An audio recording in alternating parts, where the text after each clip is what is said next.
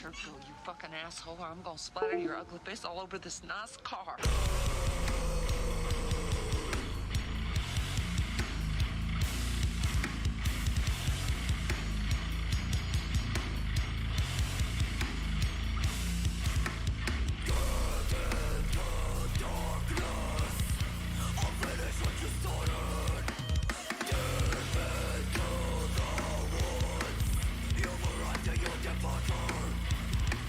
Raging balls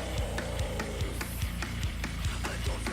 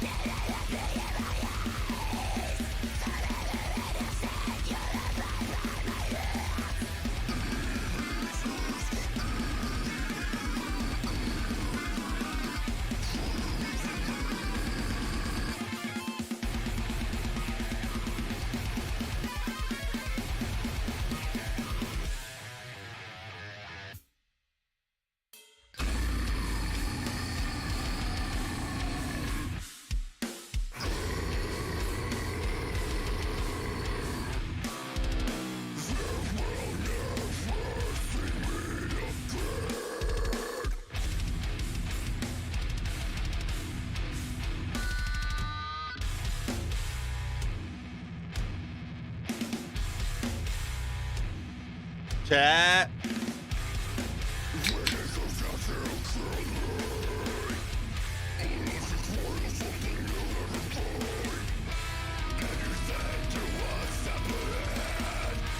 Since we can't play Starfield today because some stupid fuck at Bethesda decides to drop a game, drop an RPG on a Tuesday night. Who at Bethesda decided that dropping Starfield at 8 p.m. on a Tuesday night was a good idea?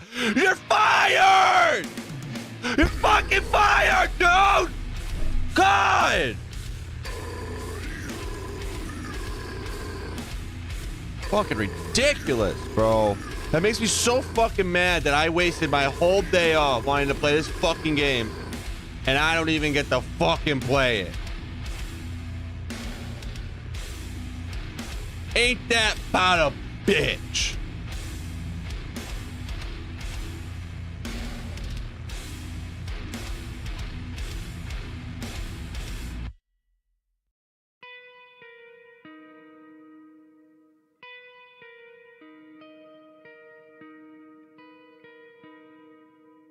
It is time to become a part of all things. Stupid fuck at Bethesda. Starfield today. Play Starfield today. Because some stupid fuck at Bethesda decides to drop a game, drop an RPG on a Tuesday night. Who at Bethesda decided that dropping Starfield at 8 p.m. on a Tuesday night was a good idea? You're fired! You're fucking fired, dude! Come.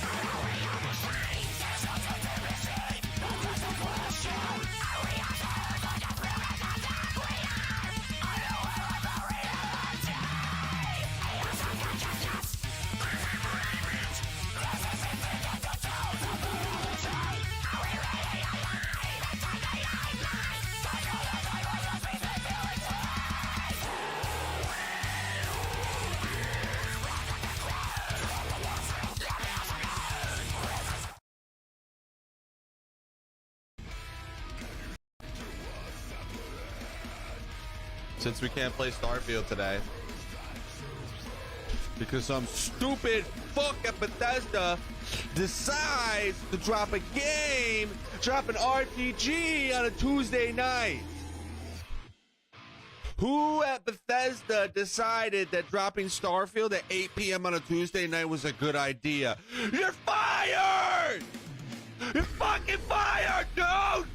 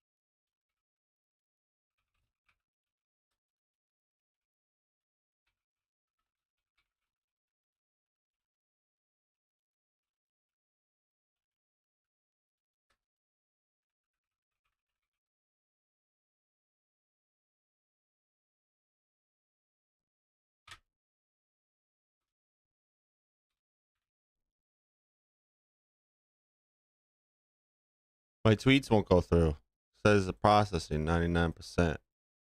It stays processing at 99%.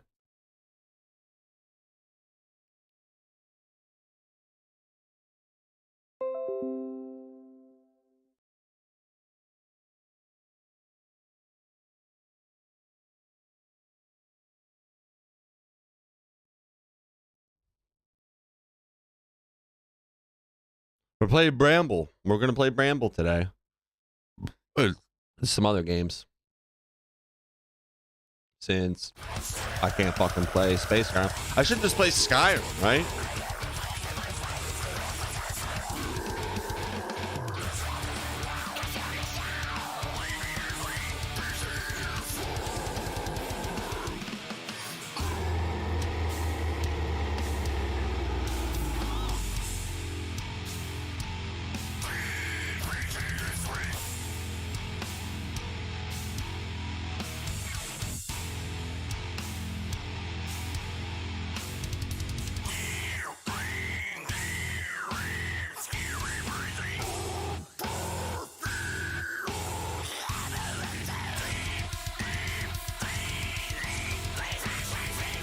Mad, bro.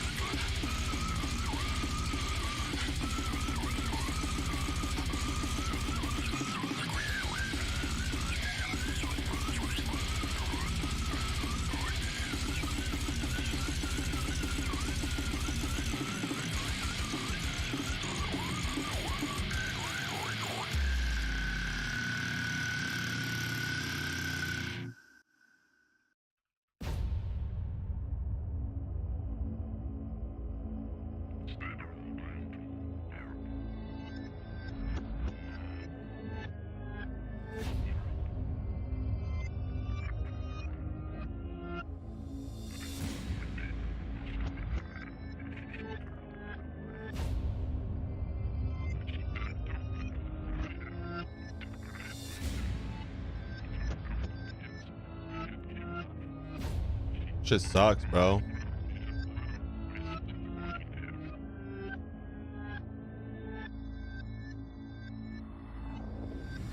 It sucks. The only way to play Starfield early is to fucking buy it. Like, nah, dude. I don't want to buy the game.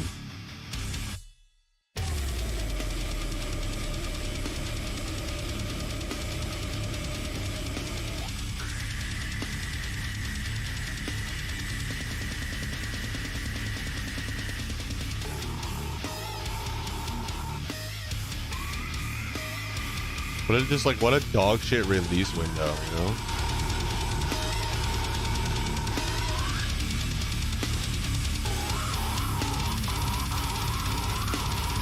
The rise and fall of Scene Kids, bro. We gotta watch that.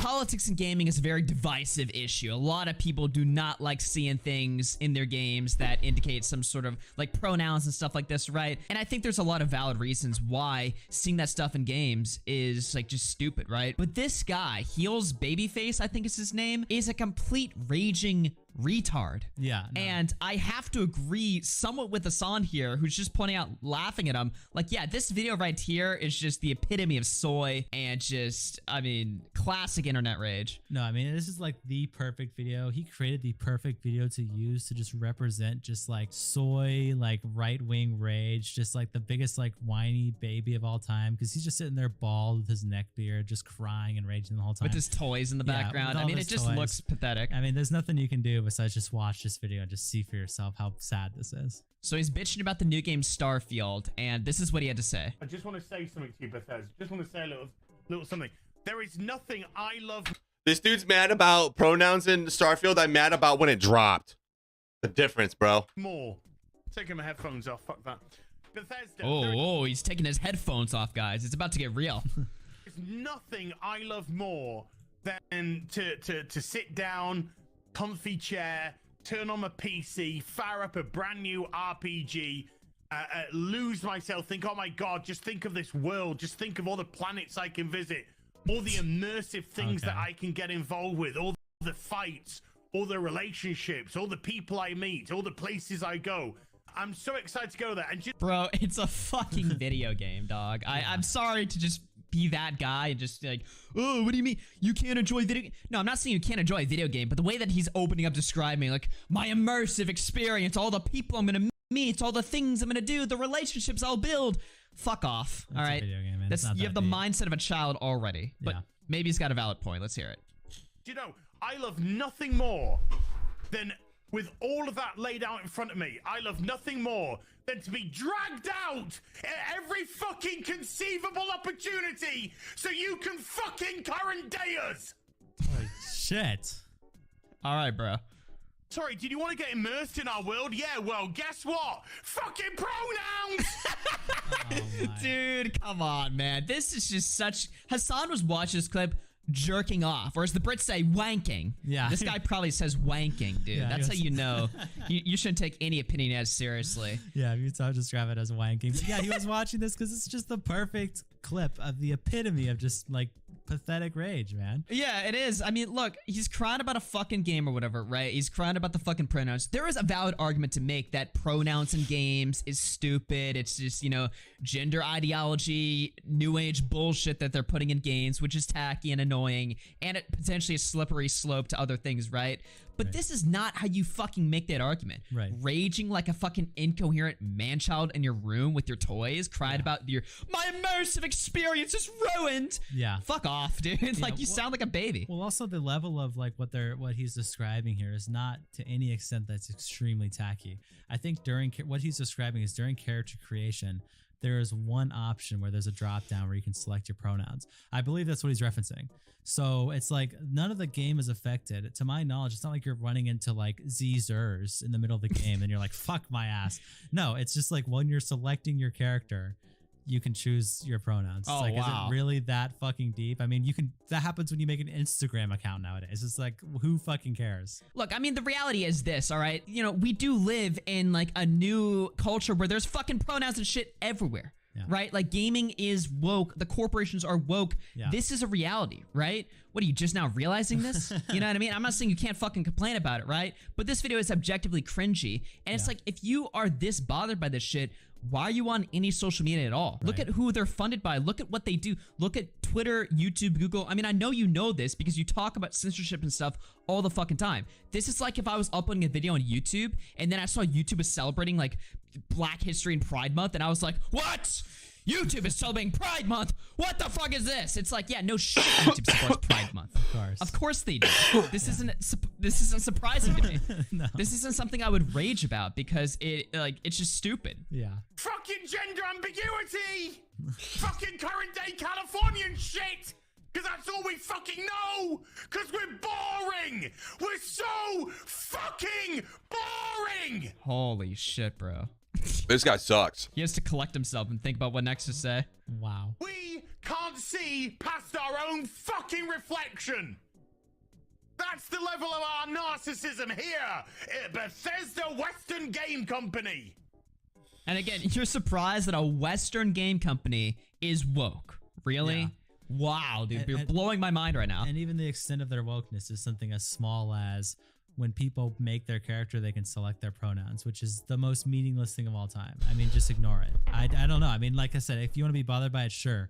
But this like 3-minute raging, screaming, there's so many other things that you can be upset about when it comes to woke culture, right? Easily. This is not even close to like the top 30% of like worst offenders in gaming culture of all time. This is just nothing. Yeah, and picking something out like this to rage and cry about to this level is literally just feeding like leftists like Hassan material to like make fun of you and clown you. Now, anytime somebody has a legitimate issue with woke culture and gaming or in movies or whatever, oh, if you have any opinion that disagrees with Hassan, you're now labeled with this guy, this raging man baby retard. They can just play the clip, like play the 10-second clip of you being like, woke gender ideology bullshit. They can play that and reply to you anytime you say something and your own. It's just like you created a soy jack. You made yourself a soy jack right now with this clip, and it's just embarrassing. Yeah, exactly. It's now everybody on the right is this guy. Yeah. Thanks. Thanks, asshole. Fuck your immersion. Fuck you having a good time. Fuck you falling into a world and just getting lost. No, no, no. Current fucking day. There's so many sound bites. Fuck off. He's so You're mad. boring. You're fucking dull. You have nothing There's to say. fucking spit flying out of his mouth. Did you see that? That's disgusting. God damn, I just looked at this guy on Twitter, man. He is gross. Today's rant is on Scene Kids.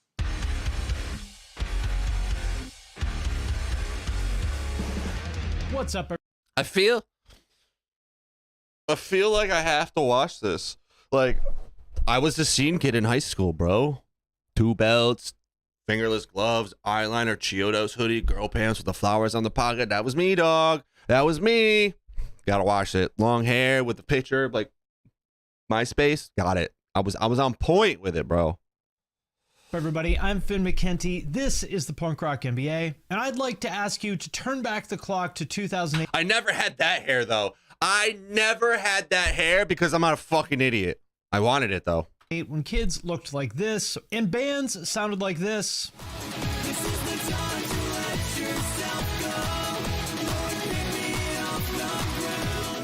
Attack Attack is literally one of the worst bands ever. Their last album, This Means War, was really good, but everything else, dog water. This.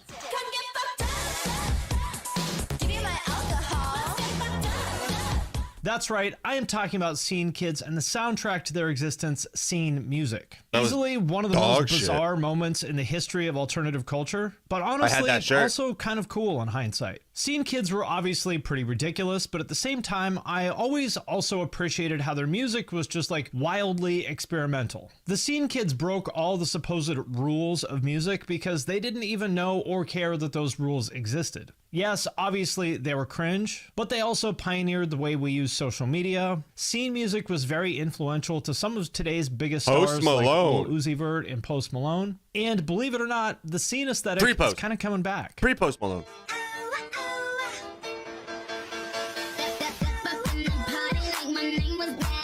So where exactly did scene culture come from, and why did it die? And was it really as bad as everybody said at the time? And most importantly, it was pretty bad in the lasting influence. It was pretty bad in the sense that like we couldn't just do what we wanted to do in high school. We got made fun of by every fucking person ever, dude. It didn't matter. Like you were called homophobic slurs all day long from being a scene kid.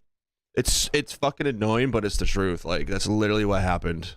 Influence and impact? Those are the questions that I will answer in this video. NFL season is officially here, and that is a very good thing because NFL football is the best sport on the planet. Don't be.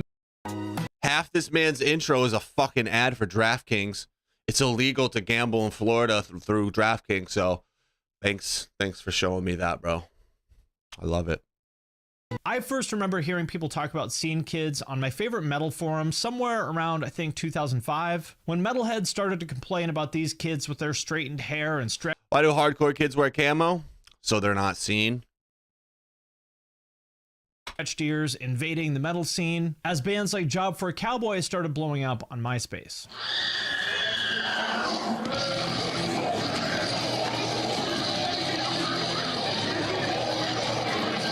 And I was in my mid-20s at the time, so they kind of caught me by surprise. I had no idea where these kids came from or why they looked like this, but I put my detective hat on, and over time, the pieces started to fall into place. The way I see it, the roots of Scene Kids go way back to the mid-90s emo scene, specifically one man from San Diego named Justin Pearson. I just like fucking with people. He was in a few bands like Struggle, Swing Kids, and most notably The Locust. And he was the person to bring tight pants and big teased out hair into hardcore. You may know him from his random appearance on Jerry Springer back in the day. Justin, what's going on? No. Well, you know, I'm into rock and roll, and I live the rock and roll lifestyle, and stuff happens, you know, and... But how did we get from The Locust to Metro Station? Well, Justin Pearson was copied by Refused, who were in turn copied by bands like Norma Jean and Under Oath, whose CDs were sold in Christian bookstores. And a few years later, 18 Visions and Atreyu, who were the creators of what they called fashion core at the time, or hardcore kids basically dressed like they were extras in a Buck Cherry or Saliva video. And because both of those bands got quite a bit of airplay on MTV's 18 Visions was so good. One of the first heavy bands I listened to that ended up being like kind of mainstreamish because they went from being like super hardcore sounding and they went to like goth metal, and they put out like that album with Victimize or Victim or whatever. It's so fucking good though. So good. Cringe, but good. Book sort of spread from the hardcore scene out into the suburbs. And that is my emo lab leak theory about how we got from 90s basement hardcore shows to suburban teenagers with RAR XD dinosaur shirts and Job for a Cowboy. So the guy from Metro Station is the one who created Scene in the 90s? What?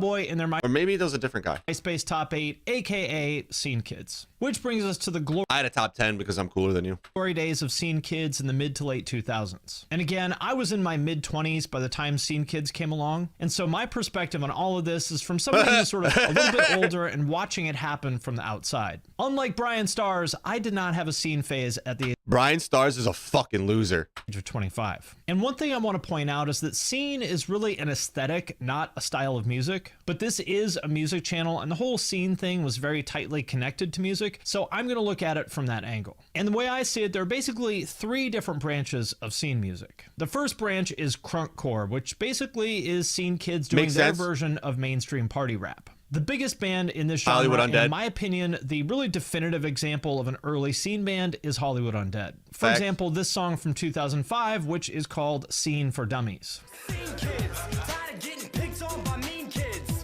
and I'd hate to be a scene kid, but have you seen my penis? There was also Broken Side from Albuquerque. Ugh. You probably remember how their song Freaks was viral for like literally months. Let's get fucking freaky now. Let's get freaky now. Let's get fucking freaky now. And of course, Millionaires. 3 teenage girls from Orange County who did this sort of like deliberately obnoxious party girl music. Give me that alcohol. A lot of people like this band. And if you were on the internet back then, you will remember that people just absolutely hated this stuff. Yes. I don't think I've seen anything more hated before or since. When Broken Side came out, for example, every insufferable hipster blog was writing their version of the same article, some variation on, oh my god, we found the worst song ever recorded. And to give you an idea of how much people hated this stuff, even in the alternative scene, I remember back then pitching the editor of Alternative Press on a story about Broken Side, and his reply was, fuck no, I'd rather get finger banged by an arthritic witch than have that band in my magazine. And who says that shit? I'd rather get finger banged by an arthritic witch. God, dude, that is fucking brutal sounding. It might be tempting to say that people hated it just because the music was bad, but I don't think it's that simple because there's lots of bad music out there. Why did they get so angry at these bands? And by the way, I think all 3 of them were actually pretty cool. I think if you dig a little bit deeper, the actual reason behind the backlash is pretty interesting. Like I said before, crunkcore was basically the scene kid version of mainstream party rap. It's because it was just different, dude. You looked different, you dressed different, and like your music was different, so it was easy to make fun of scene kids. It was easy to make fun of kids that fucking were just different. We were on the outside of everything. Like, we didn't have groups of friends like the jocks and the fucking nerds and the preppy kids and the popular girls. It was just a bunch of random emo kids that ended up being scene kids that ended up being friends at the end of the year or some shit like that. You know what I mean? Like, none of us had real friends outside of us. It was only us. Like, anybody else thought we were the fucking weirdest kids ever, and we were just playing video games and listening to music. You know? Getting stoned. Like, say, Lil Jon or Yin Yang Twins. Their songs were pretty much all about getting wasted, partying, and fucking. But not in the old school Motley Crue or Pantera kind of way, really more of a hip-hop inspired sort of way. If those old school bands were like stepping into some grimy, filthy dive bar with Motorhead playing on the jukebox and ordering a round of Jaeger shots, Hollywood Undead and Millionaires, well, they were more like going to a hip-hop club and doing blow with strippers. And so really what I think it comes down to is a clash of culture. All these crunkcore bands were drawing from a set of influences that really just weren't Hey, yo, what's this on your shoulder, bro? What is that? What is on your shoulder, dog? Is that sperm? Do your fucking laundry before you make a video, Finn McKenty. I swear to fuck. That's gross. Accepted. It sounds kind of absurd to say that people were mad at these bands because they weren't partying in the acceptable way, but I kind of think that's what it was. But there weren't really that many crunkcore bands. Probably the biggest branch of scene music was all the metalcore and deathcore bands that started popping up in the mid-2000s. And metalcore's not scene. I'm sorry, metalcore's not scene. It's metalcore, in my opinion. When I was a scene kid, we didn't listen to metalcore music at all. I think maybe that's because I wasn't part of the metalcore side. I didn't listen to metalcore until like the end of high school. First one of those bands, the first like really heavy scene band to come out was Job for a Cowboy, who were really just a bunch of teenagers from Arizona when they dropped their debut, the Doom EP.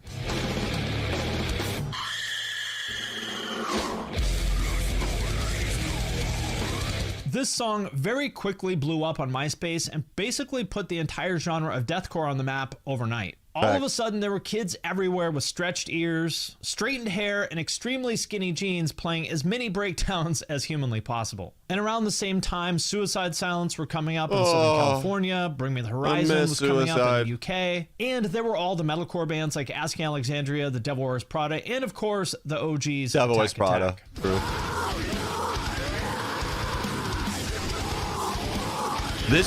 That song is dog shit. And just like with the crunkcore bands, the metal establishment absolutely hated this stuff. They called it gay, they said it was all just a bunch of generic breakdowns, they gave it just zero credit. And again, part of that was because of the music, but more than anything, I think it was because these bands just challenged the conventions. The guys in these bands looked more like your sort of average Zoomies, PacSun, skater, hardcore kind of kid than your typical Megadeth fan. They played breakdowns more than solos. And of course, we have to talk about the merch. This was the golden era of what I like to call neon cartoon monster merch. When an absolutely filthy, ridiculously brutal band like Suicide Silence might have shirts with like a neon cartoon shark on it. Which I think pissed off a lot of the old school metal fans because in their eyes, well, you can't have bright colors. Like, that's not metal. You have to wear the metal uniform if you want their approval. Which really highlights what made scene culture so interesting to me. Wear what you want to wear, bro. I wore whatever the fuck I wanted to, whether it was dark colors or it was bright colors. Fuck everybody else. Do what I want. I had a skunk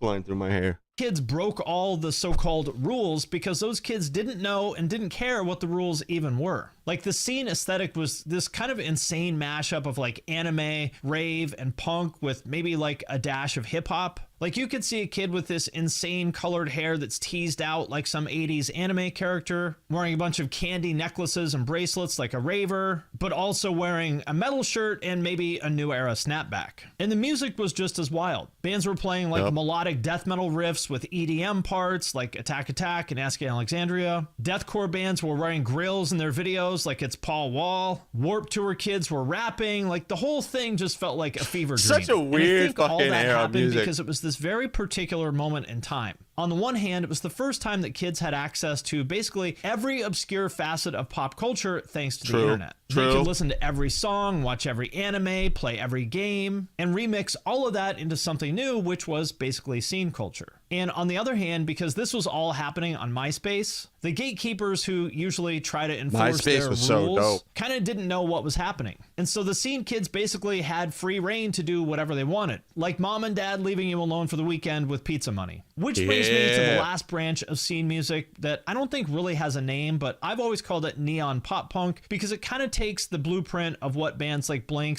I think neon pop punk is like that girly sounding pop punk, like Forever the Sickest Kids and All Time Low and shit like that.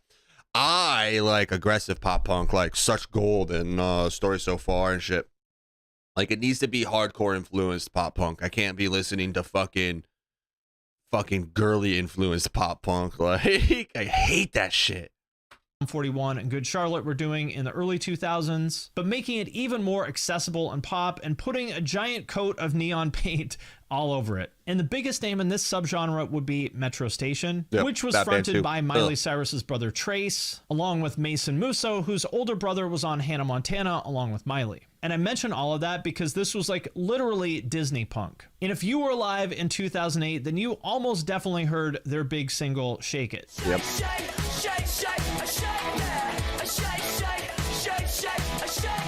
There was also See, that song now, not bad. Not a bad song now, but back in the day, dog shit. Why would you want to listen to that song back in the day? Cash, who these days are known as big-time EDM DJs, but started out doing, well, this.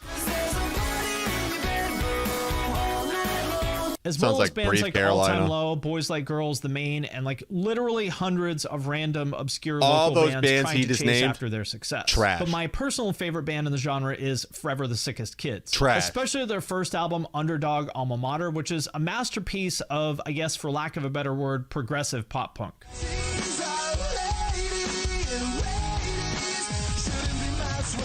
And neon pop punk was a very interesting little subgenre because it was basically what everybody accused Blink of being 10 years earlier. These were like very manufactured, major label boy bands that played a Disney-fied version of pop punk for an audience of mostly like literally 6th grade girls. Yep. And to be clear, there's absolutely nothing wrong with any of that, but that does bring up another very interesting aspect of scene culture, which is that it was very heavily female dominated. There were definitely male scene. That's what I'm saying, dude. This music was made for girls, dog. Kids, but when you look at who really influenced the direction of the culture, it was girls. For example, one of the things I noticed with the metalcore and deathcore scene bands is that there were way more girls into that stuff than was ever the case with the previous generation of metal. For example, I remember walking past the line for an Asking Alexandria show in LA in probably 2010, and it was like 70% girls. And if you look at the history of pop culture in general, what you'll notice is that typically things where the primary audience is young women are almost never respected by the media and gatekeeper types. Whether that's the early days of the Beatles, or Fall Out Boy, or Twilight, or Riverdale, or K-pop, or Hot Topic, if the primary fan base for anything is young girls, it tends to get written off as trendy garbage, while the boys' version of the same thing gets a lot more respect. For example, look at Barbie versus G.I. Joe. But at the end of the day, like I just said, I fucking hate neon pop punk. I think it's fucking terrible. I think it's the worst fucking music I've ever heard, dude. It's so female oriented. Like, it's just not aggressive enough for me. Like, it's just too fucking, I don't know. It's hard to explain, man. It's too soft. It's too soft. It wasn't made for people like me. I think that dynamic explained a lot of the overall hate for scene culture in general. Like, take a band like Suicide Silence, who objectively are as heavy as it gets. Metal fans should love them, right? I mean, they sound a lot more like Cannibal Corpse than they do Metro Station. But if you were around back when they came out, you will remember how everybody fucking hated deathcore back in the day. Like, we didn't even know it was called deathcore, to be honest. It was just fucking heavy music to us. much metal fans just absolutely hated them. I remember they called them Scenecide Silence. And is it a coincidence that a lot of girls also liked the band? I don't know. You tell me. In any case, nothing as trendy as scene culture can last forever, and it definitely did not. The exact date that scene kids went extinct depends on how old you are and where you lived, but from what I saw, the real cracks started to appear maybe around 2010 or so. Yep. By that point, MySpace was dead, which was really the beating heart of scene culture, and the original crop of scene kids had grown out of their scene phase. Usually they turned into hipsters, DJs, or hardcore kids who tried their very best to completely eliminate all traces of their embarrassing past as a scene kid. But to me, what really seemed like the final nail in the coffin of scene kids was when the website isanyoneup.com went down in 2012. For anybody who may not have seen it, it was a site run by a guy named Hunter Moore who would post. He looks like me. I've been told so many times that I look like Hunter Moore. Post revenge porn of popular scene bands like A Day to Remember, as well as just random scene kids. People would send their nudes in and he would post them. Yes, it was incredibly fucked up, but the site was also incredibly popular. Everybody at the time obviously knew that it was wrong, but everybody was looking at it and it was a constant topic of discussion. Like, oh my God, did you see who's on Is Anyone Up today? To make a long story short, the police got involved, and when Hunter Moore eventually went to prison, and for good reason, to me it really felt like just closing the door on that whole era. Most of the scene bands either broke up, changed their sound, or at least stopped wearing neon. Tumblr and Facebook took the place of MySpace. And the next generation of bands was almost like the exact opposite of the scene bands. There was all the gent bands like Born of Osiris and Periphery that were sort of drawing from Meshuggah and the world of Anime Watch, thank you so much for the bands stuff. like The Story So Far and La Dispute that drew more from like hardcore and indie and quote-unquote real emo aesthetics and imagery, with a lot of like gritty imagery and desaturated colors, in contrast to the animal print and neon cartoon monsters of the scene era. Which brings us to the big question: what is the lasting impact and influence of scene culture? My overall take is that obviously scene kids were very cringe in a lot of ways, but I think they also deserve a lot of credit for pioneering a lot of things that we now take for granted. For one, the way that they used MySpace was really the blueprint for how bands and creators use social media to this day. Like, Job for a Cowboy was the first metal band that I remember blowing up based purely on MySpace. Owl City also got signed to a major label before he even played a single show because of his MySpace. Hollywood Undead are another example of that. They were actually the first band signed to MySpace Records. And when you look at people like Melissa Green from Millionaires, and the other so-called scene queens like Audrey Kitching and Hannah Beth. Those girls were 100% the template for what we now call influencers. These were just normal teenagers who built an audience for themselves using the computers in their bedrooms and turned that into a career for themselves. Jeffree Star is another MySpace scene kid who turned that into a multi-million-dollar empire for himself. So basically what I'm saying is the Millionaires to Jake Paul pipeline is real. It was also the first genre of music that was really internet first. This didn't really click to me until I actually went to see some of these bands that had like millions of plays on MySpace, but literally like 50 or 75 people would be at one of their shows. And at first that didn't make sense to me because I thought, how could these bands be so big on MySpace but nobody's coming to see them? But then I realized, well, of course, 90% of their fans are kids that can't go to a show because they're either too young, live too far away, or they're just too shy to handle being in a room with that many people that they don't know. And so you put all that together, and it was really the precursor to the SoundCloud, emo rap, and hyperpop scenes that would come a decade later. It was internet kids making music for other internet kids that built up millions and millions of fans before the rest of the music industry even knew that it was happening. And so you kind of wonder, would there be a Lil Peep, XXXTentacion, or Suicide Boys without Hollywood Undead and Ask Alexandria? No. Maybe, but I don't think so. And although at the time, scene kids were easily the most hated alternative subculture that I've ever seen before or since, I think now people are starting to look back on it a little differently.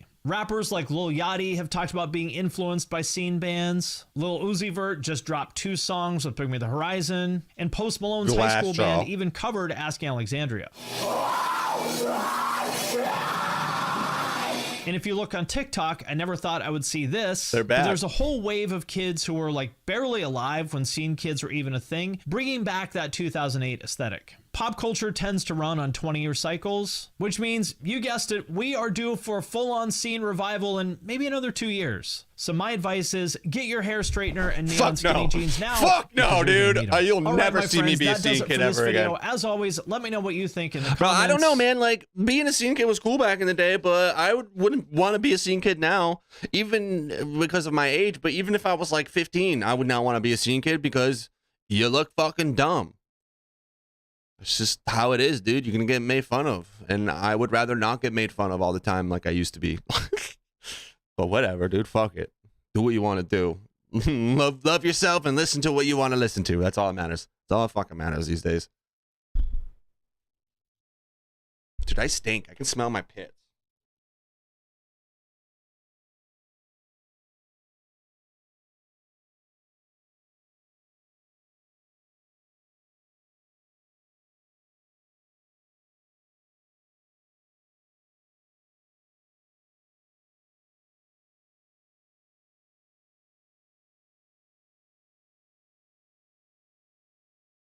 What the fuck, dude? I just went up 8 subs while we started stream today.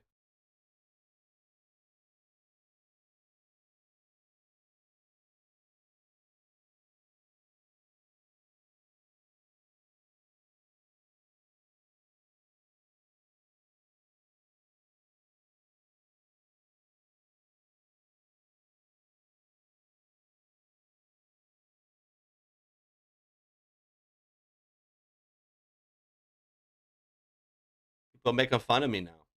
I love it, bro. I love it. I love it how I can't just post shit of me reacting to stuff without people calling me names, bro. It's so fucking funny. It's like, dude, how insecure are you? If I post about a guy being unemployed because he's driving with a ladder through his car and you get mad about it, you're probably unemployed.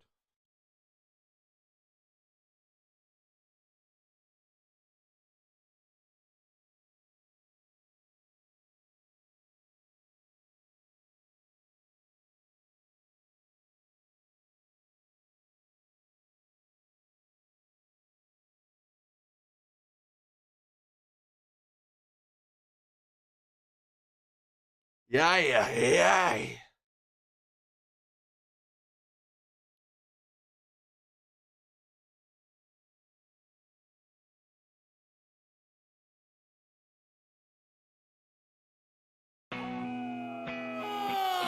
Oh my my God, the internet is on fire right now. That is so insane. Two of my favorite YouTubers in the entire world, Jacksepticeye and Mr. Beast, had a fight last night, and it opened up a can of worms on the internet. And I would like to talk about it. They're not fighting anymore, just to be clear. They resolved it like adults, but it's an interesting line of questioning. Mr. Beast is massive. Everybody knows who he is. We're also nuking an entire life-size village, shooting real takes at a literal Lamborghini, and crushing this store with the world's largest domino. He recently passed PewDiePie. He's got the biggest channel basically in the history of all things that have ever existed. The dude is a legend. It's impossible not to respect what he's done in some form or another, but there are people who do not like Mr. Beast, believe it or not. And one of them was Jacksepticeye.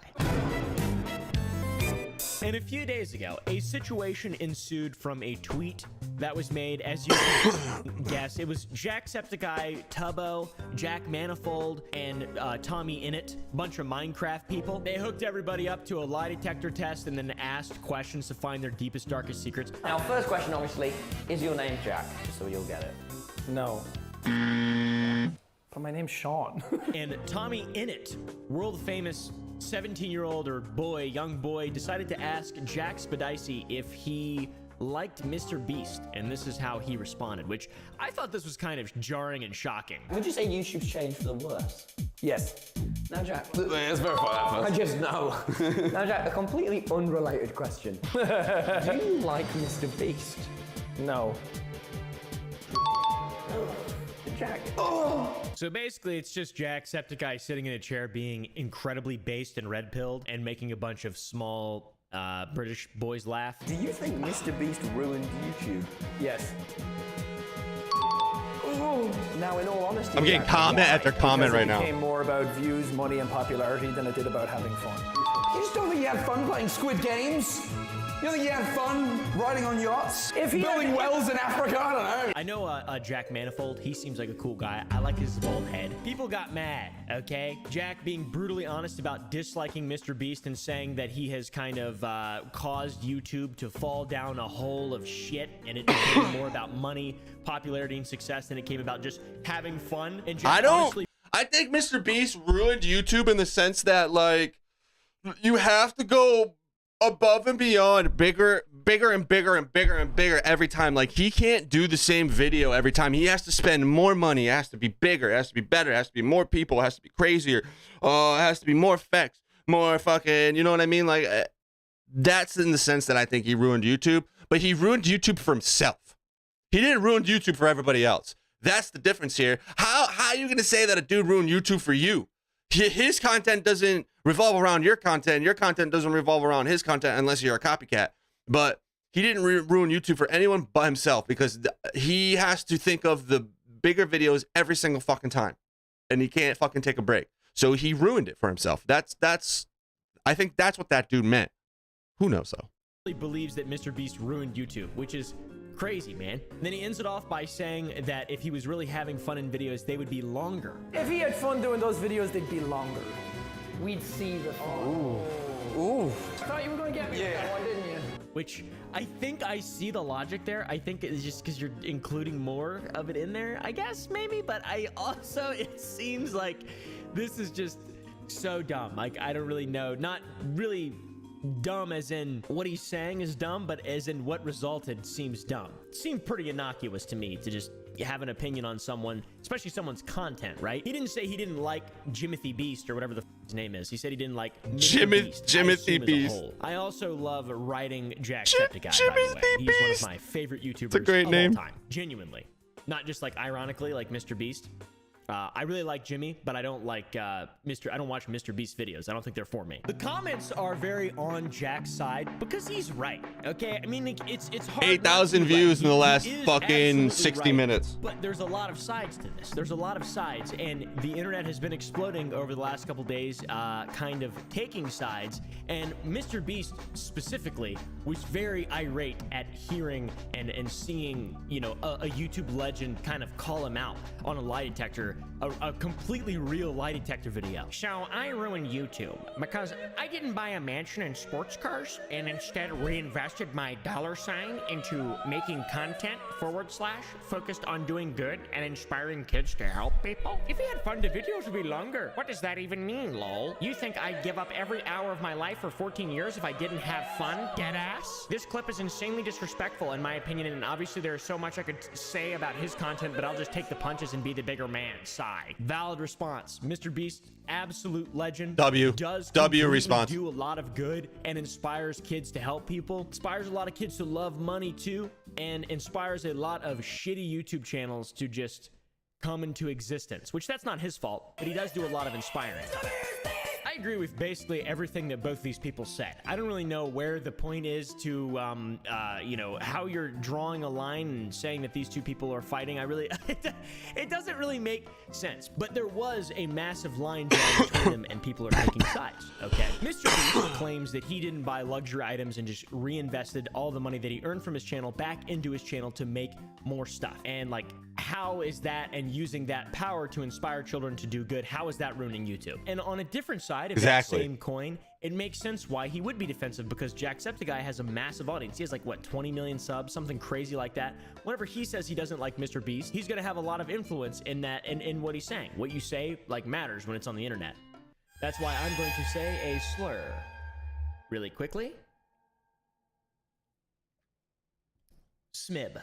And my family's from Southern Maryland, so I can say that. Smib. And I'm inbred, so I can say it again. Smib. Wherever there's drama, there's hate, there's fire, there's shit, there's poop being thrown, full diapers,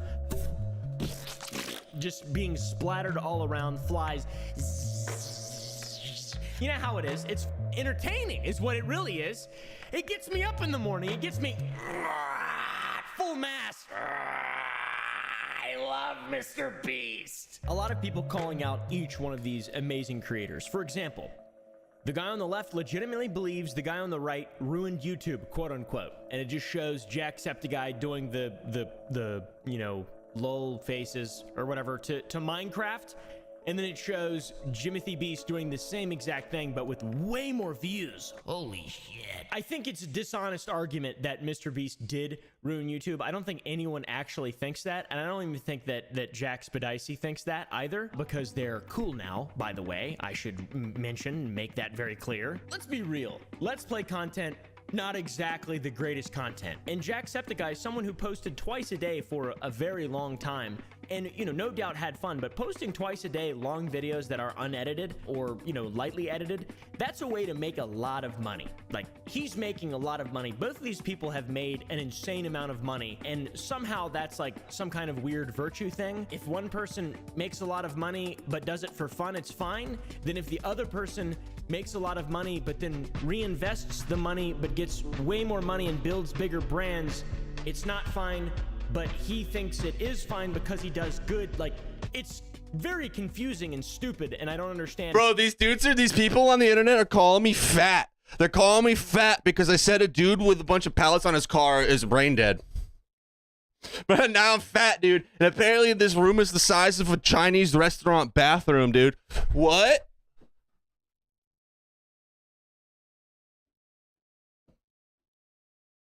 I can't do this in a Chinese bathroom, can I? I can't do this in a Chinese bathroom. I can't do this in a Chinese bathroom. Oh my God, dude. YouTube comment sections is AIDS, bro. AIDS. Holy fuck. And how this is a thing that everyone's fighting about. I think we can all agree that every YouTuber from the beginning of time has done this for money. Most of them, at least. Most of them. Like, let's shake on that one. Let's be real, dude. It is very easy to make money on YouTube when you have a large platform. You just talk and film it and put it up, and then people enjoy it. It's not to say it's not earned. You don't have talent. It's not, you know, genuinely entertaining content. Even if you're just playing video games and having fun, not saying it's bad, but it's very easy to make a ton of money. And I've been on both of these pages, by the way, too. I used to be a Let's Player with Jacksepticeye Jacksepticeye. I mean, I used to make the same type of content. I wanted to be Jacksepticeye when I started my channel. I wanted to be a Irish guy that had millions of people that look up to him. Same with Mr. Beast. Mr. Beast has a business. I have a business. My videos are made by a bunch of people. Brenda Peterson, thank you so much for the sub. Get views and make money. Like that's yo, my channel's blowing up right now. What the fuck is going on? Continue to do what we're doing because it's fun. Both of these things, in my opinion, are very, very, very fun. 824. These guys smash this beef so quickly. One thing that I do want to mention is if you ever see a YouTuber, me included, who's like virtue signaling the content that they're making, take a closer look, especially if they're not a real creator. If it isn't Meat Canyon or a musician or someone like that, take everything they say with a grain of salt because the chances are high they're a piece of shit sociopath behind the camera or on Twitter. Like Jack said, groomers and fucking pedos are YouTubers. Who's the YouTuber you hate the most? I don't know. There's a lot of groomers and pedophiles on our platform. All in all, this entire thing has been blown out of proportion. If you want someone to hate, look at streamers. They're the worst, in my opinion, guys. Turn the screen upside down? What? What? Why not? You know? Well, let's turn the screen upside down. They suck. What'd you think, Miku? Did you like what I did? Did you like me? Did you like what I did? Okay. And they can suck me, all right? They can suck me dry, and I have a lot of liquid in me. So good luck. The XQC Mutahar drama, and you know, in my opinion, that's like the pinnacle of what really is shitty about YouTube. That the whole like reaction thing. And I make reaction videos, you know? So I know I'm not immune from criticism. This whole thing is really interesting to be a part of, and I'm glad that everyone's always talking and growing and learning and sharing shit, and people are getting called out. I love that too. That's awesome. But I think we can all agree that there is, like I said, streamers, that if there was a content that's ruined YouTube or just creation in general, the platforms, it's when streamers watch videos and then just stand up and walk away. That is the worst thing. The second worst thing is Sniper Wolf. Another point that I would like to point out that I think is really interesting too is the fact that Mr. Beast recently tweeted this. In order to upload weekly videos later this year, I've been filming every single day, parentheses, and only have a couple of days off filming between now and the end of the year, and I'm dying mentally. I hope you guys love these videos when they go up. I'm pushing myself to the max to get them done. If you compare this or juxtapose this with Jack's recent tweet that says this, I've been doing this for close to 11 years, and I still get super giddy and excited by new games all the time. Fuck, I love video games. Based and red pilled.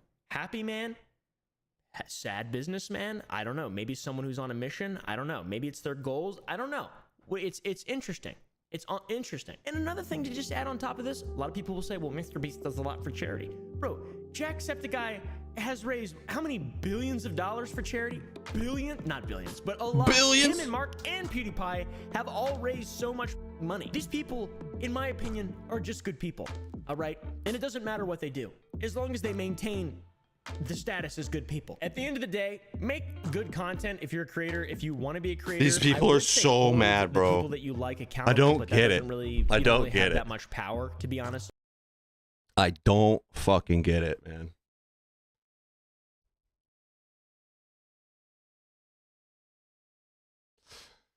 Is it you in the clips that I'm talking about? Because if it's not, then I don't give a fuck. It's this one right here.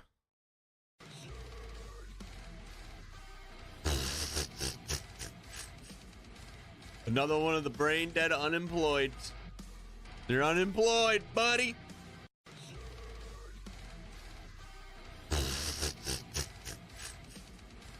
Another one of the brain dead unemployed. These people don't get this, like, they're taking such offense to it. They're getting so defensive over me saying that. It's not even them. They're just random people that see it and they're like, I don't like the way this guy's talking about a stranger that I've never met before. I gotta say something right now, because if I don't, I'm gonna think about it all day. That's literally my YouTube comment section right now. Holy shit. Thank you so much for the sub. Very much. I hope you have a nice day. Appreciate y'all. Dude, I'm telling you. I'm getting the people that love it, and I'm getting the people that are fucking losers, bro. It's so funny. I love it. I love it. I love it. I love it. The thing is I'm live. They can come here and talk shit, and they just don't. You can come here and talk shit, guys. You don't have to sit on them.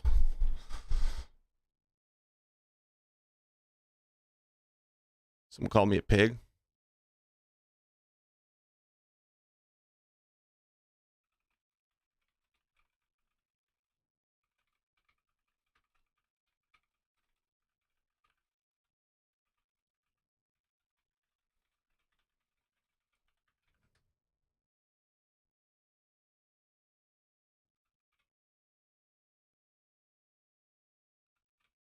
Dudes are there. Look, I'm getting called names for literally posted a Netflix trailer. Like, I don't get it.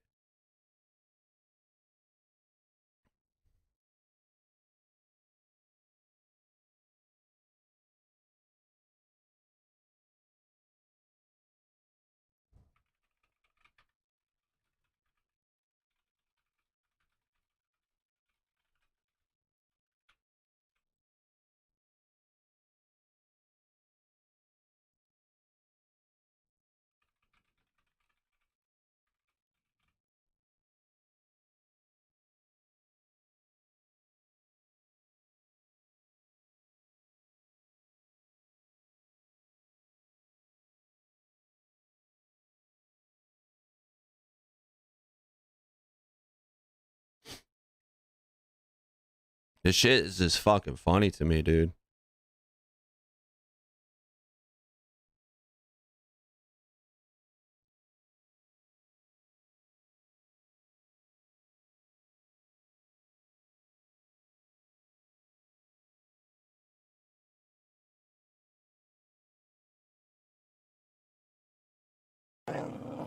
Jesus. Yo, thank you for the sub. Thank you very much. I hope you have a nice day.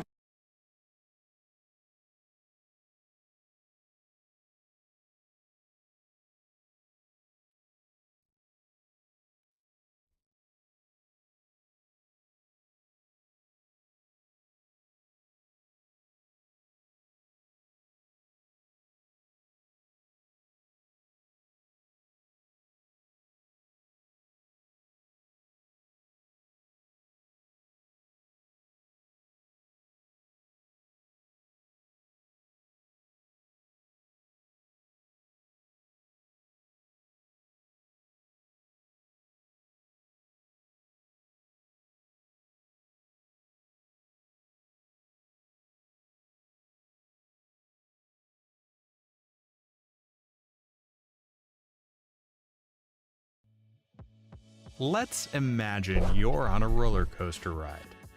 The sun blinds your eyes, the wind is in your face, and you hear the other passengers' laughter. Awesome, right? When you fall, the adrenaline rushes through your blood, and you feel happy. But suddenly, instead of joyful laughter, there are shrieks of terror. Just now, right there before your eyes, a passenger sped out of their seat during a sharp turn and fell from a height of a few dozen meters. You don't believe this can happen? What if I tell you that much worse things have happened in amusement parks in the long history of their existence? On March 24th, 2022, 14-year-old Tyree Sampson went with his football team on holiday to Icon Park in Orlando, USA. There, the boys decided to go for a ride on Orlando Freefall, the world's tallest freestanding drop tower, which was 131 meters tall. But an ordinary day off turned into a tragedy. When the movable part of the ride got to the top of the tower and started falling, Tyree slipped out of his seat and hit the ground. The 8th grader died on the spot. According to the forensic expert report, the leading cause of Sampson's death was a mistake on the part of a park employee. As it turned out, the freefall ride operator had loosened the safety belt on Sampson's seat. It had likely been done during the ride's launch to accommodate customers weighing more than 130 kilograms. The investigation showed that Sampson's safety belt was almost twice as loose as necessary. Because of this, the boy fell out of his seat during the ride. After Sampson's death, Orlando Freefall and an adjacent ride, Orlando Slingshot, were closed until further notice. The company Orlando Slingshot, which had designed the ride, made a statement that proclaimed the company's decision to withdraw this model from production after the boy's death, and Icon Park supported this call. A civil rights attorney, Ben Crump, who represents Samson's father, has referred to this decision as long overdue. Theme parks, their parent companies, and regulatory agencies must do better to prevent this kind of tragedy from happening to any other family, he said in a statement. But sadly, this isn't the first time such a tragedy has happened in the US. On July 9th, 2011, James I remember Hackenberg, this! an Iraq I war lived veteran, in New York! died in a tragic roller coaster accident at the Darien Lake Amusement Park in the north of New York. 3 years before that, in March of 2008, Hackenberg was serving in Iraq when his vehicle hit a makeshift explosive device. As a result, the man sustained some injuries, including the amputation of both legs. When Hackenberg expressed the wish to go on a roller coaster ride at Darien Lake, park employees were unable to secure a safety belt on him. Because of this, the man was put in the first coach with the explanation that he would be able to hold onto the barrier in front of him with his hands. And because he had no safety belt, during one of the turns, the man was hurled out of the seat on the Ride of Steel Can you coaster. imagine going to this place with your family? The dude next to you just fucking flies out.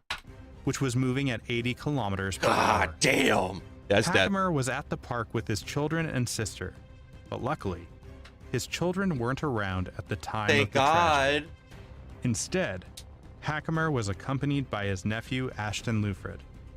Ashton said the park employees did not object to the disabled veteran's wish to ride the roller coaster and did not ask any questions. He was determined to ride every roller coaster, his sister Jody Hackenberg told the Associated Press. That minute he was on that ride, he probably felt the happiest and most normal he's felt in 3.5 years. State investigators ruled an operator's mistake as the cause of the tragedy, and the ride was back in operation that same year. But sometimes, you don't even have to buy a roller coaster ride ticket to get a deadly injury. Just standing nearby can be enough. In 2015, a teenager was decapitated on a roller coaster ride after he jumped over some fences To grab his hat, and right? entered a forbidden zone. This horrific He was accident grabbing his happened hat at or the his Six phone. Flags over Georgia Park. 17-year-old Asia LaShawn Ferguson from Springfield got over 2 2-meter-tall fences, ignoring the signs that warned of the area ahead being a dangerous forbidden zone. Most likely, the boy was trying to get his hat, which fell off his head while he was on Heard a it. ride. But some witnesses say he wanted to prank the passengers of the ride by grabbing someone's foot when the coach would be passing over his head. The boy received a deadly blow almost immediately after getting under the roller coaster. The foot of one of the passengers who sat in a coach moving at 80 kilometers per hour hit the boy on the head. This blow immediately decapitated him. The police claim the boy's death to be an accident. Six Flags decided to show respect to the Ferguson family by closing the roller coaster on the day of the tragedy. But the next day, the coaster continued to give rides to happy visitors of the park. But that wasn't the first accident at the Six Flags network. 2 years before, in 2013, Rosie Esparza was torn apart while riding the Texas Giant roller coaster Torn at Six apart? Flags over Texas Amusement Park. Even before the beginning of the ride, the woman expressed concern over her safety belts after she got on the coaster. An operator assured her they were properly secured, and the roller coaster started its fatal journey. When the coach made a sharp turn, Esparza's safety belts loosened, and the woman was flung 23 meters into the air right before the eyes of her terrified daughter. Her partially torn body was found wrapped around a hinge on the roof of the Honky Tonk Tunnel. Immediately after the incident, the police launched an investigation. Yo! But 2 months later, the ride resumed operation What after the restrainers fuck? and new safety belts were installed. Esparza's family sued Six Flags and Gerstlauer, the roller coaster manufacturer. As a reaction, the park and Gerstlauer sued each other regarding the responsibility for the accident. Eventually, both companies reached an undisclosed agreement with the victim's family. But accidents don't always happen on expensive I don't speak that language, man. What are you saying? A simple net is enough. 12-year-old Tegan Marty saw a terminal velocity roller coaster on a cable TV show. Eager to pull off the leap of faith, a backward fall from a height herself, the girl talked her parents into taking her to Extreme World Adventure Park in Wisconsin Dells. The family drove all the way to the park from their home in Florida just to let young Tegan fulfill her dream. Here's how the ride worked. The participants were thrown off of a height of more than 30 meters. That is, from around 9 stories high, into a net with no safety belts whatsoever. Standing in line for the Extreme World ride, the girl's mother, Julie Marty, recognized the ride operator. He was the person who had praised the supposed safety of terminal velocity on a TV show, even though the ride had no safety belts or bandages, and people just fell into the net from a great height. That's crazy. In the photographs taken before the horrific accident happened to Tegan, the girl is beaming with a wide smile. It was now Tegan's turn. Her father turned on the camera, and her mother was anxiously watching from down below. The girl got to the top, 30 meters above the ground, and jumped. And then, something horrible happened. Tegan fell right onto the concrete. The operator mistakenly let go of her before the safety net was installed below. The girl broke her spine and pelvis and received head trauma and numerous grave injuries. The girl was taken to the hospital, and for a long time, she remained on a ventilator in a stable but critical condition. The doctor said she had brain swelling, numerous grave fractures of the spine and the pelvis, and laceration of the liver, spleen, and bowels. They said Tegan might remain paralyzed forever. The girl who won a well-deserved place in the National Junior Honor Society with her outstanding grades could now only communicate by blinking, once for yes, twice for no. Fast forward 17 months. 14-year-old Tegan was back in the state of Wisconsin again to promote the project of expanding the hospital, which had saved her life. The girl walked through the hall by herself using only a walker for support. The ride operator, 33-year-old Charles A. Carnell, was charged with first-degree reckless injury. A dude just came into my stream and told me to eat shit in a different language. $100,000 fine. Carnell told the prosecutors he had blanked out and hadn't waited for the all-clear signal before letting go of Tegan. But sometimes, accidents happen due to the owner's desire to save money on the visitor's safety. On December 24th, 1998, a massive metal cleat detached from the hull of a ride called Sailing Ship Columbia. On the way down, it hit 2 park visitors and 1 Disney employee. God damn. One of the visitors, 33-year-old Luann Fee Dawson, dangerous, bro, who had sustained a head injury in the accident, later died in the emergency room. This was the first death at a Disneyland ride that wasn't the visitor's fault. Luann received 2 grave head injuries and an injury of a large blood vessel in the brain. His wife, Lu Vuong, also sustained head trauma but survived. Mrs. Vuong received plastic surgery to sew the cuts on the right side of her face. A Disneyland employee, Christine Carpenter, Yo, what up? How you had doing? a severe leg injury but got proper hospital treatment. As shown in further investigation, How you doing today? The strap, We're chilling. which was supposed to hold the metal cleat in place, I just watched a video on this fucking cleat. This lady went to go throw a rope around the cleat to stop this boat, and it was so powerful that it ripped the cleat out of the dock, flew into the crowd of people, and hit a dude and his wife in the face and killed them at the hospital. They died at the hospital later on. Right in front of their kid. Right in front of their fucking kid. Oh, shit. Of her face. A Disneyland employee, Christine Carpenter, had a severe leg injury but got proper hospital treatment. As shown in further investigation, the strap, which was supposed to hold the metal cleat in place, had been replaced with a rope made from unsuitable material to save money. It was made of nylon, and it was supposed to be made of hemp because hemp is strong, or the hemp breaks. It'll break, so it wouldn't have put a lot of tension on the cleat and pull the cleat out. Nylon, it takes a lot of strength to break nylon, so it didn't break, and it pulled the fucking metal cleat out of the dock and flung it into the crowd of people. The ship's approach to the dock was too fast. Imagine right here. And the rope, which was used instead of a strap, wasn't strong enough to slow down the vessel's movement. Responsibility for the accident was attributed not to the ride operator, but to the park management. The victim for the accident because they didn't.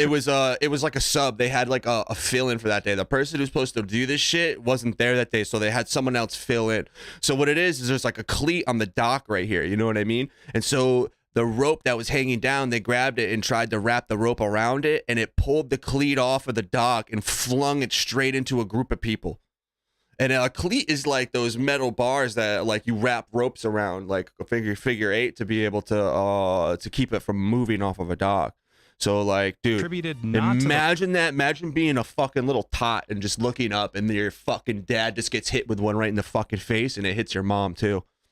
Ride operator, but to the park management. The victim's family won around $25 million in court. The Columbia ride remains out of operation to this day.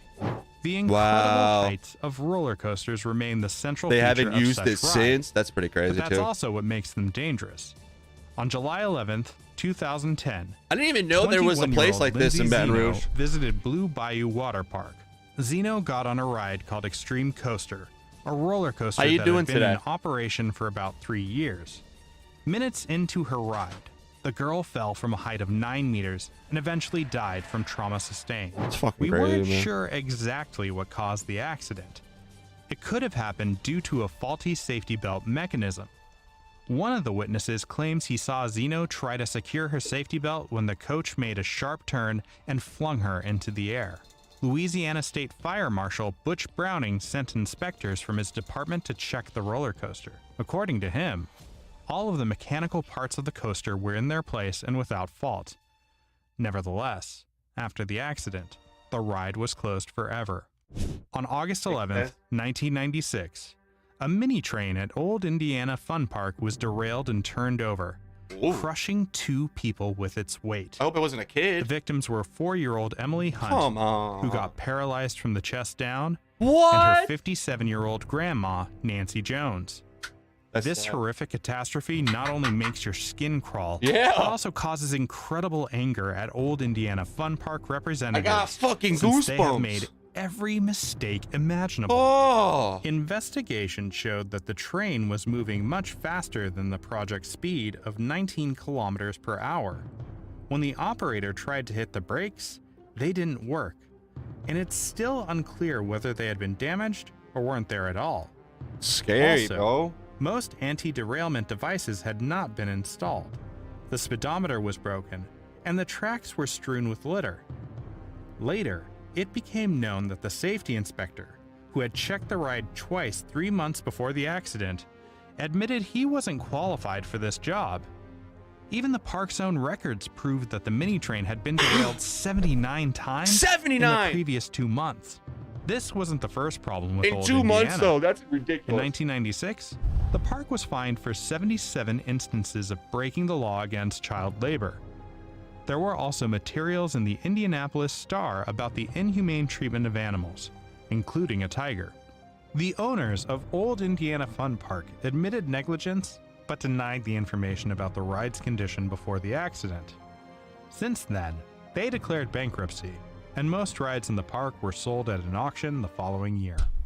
And this next roller coaster accident became the deadliest in history. The expression of terror on a little girl's face before her death will always remain in Carolyn Adamczyk's memory. The girl was one of the children who died in the catastrophe at Battersea Park in 1972. Carolyn was a 14-year-old schoolgirl when the tragedy happened. The Big Dipper ride in South London broke while operating, killing 5 little children. Carolyn was lucky enough to survive. Wooden roller coasters have the reputation of potentially deadly. Dude, I'm deadly afraid of wooden roller coasters. I'm afraid of roller coasters in general, but wooden roller coasters always scare the fuck out of me, bro. They wear down quickly and require constant maintenance. Even the slightest negligence can lead to a massive disaster. When the train was being hoisted to the start of the ride, its haulage rope broke loose from one of the carriages, and the mechanism broke down. The wooden train was going above the park with 31 passengers on board. Carolyn turned over and noticed the train operator was hitting the brakes, but they weren't working. Most train carriages did not take a turn, and one of them jumped the rails to the side, crashing into a wooden fence. The train then took a sharp turn and hit another train waiting in the boarding zone. Right after the crash, Carolyn and her friends got stuck in a relatively intact carriage 15 meters above the ground. Around 5 children died in the catastrophe, and 13 more received severe wounds. The roller coaster was not repaired, and the Battersea Fun Fair was closed 2 years later. Every year, wow, 30,000 accidents. Don't forget to subscribe to our channel if you haven't done so already. 1972 though, that was a long time ago. We got a lot more safety protocols in place now for shit like that, so which is good.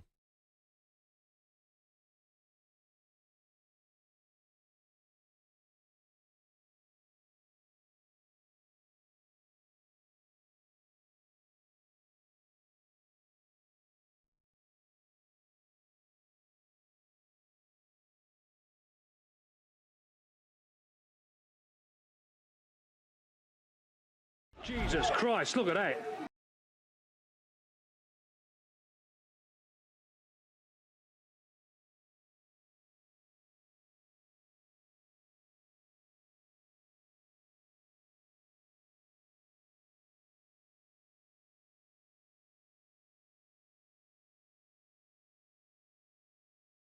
Imagine you're on vacation, relaxing on the beach. Suddenly, a hijacked 767 passenger plane comes crashing down towards the waters below, and your peaceful morning turns into a nightmarish disaster.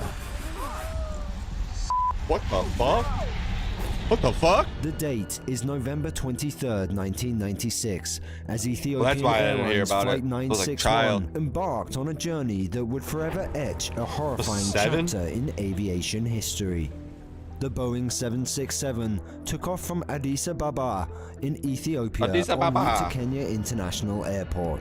Little did the 175 passengers and crew members know that their flight would soon turn into a living nightmare.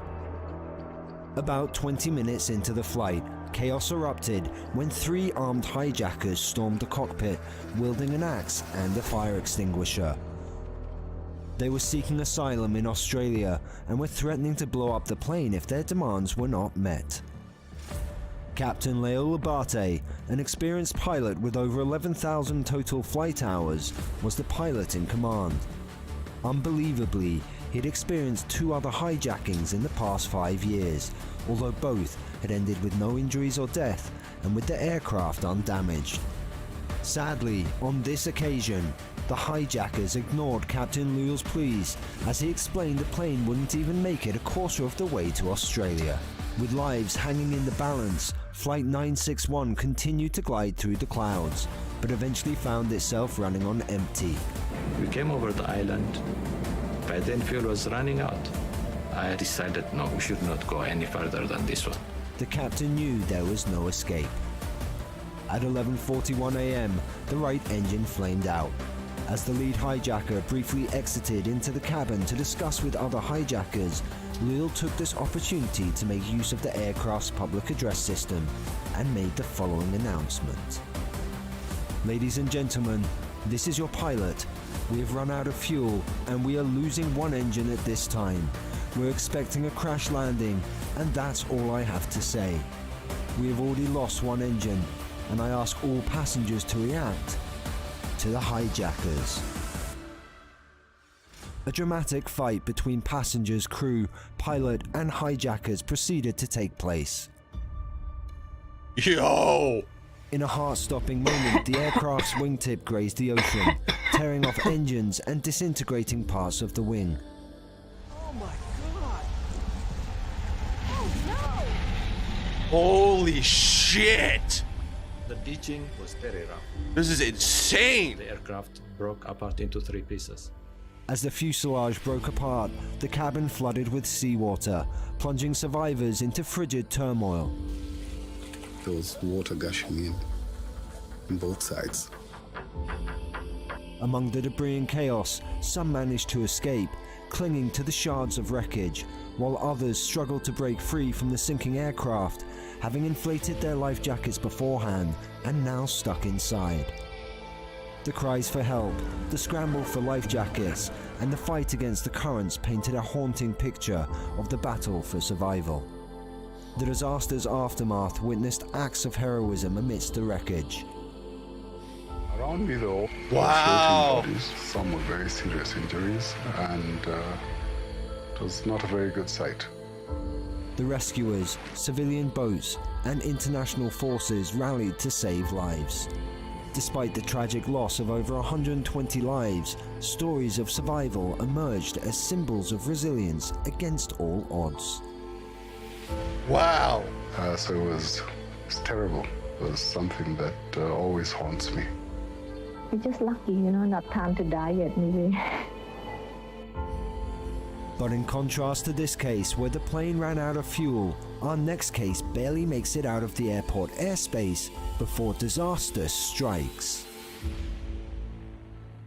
Oh my God.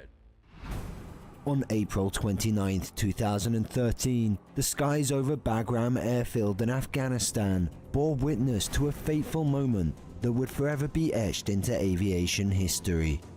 National Airlines Flight 102, a Boeing 747-400 converted freighter, stood ready for departure, laden with a critical cargo, 5 heavy armored vehicles, part of a vital mission from Camp Bastion to Dubai. Was it too heavy? As the engines roared to life and the aircraft accelerated down the runway, a sequence of events was set into motion that would culminate in tragedy. Had to be too heavy. The cargo, insufficiently secured, broke free during takeoff, unleashing a torrent of chaos within the cargo hold. This uncontrolled payload shift precipitated a catastrophic loss of control during the flight. The airplane climbed steeply, only to descend abruptly in a manner emblematic of an aerodynamic stall. It crashed into a fiery inferno, leaving no survivors among the 7 occupants on board, a crew of 4 pilots, 2 mechanics, and a loadmaster. Jesus Christ! The investigation that followed peeled back the layers of an accident, revealing a sequence of errors and oversights that proved fatal. The cargo's improper restraint, the inadequacy of securing procedures, and the failure to incorporate essential safety information from the manufacturer all converged to seal the aircraft's tragic fate. As the load shifted, it tore through the aircraft's structural integrity, crippling its control systems and leaving the crew powerless to regain command. Amidst the thunderstorm-ridden skies and shifting winds, the aircraft struggled, but its battle was futile. The crash of National Airlines Flight 102 was a stark reminder of the complex interplay between human decisions, mechanical intricacies, and the unforgiving forces of nature. The lives lost in this accident serve as a solemn call to action, urging continuous improvement, meticulous adherence to procedures, and a relentless pursuit of understanding. It's so from the fields of Afghanistan crazy to the bustling city of Japan, our next chilling disaster may well be our most miraculous yet. On August 20th, 2007, at least it happened on the ground. A seemingly routine flight took a chilling turn as China Airlines Flight 120, a Boeing 737-800, descended upon Naha Airport in Okinawa, Japan. The day was marked by clear skies and the promise of a smooth landing. Beautiful but day. Beneath this veneer of normalcy lurked an impending catastrophe. As the aircraft touched down on the runway, it seemed like a typical landing sequence was underway. However, the true danger lay hidden within the aircraft's mechanics. Unbeknownst to the passengers and crew, a loose bolt was poised to puncture a fuel tank. The aircraft taxied towards its designated gate. As the engines wound down and the passengers awaited to be disembarked, flames flickered to life near engine 2. A startled ground crew witnessed a haunting sight, realizing that the aircraft was now a ticking inferno. The captain, alerted to the unfolding crisis, wasted no time in initiating an emergency evacuation. Within moments, the aircraft's interior transformed into a scene of chaos as passengers and flight attendants fought their way to emergency exits, their minds racing against time and fear. Wow. Amidst the chaos, the pilots fought to evacuate the aircraft, the urgency underscored by the proximity of the flames. The captain and first officer made a daring escape through the cockpit window as the inferno encroached upon them. All 737 cockpits are equipped with an emergency escape rope. It's designed to help pilots exit through the side window, but it's no easy maneuver. The aircraft, once a symbol of safe travel, now resembled a nightmarish scene of destruction. The flames continued to devour the aircraft. Then, out of nowhere, boom!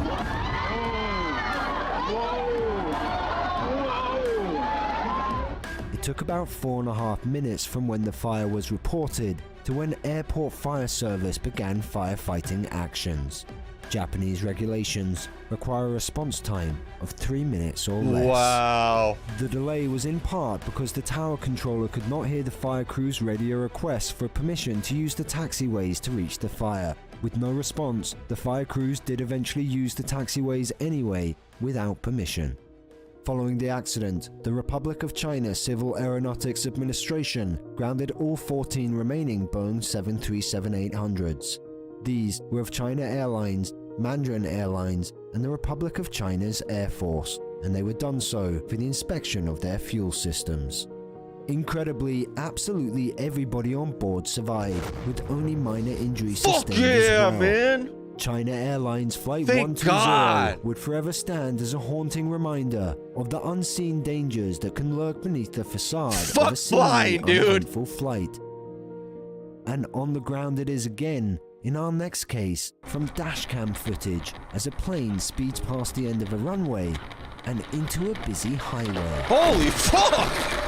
Oh shit, dude! Airlines Flight 9268 that plane said Kobe with the tire straight to the side of that fucking car. That on the 29th of December 2012 was en route to Moscow from Czech Republic. The aircraft was carrying only 8 people on board, all crew members. It was preparing for its final descent into Vnukovo Airport and nothing seemed amiss. However, tragedy was just around the corner. The captain took control of the aircraft during approach. Almost simultaneously with the touchdown of the nose landing gear, the crew put the engines into reverse and applied the mechanical brakes. As a safety feature, both sets of main landing gear were required to be compressed simultaneously before the thrust reversers could deploy. But because there was no compression of the right landing gear, the reversers were never deployed, and moving the controls to the maximum reverse position actually caused an increase of forward thrust in both engines. In addition to the lack of reverse thrust, the air brakes and spoilers failed to activate automatically, and the crew did not attempt to activate them manually. The result? Well, the plane was now barreling down the runway faster than it had landed, and the brakes had failed, and it was heading straight for a local highway past the end of the runway. Oh my god.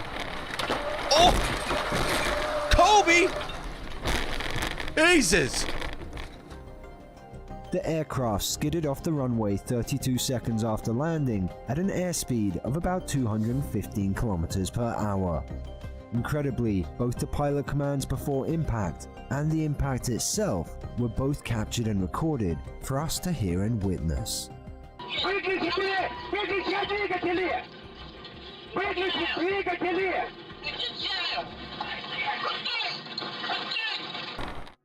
The 29th of December accident was the second runway overrun involving this model of a Red Wings aircraft in only 9 days.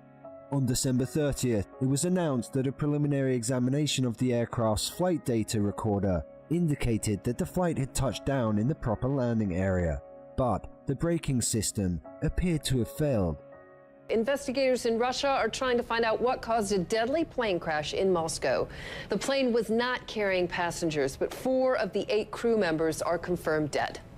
Although the loss of lives is of course tragic, this accident could have been a lot worse had the plane been fully packed with passengers, which would prove to be the case in our final disaster. Oh my god! Whoa!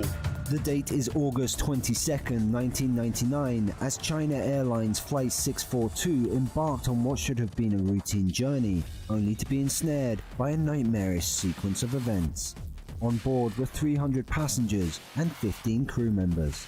Flight 642 was operating from Bangkok International Airport, heading to Taipei, with a stopover in Hong Kong.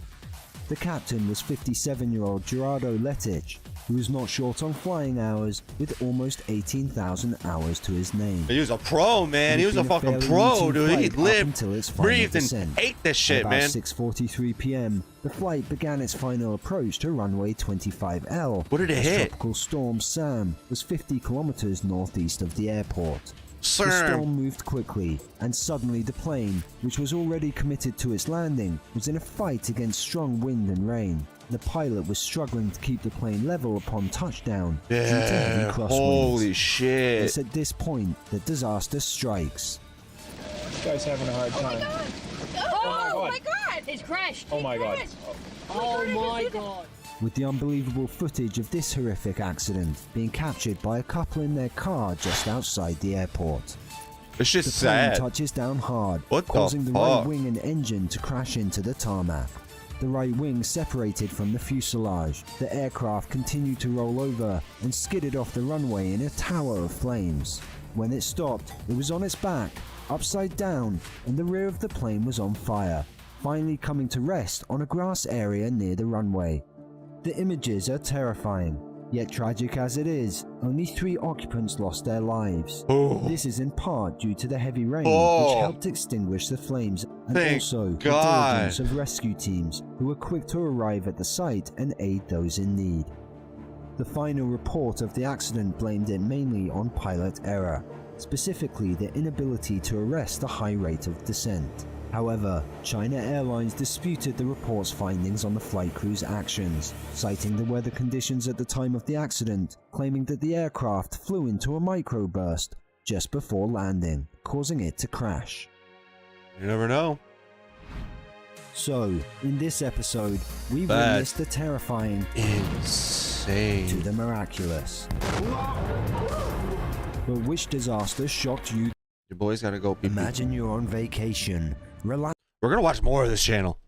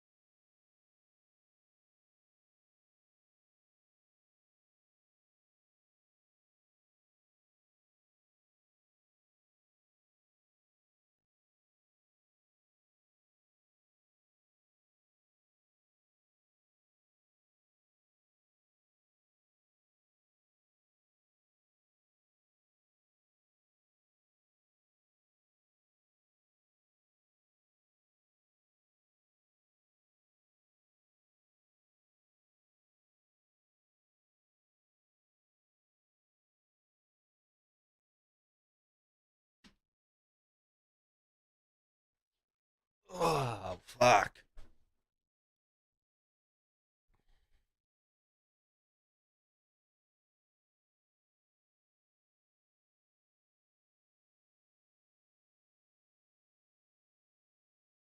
Oops. Welcome to Disaster Zone, where in this episode, you'll witness some of the most horrifying high-speed passenger train crashes ever caught on camera. From fatal human error, negligence, and even sheer bad luck. Join us as we uncover what really happened in the lead up to these horrific disasters. In Odisha, India, on June 2nd, 2023, just weeks before this episode, a three-way train collision was recorded as India's worst train accident in over a century. We start the programme in India, where at least 260 people have been killed in a train crash in the eastern state of Odisha. Causing hundreds of deaths and over 1,000 injuries, this collision shocked not only the people of India, but the world in its entirety. A devastating three-way train crash rocked India over the weekend. The disaster, which took place at approximately 7 p.m. Indian Standard Time, involved three major train carriages: the Coromandel Express, the Bengaluru-Harwar Superfast Express, and a goods train which was parked near the Bazaar railway station in Balasore. The Coromandel was travelling from Shalimar to Chennai when it mistakenly took a passing loop instead of the main line towards the Bazaar station. Ooh, new subscriber? Yo, welcome. Track as the I appreciate you. When the Coromandel collided with the goods train, the impact was so fierce that it forced 21 of its passenger coaches to roll onto the adjacent track. We're just watching train disasters right now. Was traveling in the opposite direction on the adjacent track, tragically colliding with the Coromandel Express. The carnage was unimaginable, looking like something pulled straight out of a Hollywood blockbuster movie. This is insane. Emergency personnel worked day and night over the next few days to find survivors and clear the track of debris. I'm blessed to have another chance at life. The collision felt like an earthquake. Afterwards, I took my shirt and wrapped it around my head and started looking for my friends. Kumar says he shared an ambulance with his friend who lost both legs and later died. Wow. At the time of this episode, the death toll is now at 275 and counting, including over 1,000 injuries. This was recent. However, Indian officials expect these numbers to continue to rise before the dust settles on this horrific accident. Wow. There was a small child amongst them whose parents were killed. He was crying and eventually died. The cause of the crash is yet to be discovered, but the authorities are now leaning towards evidence that it may have been a faulty switch which sent the Coromandel on the wrong trajectory. And if there is one or a group of people to blame for this accident, the Prime Minister of India has made it clear that they will be held responsible. हर प्रकार की जांच के निर्देश दिए गए हैं और जो भी दोषी पाया जाएगा उसको सख्त से सख्त सजा हो. Within 51 hours of the biggest train tragedy that India has ever seen, Balasore train tracks is fully functional. This is the first ever Vande Bharat Express crossed the accident site of Balasore. Since this accident took place, you can see currently this Vande Bharat Express is crossing on the track which was massively damaged due to the massive impact of the accident. While India is no stranger to train collisions, this particular accident ranks as one of its worst, just like our next case, which might seem more likely appearing in a Final Destination film with a 1 in a million chance of happening.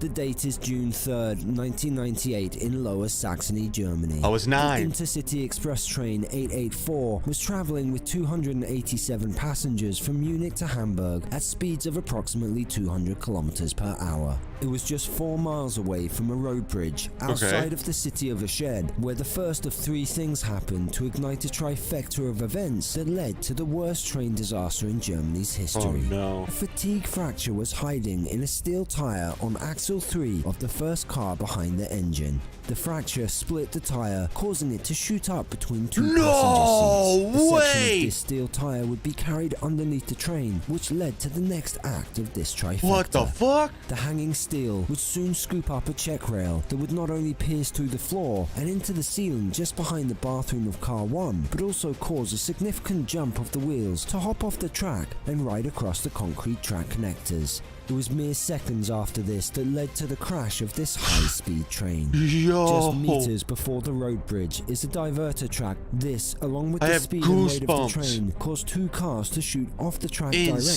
the path of the concrete support columns on the road bridge. And the lead train, along with cars 1 to 4, managed to get past the bridge, but unfortunately the bridge collapsed on the back half of car 5.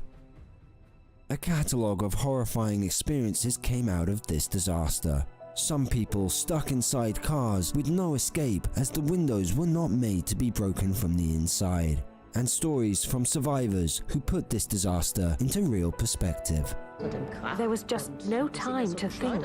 I heard the bang and was thrown about. I was catapulted from left to right.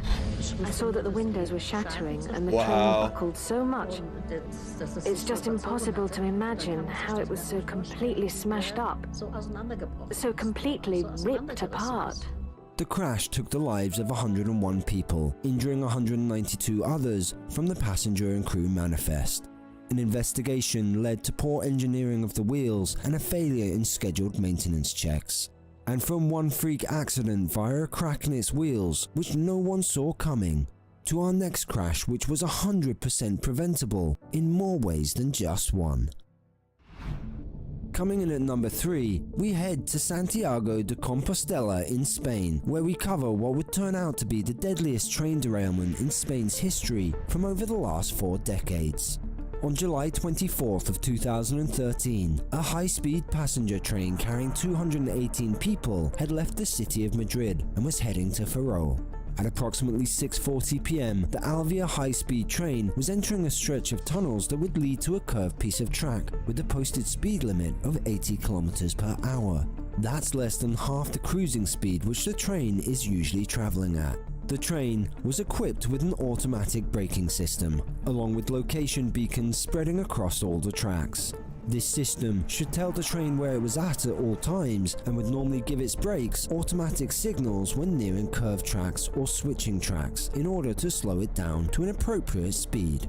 However, as fate would have it, the Spanish Transit Committee noticed that this particular system would at times slow the train down far too much, ultimately causing many delays in their schedule. There are malfunctions with the automatic braking system, and the error causes trains to come to a halt. Thus, a decision was made to turn this automatic safety feature off, therefore leaving the driver of the train to be aware of where they were at all times. Many drivers, though, have expressed difficulty in determining their exact positions on the track, especially leading out of the tunnel right before the scene of this accident. Although driver Francisco Garzon knew the route quite well, it was said that he was distracted with a phone call from dispatch at the time of this disaster, and when he came out of the tunnel, which is only 300 meters away from the curved track, it was too late to prevent the imminent accident and loss of life.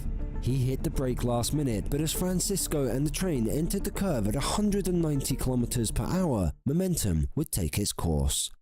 My wife was still there, and then all of a sudden I could see her go like this. She hits with her head on the little table. I had, a feeling that this was not going to be good. And that's it, I was knocked out. The second train car derailed about halfway around the curve, pulling the entire passenger train behind it along with it.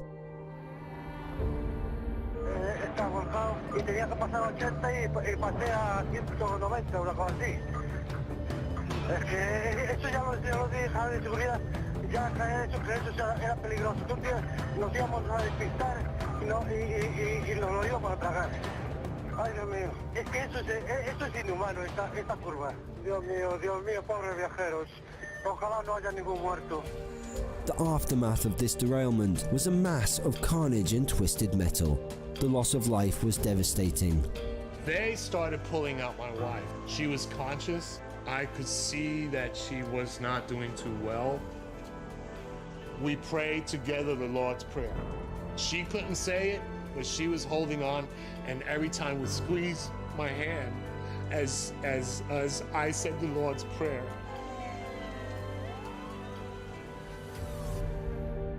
Out of the 218 passengers and 4 crew members, the crash claimed the lives of 79 people while injuring 143.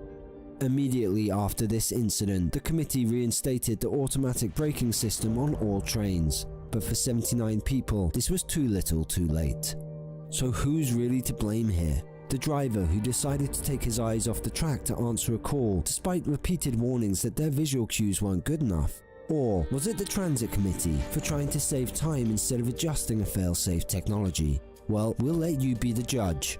But I know one thing's for certain. In our next case, there are multiple parties to be blamed. This next case, although ultimately resulting from human error, also has a few secrets buried beneath the seemingly transparent surface. Let's travel to Amagasaki, Japan. On the morning of April 25th, 2005, Amagasaki witnessed the worst train derailment since the 1960s. Train 5418M was a limited stop rapid commuter train which was run by the West Japan Railway Company. And if we know anything about this company, it's that they're extremely diligent with their timing and schedules. They advertised that anything further than 28 seconds behind schedule was simply unacceptable. And it would be this need to remain on schedule which would ultimately cause the accident itself. At around 8 AM local time, the train being driven by 23-year-old Ryojiro Takami departed from its first station. But soon after, about 25 minutes before the derailment, Takami had run a red stoplight on the track, causing the train to stop before being able to continue. This would cause a delay of about 60 seconds. In an attempt to make up precious time, he accelerated towards the next station.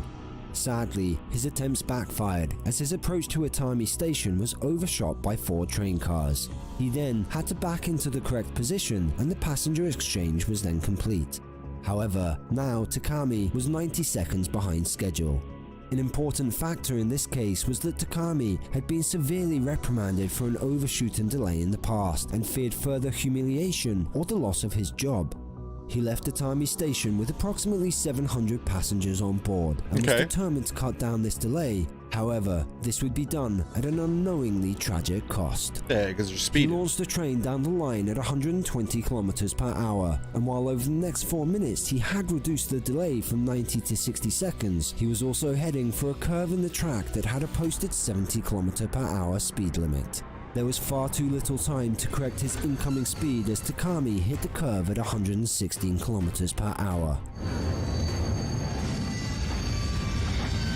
The train shot off the track, propelling the second car into a parking garage and sending the remaining cars plummeting into the corner of the building below. Wow. The disaster took the lives of 107 commuters, injuring approximately 550. Shortly after the incident, the president of the West Japan Railway Company resigned. Clearly, Takami had a hand in this preventable disaster, but after an investigation was conducted, his actions become more understandable. It was said that the company would hand out unnecessarily harsh punishments for late arrivals and departures, including verbal lashings and extensive report writing. To provide context, the employees who had gone through these punishments explained them as closer to psychological torture. So while the West Japan Railway Company could pride themselves on a timely transit schedule, they are also highly regarded as the architects of their own demise, and their overly zealous punishments for the most minor of delays ultimately cost them not only their reputation, but the lives of 107 passengers.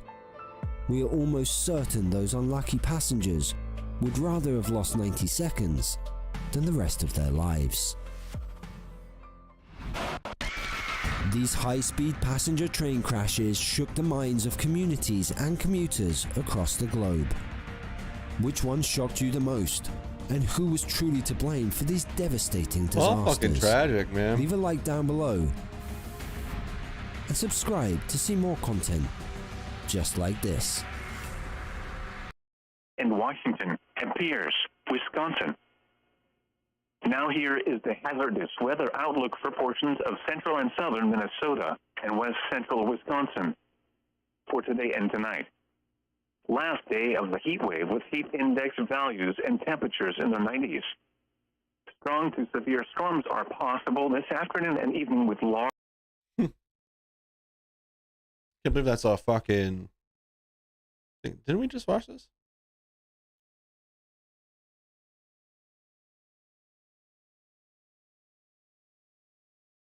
Oh, it's a different one.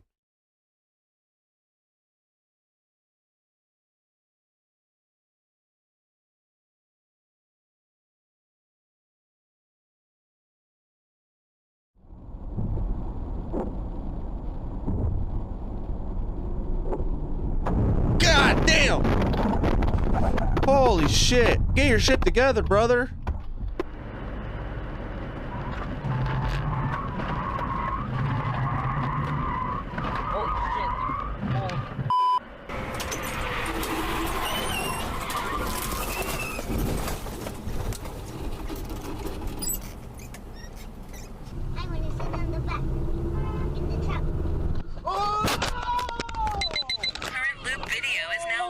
God!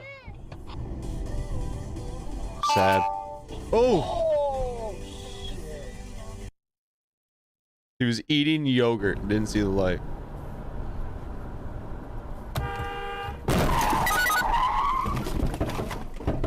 What do you mean move on? Did the man predict this?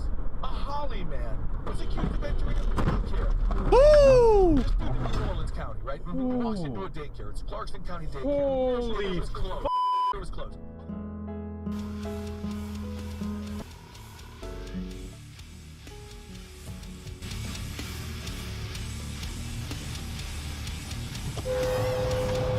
Ooh, idiot!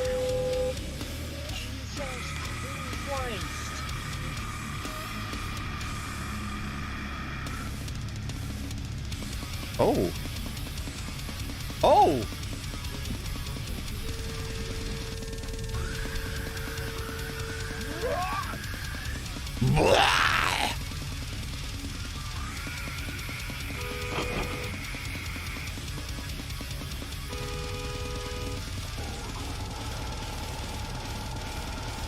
Wow.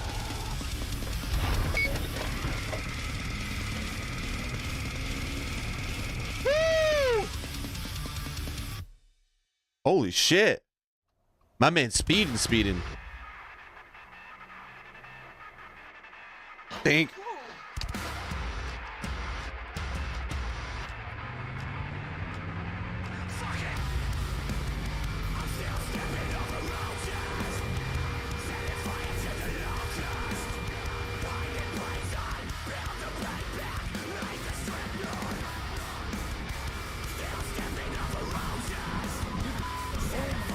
What a dick fuck.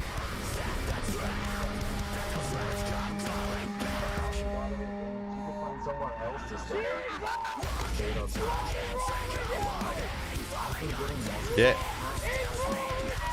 They're right, man. Oh!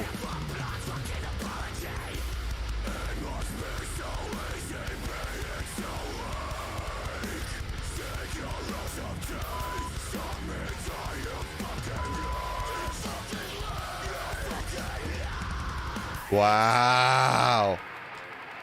Oh, shit. How? No way. What the fuck?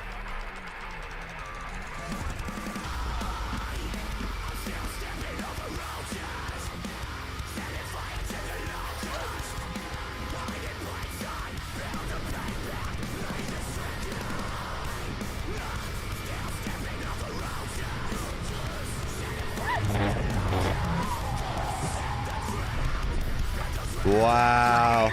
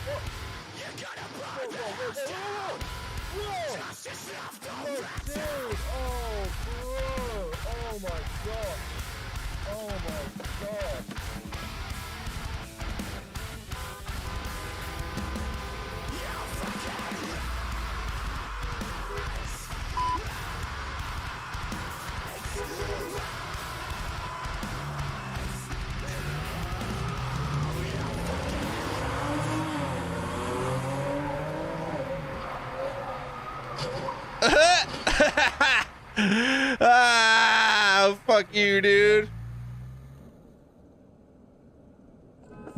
Like right now? Oh my god, what the heck?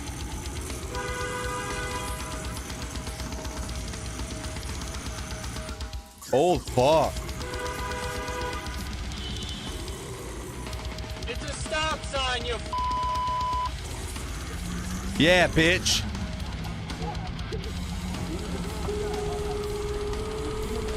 Not turning into the correct lane. You fucking idiot, dude.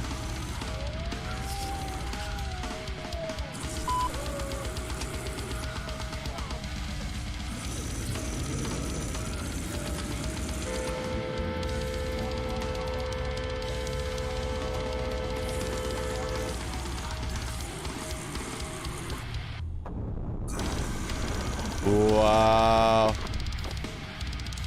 That you're liable? No way. What did it say?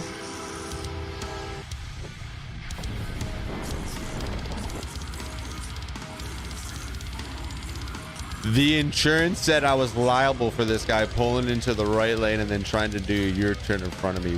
Wow.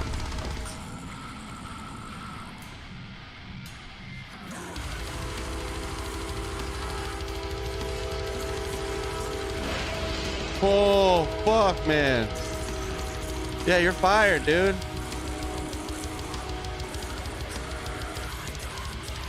You're fucking fired. Oh!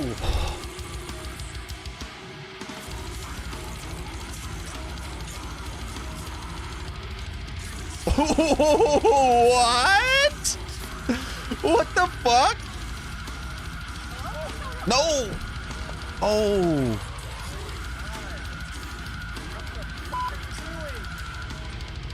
With a dog in the car and everything, man. That's sad.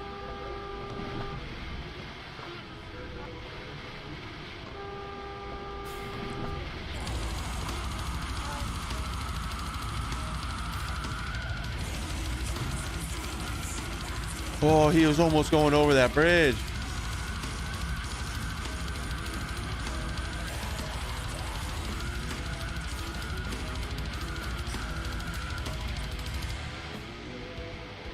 Yep.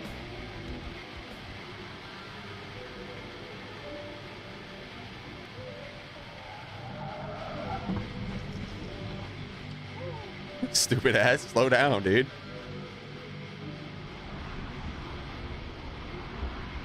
Silver car.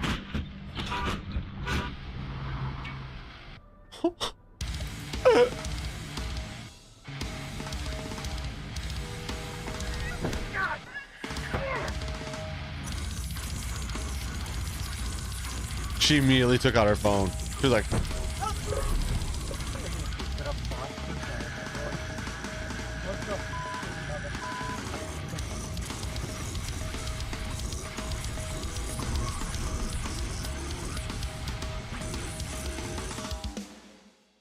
Dink.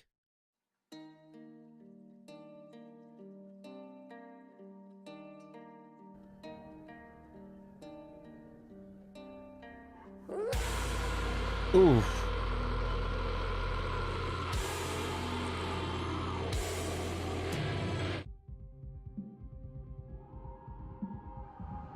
Yeah, that shit sucks. Nothing worse than about to be hit. And there's nothing you can fucking do about it.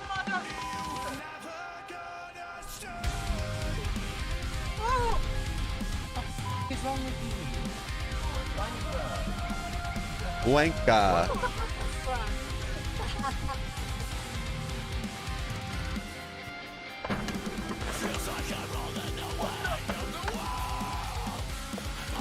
Oh!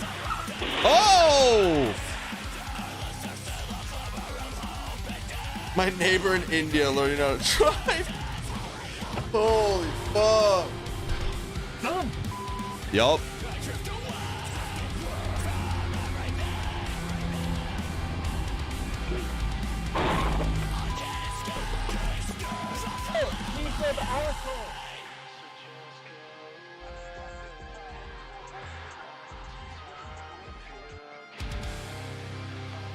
What the fuck?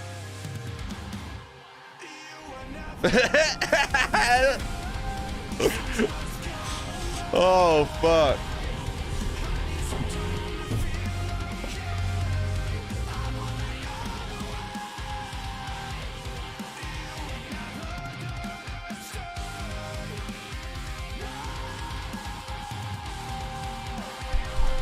Holy shit, bro. You fucked that dude's life up. Think. That dude didn't care.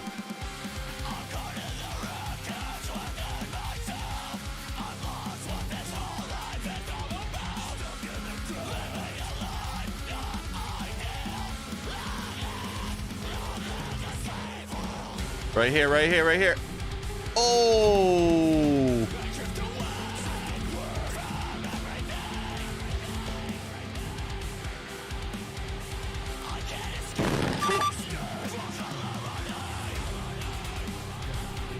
Wow. Oh, here we go.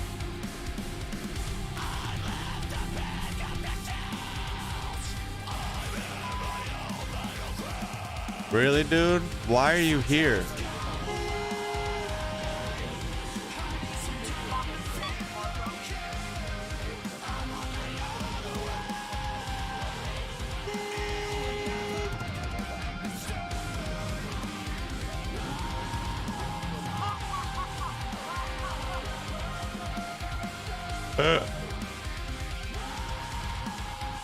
Not looking where she's going.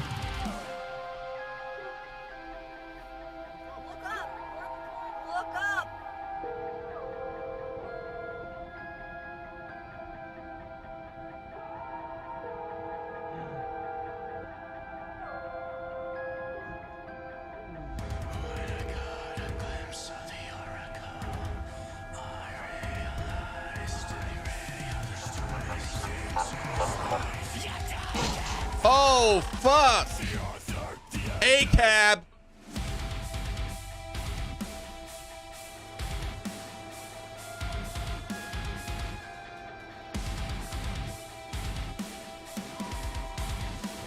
Think.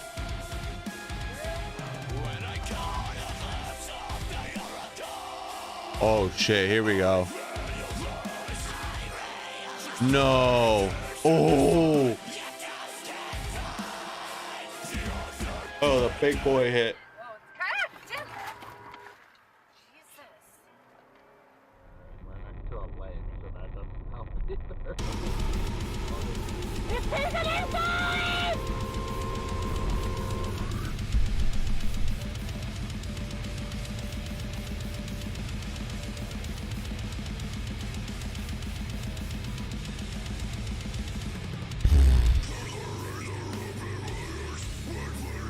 Jesus Christ, man. It just kept going. See, this guy's a dick. Why are you doing that? For what reason?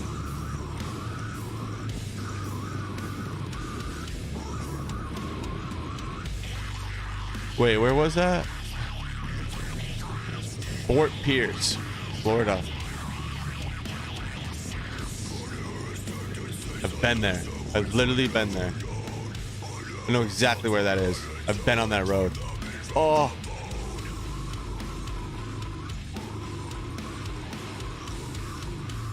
Oh. And the boat.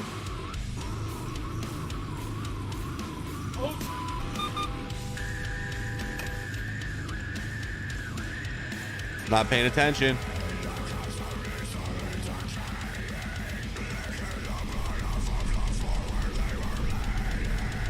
The phone out here bodying everyone.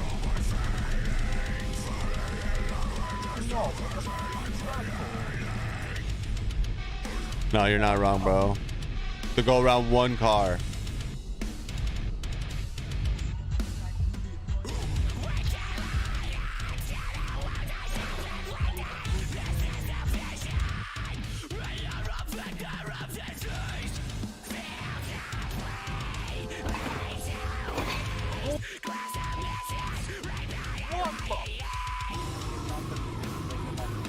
Oh, here we go. Oh! Holy shit.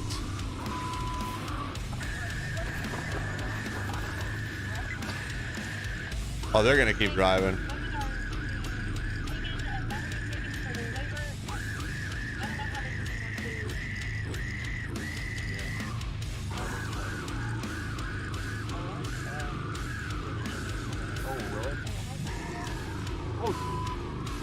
Oof.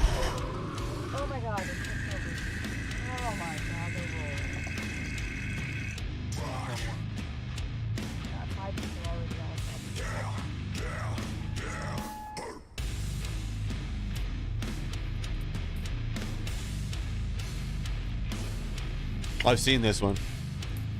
We've seen this one.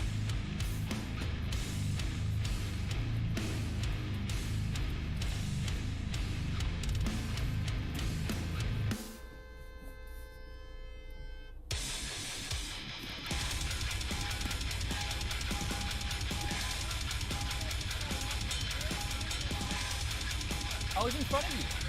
I was in front of you. Yeah. I was in front of you and you jumped ahead of me. Are you serious?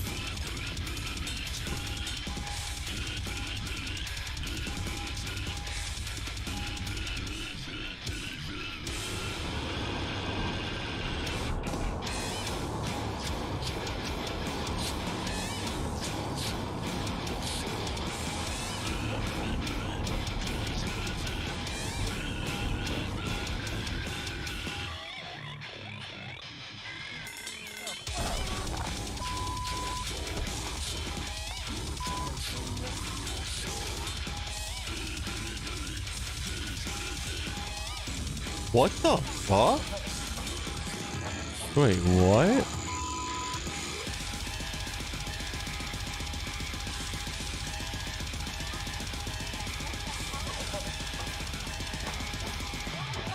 Keep on chugging.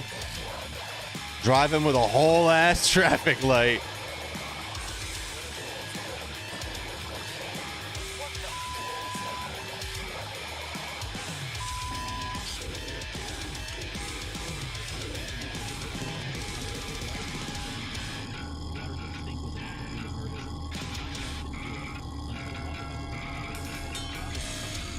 Roll down the window to give the finger. Please roll down the window to give the finger.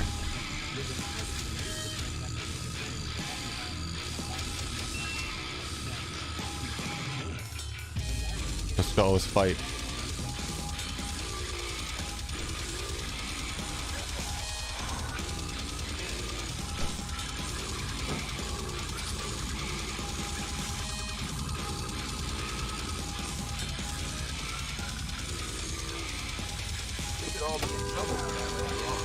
Wow.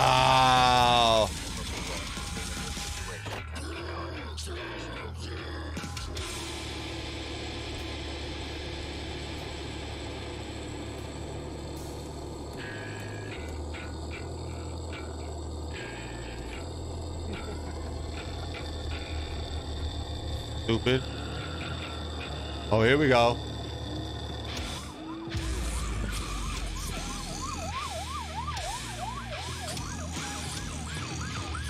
Karma. Gee.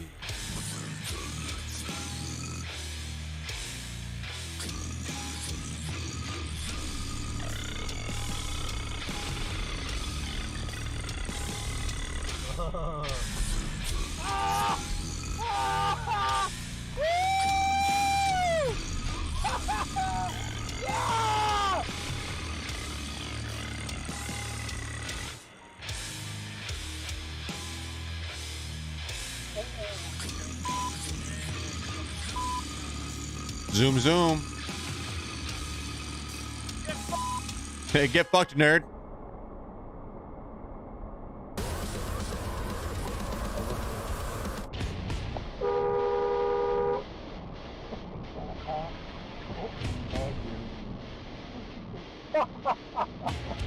Record this. Put the camera on. Karma, bro.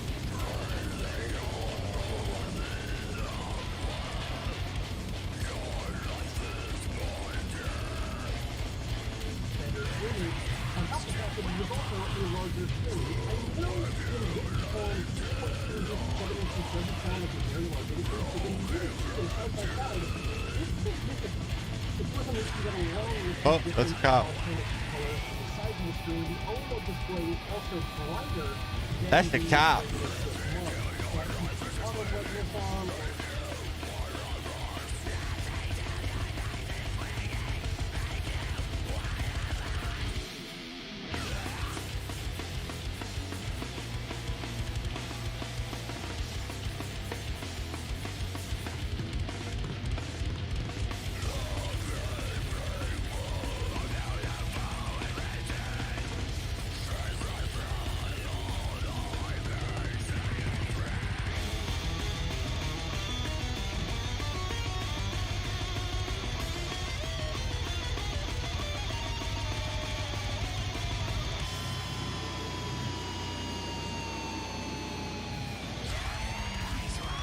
There was already a cop there. Being idiots. A little pupper running away too.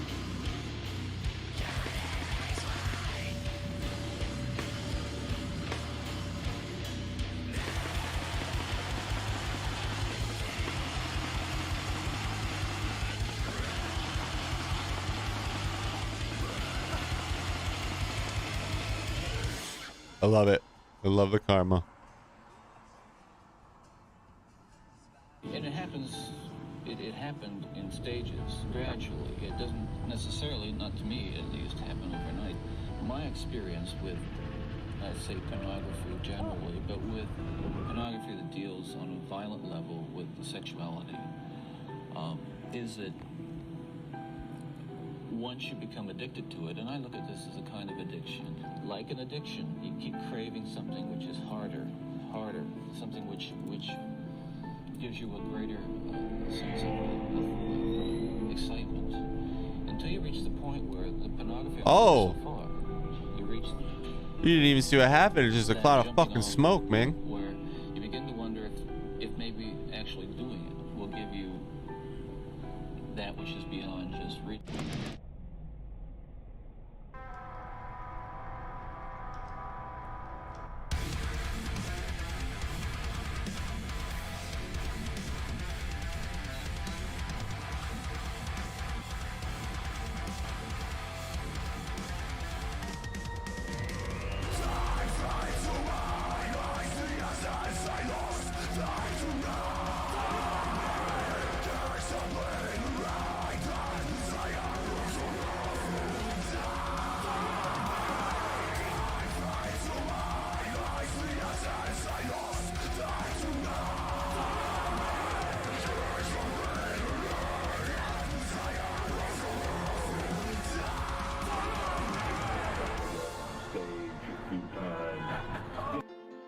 It's an easier place. One night you walk in and you see him on stage. Like, fuck. Caporal was a funny fucking guy. You know, he was younger than me.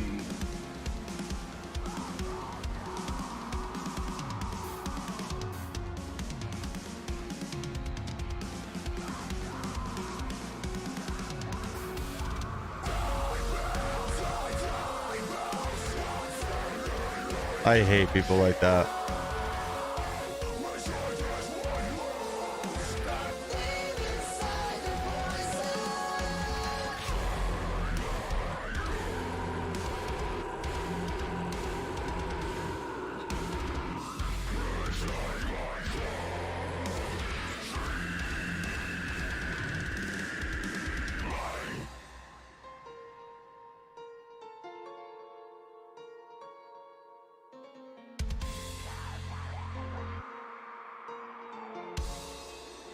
I gotta go start the dishes. Be right back.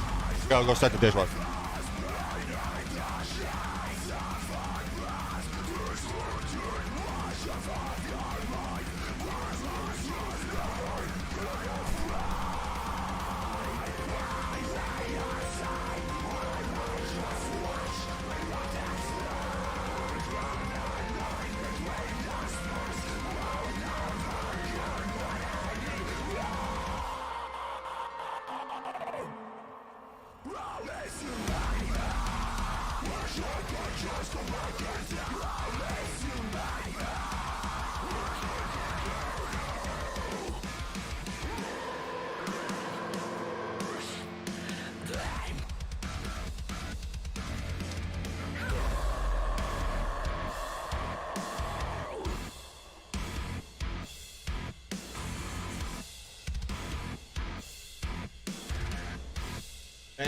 No.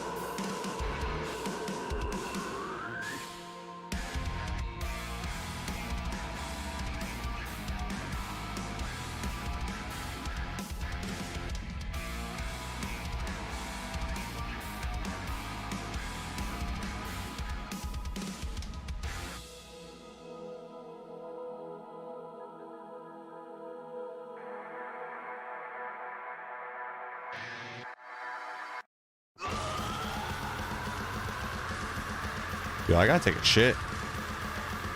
Let's take a shit. I'll be right back. I'm sorry.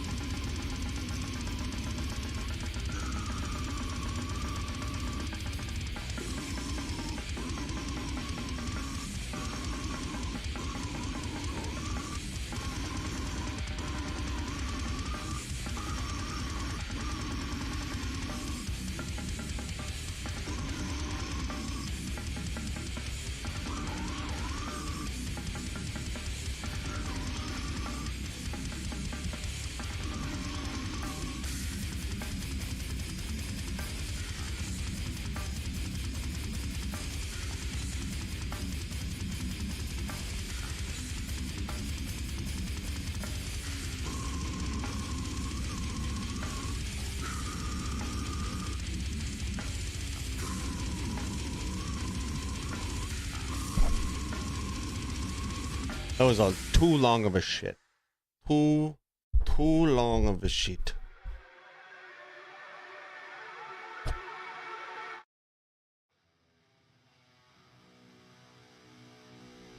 streets are extended gutters. The gutters are full of blood. The drains finally straddle them. All of them unfurled.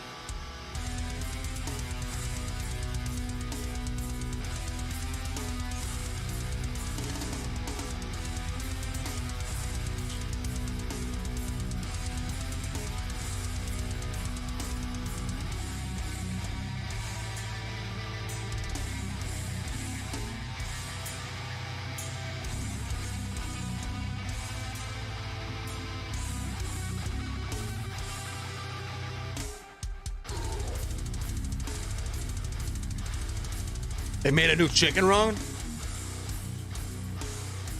They made a new chicken run. Last time we broke out of a chicken farm. No fucking way they made a new chicken run.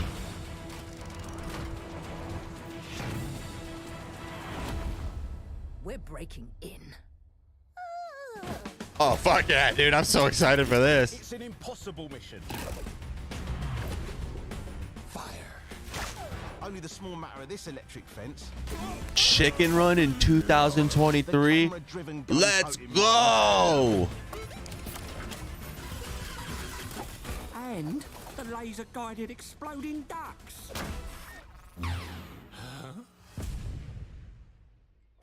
That place is impenetrable. Yeah, and you can't get in neither. Yeah, he thought he said impregnable. Okay, everyone. It's go time. It's all right. I went before we left. Now you've had the appetizer. Time for the main course. It's her.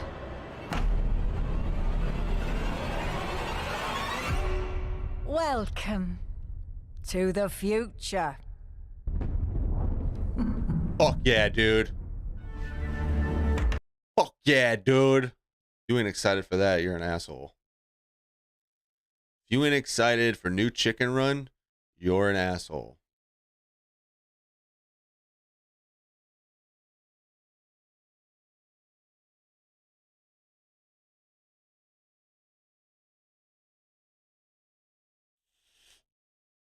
It's about 4 minutes ago. I'm saving money. I got money put up. I'm slowly putting some stuff up. Watch out, watch out! Whoa! Yeah. What the? Holy fuck, Nemesis. Did you just see that, bro? He goes, yeah, I got some money saved away. I'm saving some money. He almost had to spend all of it, dude. Right off at the rip. I got money put up. I'm slowly putting. Funny story, Nemesis. We were supposed to play Starfield today, you know, because it comes out on September 5th. It is the 5th. It is September 5th. I go to hop on the Starfield. It doesn't come out for 12 more hours. It doesn't. They don't drop it from where I live. I can't play it until 8 o'clock tonight, bro. Imagine that. Imagine working for Bethesda and making an RPG and dropping it at 8 o'clock at fucking night, dude. It gives me no time. I don't even get to take a space shit. You know what I mean, dude? I don't even get to take a fucking space shit. Like, I literally, space shit, go to bed. That's literally, that's all the time I got. Thanks, Bethesda, you fucking bums. Bums! Sick of this shit. It makes me so mad, honestly. Like, what happened to the good old midnight releases, dude? What happened to that shit? You know, back in the fucking day, you used to wake up and you'd be like, yo, today's the day. Tonight's the night, you know? And you fucking hang out all day and you get ready and you go to a midnight release to your favorite game, Left 4 Dead 2. I went to Left 4 Dead 2, bro. It was the same night as Assassin's Creed. You know, it's not as crazy as the Call of Duty midnight releases and stuff, but yo, it was an event, bro. It was an event. And now you got people dropping games at 8 o'clock at night. 8 o'clock at night, dude. You don't give me any time to do anything. I would play, I'd get the game at midnight and I would play all day next day. Now you're giving me at 8 o'clock at night. I got to go to work the next day, bro. You say you're going to put out a game on a certain date, put it out at midnight. So that way people can play all day that day. Fucking crazy, man. Fuck you, Bethesda. Y'all are bums. Fucking bums. Ugh. So annoying, dude.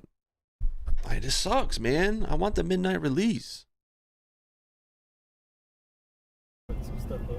Watch out, watch out! Whoa! Yeah. What the f? I thought we were gonna get hit. Son of a bitch. Did he hit me at all? No. You were gonna get hit, dude.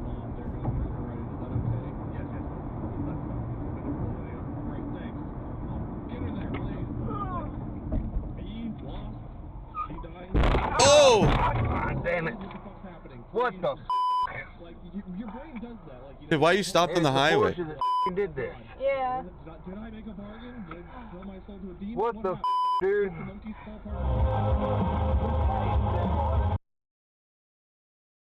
Right, dude? Mom and pop video game store would be sick. Well, that's game.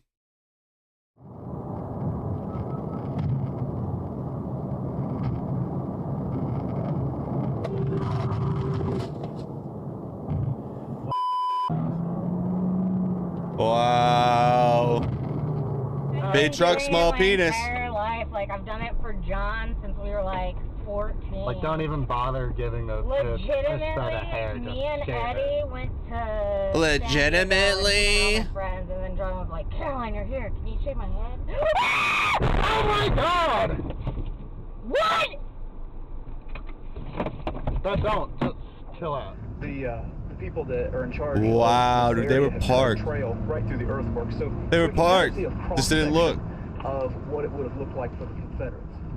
So the Confederates, as I mentioned, dug these trenches and built up these earthen mounds that they could hide. Oh my God! Oh my God! Union. Oh my God! Fucking losers! Oh my God! What the fuck? Oh my God! Oh my God! Oh my God! Oh my God! Yeah, rewinding that back. God! Oh my God! Oh my God! Oh my God! They could hide trenches and built, as I mentioned. So this car wants to take over the white car. These earthen mounds. Hits him. Oh my God! Oh my God! Union. Oh my God! Oh my God! Oh my Idiot. God! Oh my God! Oh my God! Oh my God! Oh my God! Oh my God! Oh my God! Oh my God! Dink. Yep.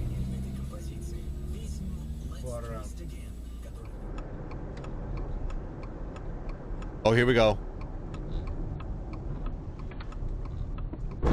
Oh my God! Why didn't you stop, bitch? Oh my God! Like, why did that person keep going? And they're not even gonna stop?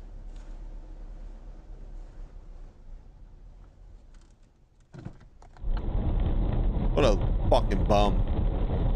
Hit and runs piss me off so much. Think. That was red. Assholes, bro. He tried to pass it. Oh, well, physician, heal thyself. Yep. You said Harrison Ford, he went, no, he can do better. Yeah, he said that's some true potential. Fucking asshole truck. It's always the trucks, dude. You're fucking bums.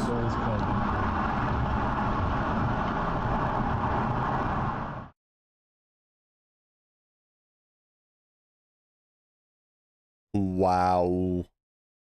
Yep. Back up. He's gonna fucking book it. Bye. He's like, okay, bye.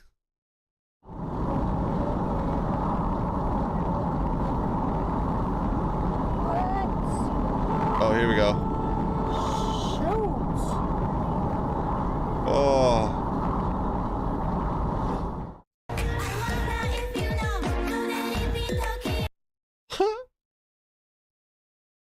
Yo. That's funny stuff. Работать, пока оказывать помощь нашим. И благодаря нашим и волонтерам. I think it's for passing. It was in a different country. И медикам мы создали такую систему, наверное, одну из лучших. Когда у нас ранеными в первый час.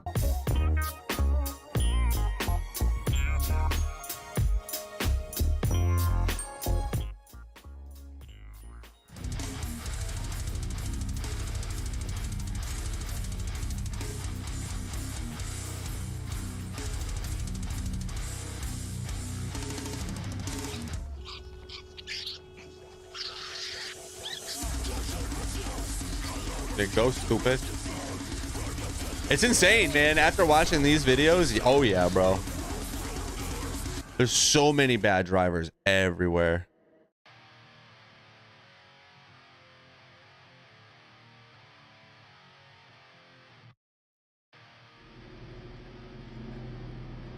Yeah. Florida has been the worst for me so far. Oh my God. Jesus. Massachusetts is pretty bad. I think Ohio was probably the easiest time driving. Whoa! Oh, dude, if that dude flips, he's fucked. Oh. Oh, half of these are because of fucking... Bro, half of these are because people are on their phone. Legit.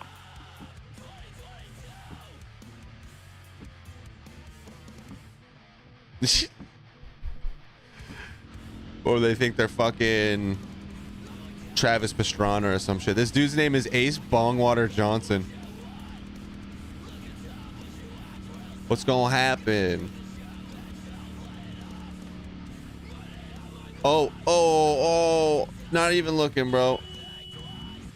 Jeez. That was a great name. Ace Bongwater Johnson. Yeah, I ain't texting, dude. I ain't texting when I'm driving. I yell at Avocado for it all the time.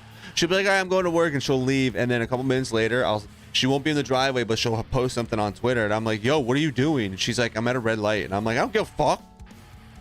Oh. That could have been way worse. Yo, we were watching... I just changed songs and this. Yeah, exactly. We were watching a, Think. That was expensive. We were watching a plane crash videos earlier. It was fucking wild. Since we're unable to watch, play. We're not able to play Starfield until 8 o'clock tonight, bro. Fucking, it blows. I would like to play it now. Now.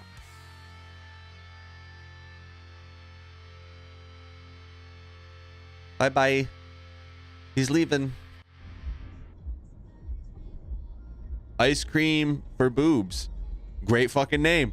Great fucking name, dude. His name was Ice Cream for Boobs.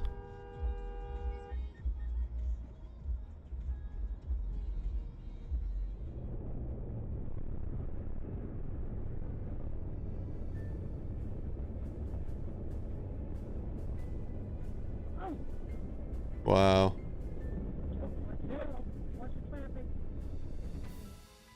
I can't stand people, man. Why do people drive? Rip my tire smacking the curb at 35. Yeah, oh yeah. Oh yeah. That's a tanker too, dude. That ain't just a normal semi. Oh my God. Can he pull it through? He's a professional. He's a professional.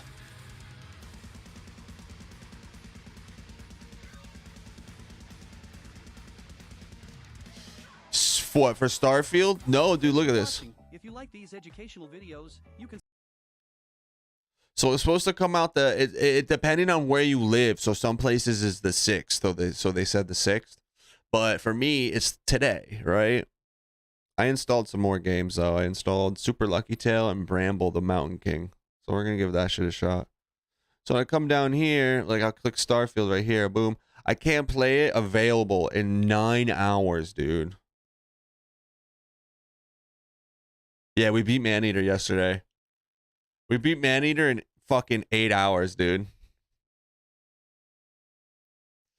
So, like, it kind of makes me mad. I spent so much time yesterday trying to find a game to play that I can beat in one day that I could have found another game to play yesterday and today and beaten a game today, part 2 type deal. But nope. Nope. And I would literally, if I want to play a full game right now, I would have to start like right now. So, like, I don't know. Like, I could have woken up early yesterday and played Skyrim all day and Skyrim all day today. You know what I mean? And just getting ready. And, like, I really want to play Skyrim now, but there's no point in playing it because why would I play Skyrim when I'm just going to play Starfield for the next couple of days?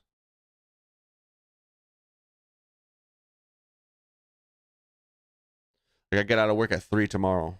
I'm going to get on ASAP and start my Starfield playthrough. But that was my 16th. Maneater's my 16th game beaten this year.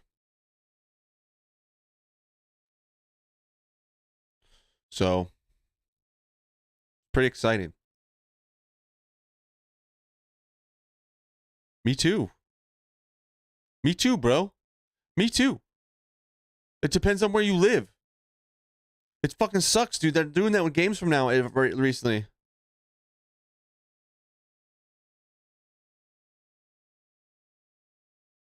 Yeah. 8 hours and 56 minutes for Game Pass. There's people that are playing it right now. When I Google, everyone is saying 9.6. It's weird. That's what I'm saying. For Game Pass, it comes out today, and for I think tomorrow for everybody. I don't know, but if you bought it, if you pre-ordered it,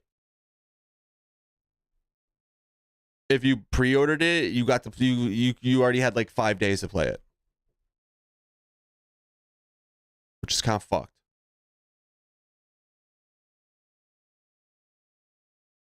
But I was thinking like Injustice or Mortal Kombat, you know?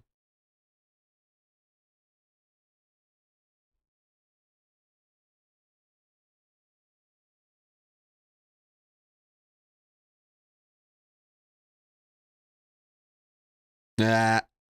Yeah, they do that sometimes.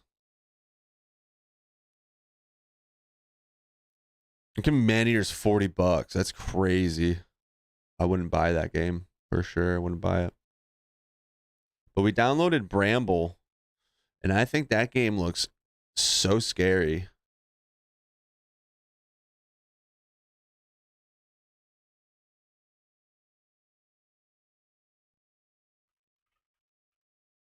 $20? Yeah, $20 sounds about right. For me. So Bramble is about 4 hours long. But yo, chat. YouTube today, popping. Absolutely popping. Look at this. 830 subs. I started stream with 812. So over the last 3 hours, I've gotten 17 subs. 18 subs. Something like that. I had 831. But some of these are took off and some of them didn't. But that's okay. That's how it works. You know what I mean? I have to make a thumbnail for the Maneater one. But yeah, dude, we're going fucking nuts.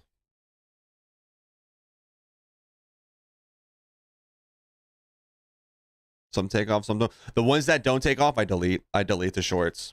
I have a Headbangers video coming out this week. I just have to edit it, make a thumbnail, but it's already recorded. It's done. It was fantastic. I loved every second of it, so I can't wait to get that out. I got some reactions coming out with me editing it differently than this whole time. So hopefully I already have a reaction up that I edited new. So hopefully that starts to, you know, pick up a little bit. So we got some things going. You know what I mean? I want to do a coloring stream soon because I got fucking a horror coloring book. They're literally sitting right here. I got horror coloring books where I can put the camera up with the light on and we can color some horror shit. Dude, like, watch some videos at the same time, listen to music. It would be so fucking cool. Like, I don't want to pinhole myself, you know? I have been on YouTube for a year. I want to do a 1-year YouTube stream. I think that would be cool. I don't know. There's a lot of stuff that we could do. I got coming up that we're gonna be participating. Payday 3 comes out this month, so that's gonna be a fucking whole thing for us.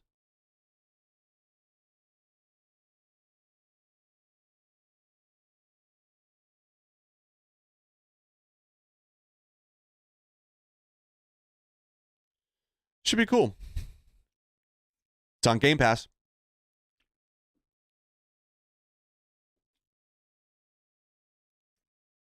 Nemesis, if you want to play it with me. Nerve, you too, man. You want to play? You want to play that when it comes out? I can make thumbnails. I'll make thumbnails for it because I want to stream that game. Hell yeah, bro. So I think it comes out the 21st. Let's see. It's on Game Pass. So if you want to, you should just get Game Pass. Everybody should just get Game Pass. Like, legit.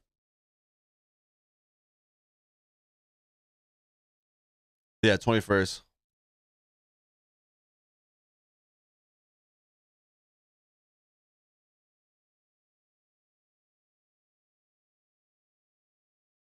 So it comes out the 21st. What day is that? Comes out on a Thursday.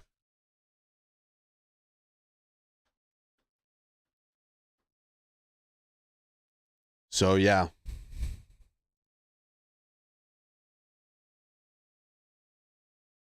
Nemesis, you have PC, right?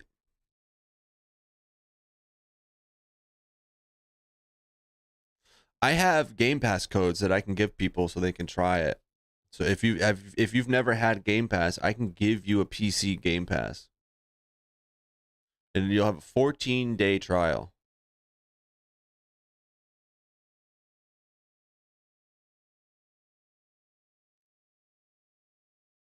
You've had it before? Oh. Sorry to hear that, doggin.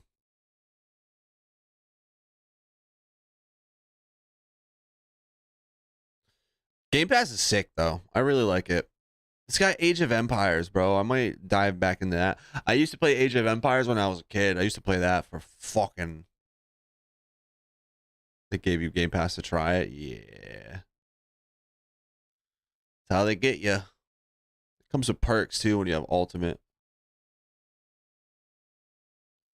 There's an Apex fucking charm that you get. 3 months of Discord Nitro.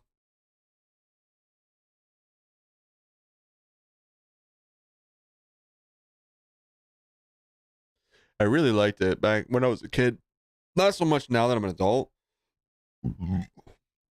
But it's still probably good, you know?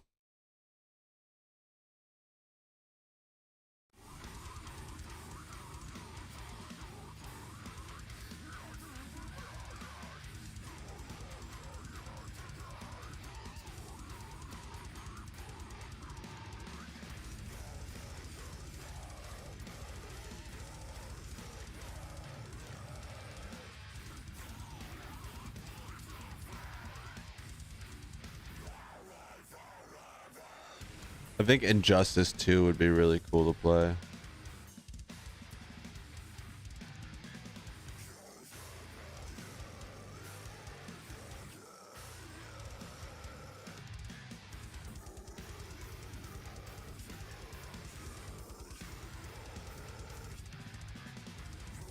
Make sure if you guys are buying anything from the Epic Game Launcher, or for Fortnite or anything, make sure you use Avocado's code. It's Unholy Avo 69.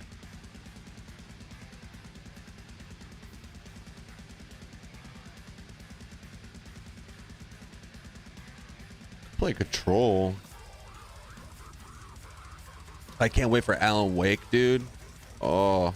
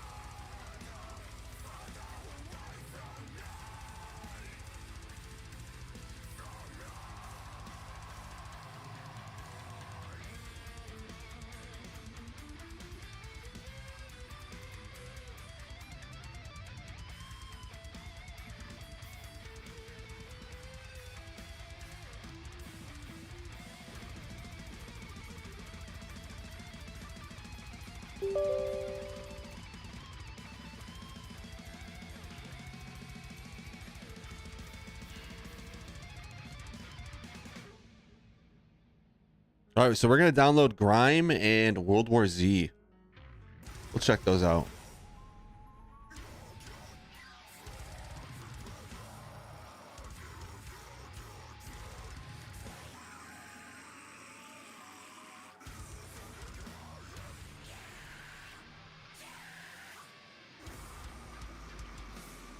To the wrath of Mother Nature, these accidents will leave you in awe and shock.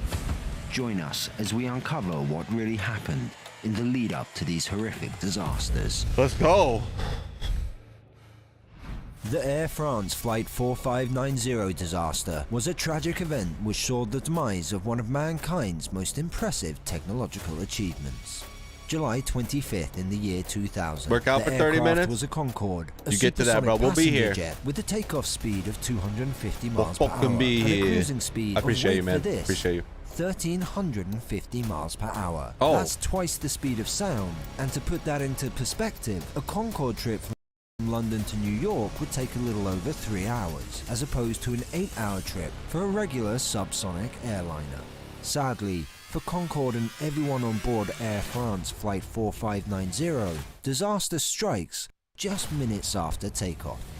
Flight 4590 was en route from Paris to JFK International Airport in New York, a standard route with nothing out of the ordinary. However, as the Concorde barreled down the runway at breakneck speeds, it hits a piece of debris on the runway. This punctures a tire and causes it to explode. The burst tire sends debris flying into the fuel tank, causing a rupture and resulting in a massive ball of fire. Witnesses on the ground looked on in horror as the reality of what was happening stared them directly in the face. When Concorde went over, I had the window open and I was wearing a polo shirt.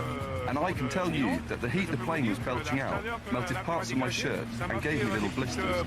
The world's fastest passenger plane was on fire, and there was nothing anyone could do. The first indications of an uncommanded roll can be seen on the flight data recorder. The fire has now been burning for a while and it's starting to melt the inboard elevon on the left-hand side. It gets into, at the worst point, a roll angle of 113 degrees to the left.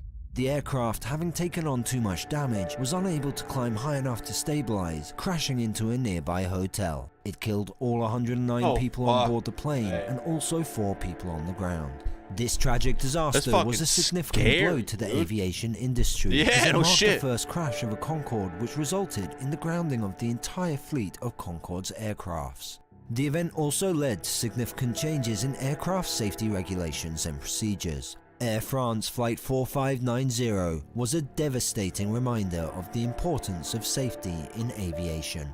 Despite being the one and only ever accident for Concorde aircraft, it indelibly left its stamp in history and also on the hearts of those who lost loved ones to this tragic disaster.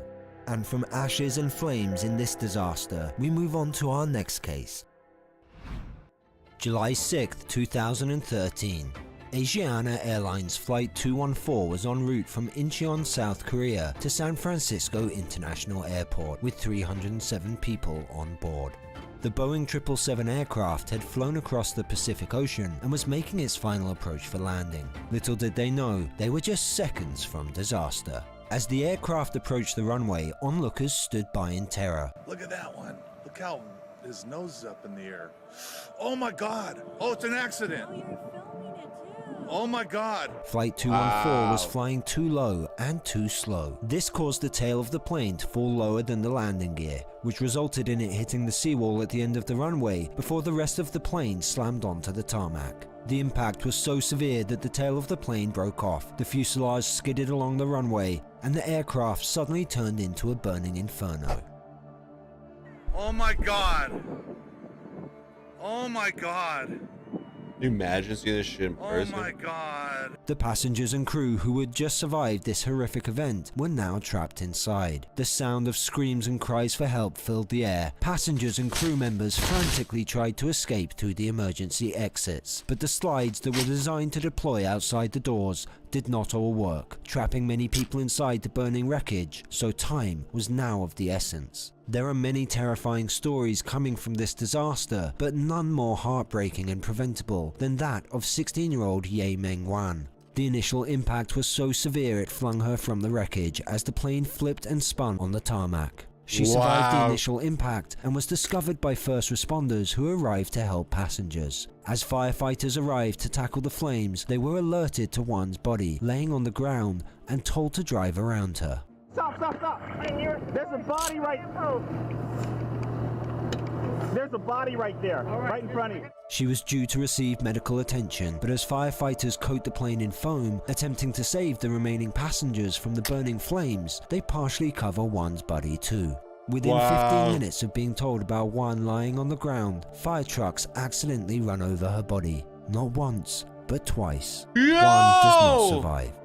Her parents are suing the city of San Francisco, claiming that the rescuers were reckless and poorly trained. This tragic story of loss was indeed preventable, but so was the entire crash to begin with.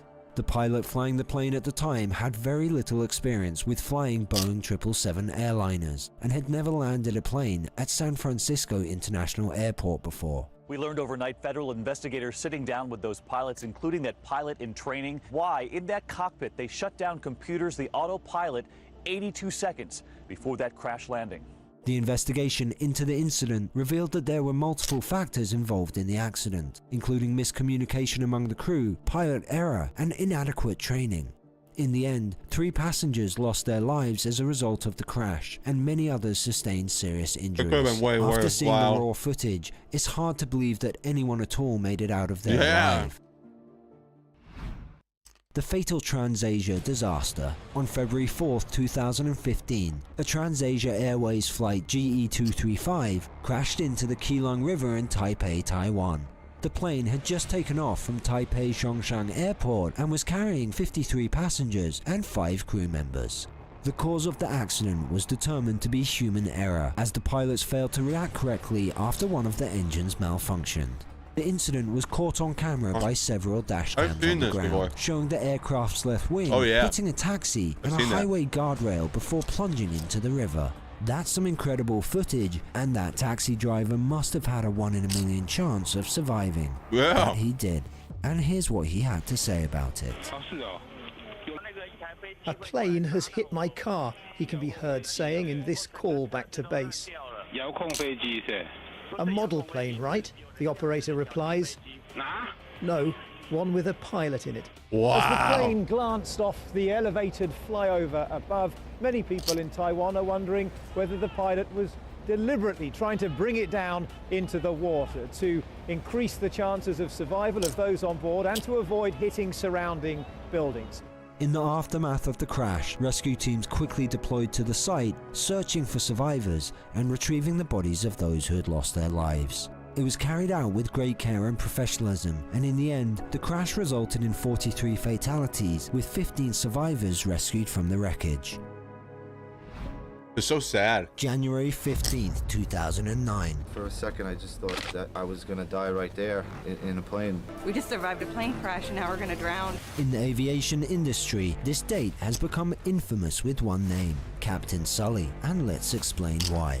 This is the miraculous survival story of US Airways Flight 1549.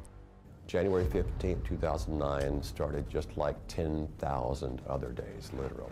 The airplane was an Airbus A320, which was flying from LaGuardia Airport in New York to Charlotte Douglas International Airport in North Carolina. Everything about the flight was routine until approximately 2 minutes after the A320's wheels lifted off the runway. Nothing at all to indicate that this would be any different than any other takeoff in my entire career. The plane had managed to climb to just about 2,800 feet before it collided with a flock of Canadian geese, causing the engines to stall. Not just one engine, but both.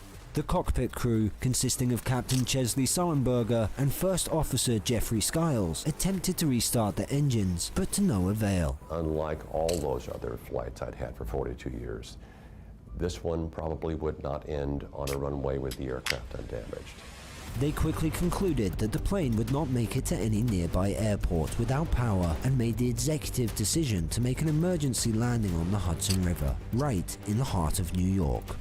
Cactus 1529, turn right 280, you can land runway 1 at Teterboro. We can't do it. Okay, which runway would you like at Teterboro? We're going to be in the Hudson. I'm sorry, say again, Cactus? 210, 4718. I don't know, I think he said he was going in the Hudson.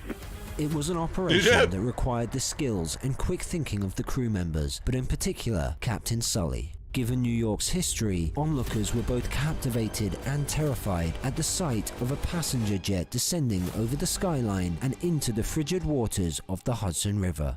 Miraculously, the plane made a smooth landing as Captain Sully expertly put to use all his years of experience. As we hit hard, but the deceleration while rapid was uniform. And based upon the forces that Jeff and I felt in the cockpit as we slowed to the stop, it was obvious this man's a fucking hero. It was floating and people were probably still okay at that point. However, the danger wasn't over. The plane was sinking, and if people weren't evacuated immediately, they would either drown or quickly succumb to hypothermia. I opened the cockpit door and shouted one word: evacuate. In the end, all 155 passengers and crew members on board were rescued, with only a few sustaining minor injuries. But it was an agonizing 4 hours until I finally received word officially that everyone was accounted for, and only then were my immediate duties completed. The event would later become known as the Miracle on the Hudson, with the entire crew, Captain Sully and First Officer Jeffrey Skiles rightly being hailed as heroes. The US Airways Flight 1549 disaster serves as a reminder of the importance of experience, skills, and quick decisive thinking in crisis situations. Wow. In this video, you witnessed horrific aircraft disasters caught on camera. I get goosebumps, man. It makes me cold. With its own unique story of tragedy and heroism. These events remind us that safety is paramount when it comes to air travel. So which of these airline disasters shocked you the most? Leave your thoughts in the comments, leave a like, and hit that subscribe button. Until next time, on Disaster Zone. From a pair of birds flying into a Boeing 757 engine in Manchester, England, and a risky mission in the Gulf of Mexico that almost crashed a Coast Guard helicopter, to a nervous Korean man who opened the emergency exit as his plane was landing, and a military plane in Australia that narrowly missed a high-rise office building. Here are 10 of the scariest aviation moments of all time. Not as cool as I wanted it to be, but hey.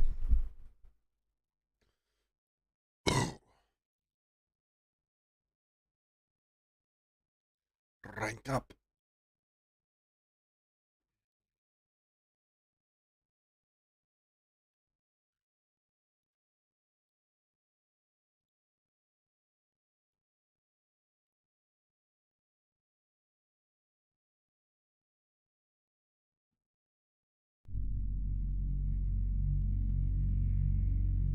What the fuck is this bitch doing? Right at your house? Looks like she got beat up though. This footage was captured in Flint, Michigan on April 24th, 2023. The house had 2 Ring cameras, one above the garage and the other was a Ring doorbell camera. Around 10 p.m., a man in a red jacket and another person just behind him are shown walking up to the house's front door. Before knocking or ringing the doorbell, the man in the jacket immediately starts trying to break down the door.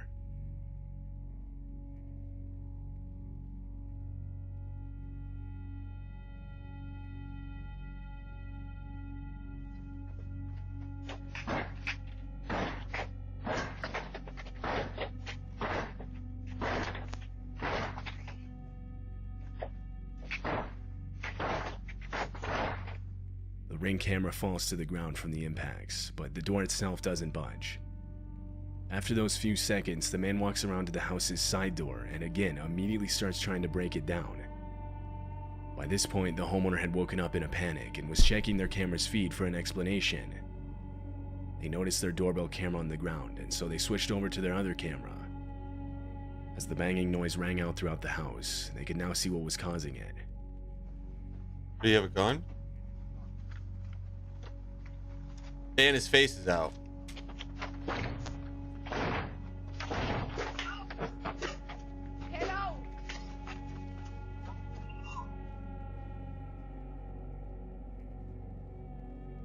The homeowner's voice coming over the speaker was enough to scare the 2 men off. Police were called out to the property. When they reviewed the footage, they noted that one of the men was armed. What these 2 men planned to do with the people inside if they had successfully broken in is unknown. It's unclear if they were ever identified by police. This clip was captured at 3 in the morning on April 9th, 2023. It happened in Albuquerque, New Mexico. The homeowner was sleeping when the clip was recorded. It wasn't until he woke up and saw a notification on his phone that he found out about it. He reviewed the footage, horrified. This is what he saw. A woman is shown trying multiple different keys to get into the house and even looking around for a hidden one. You got beat up.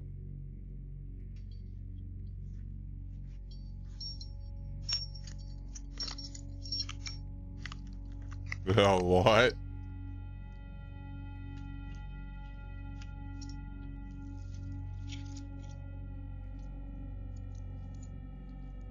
That's my key.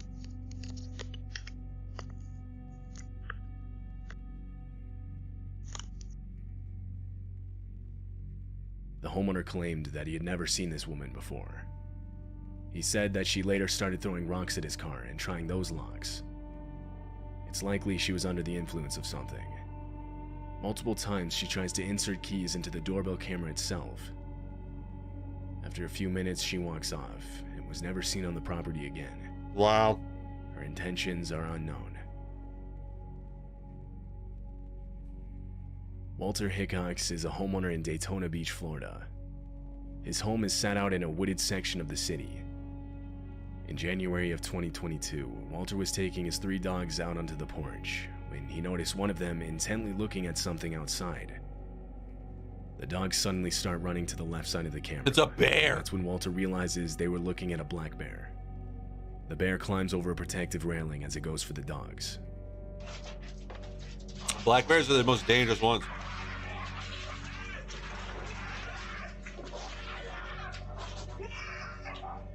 With barely any time to process what he was seeing, Walter lunges at the bear as it goes for his dogs. He manages to push it back before he shoves a nearby chair in the doorway, preventing it from attacking again. Wow. He yells out that he was attacked by a bear as he brings his dogs back inside.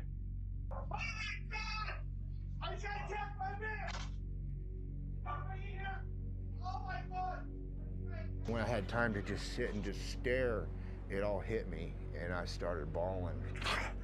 I couldn't believe how close to death I was, and I did it for my dog. Walter received minor injuries from the bear.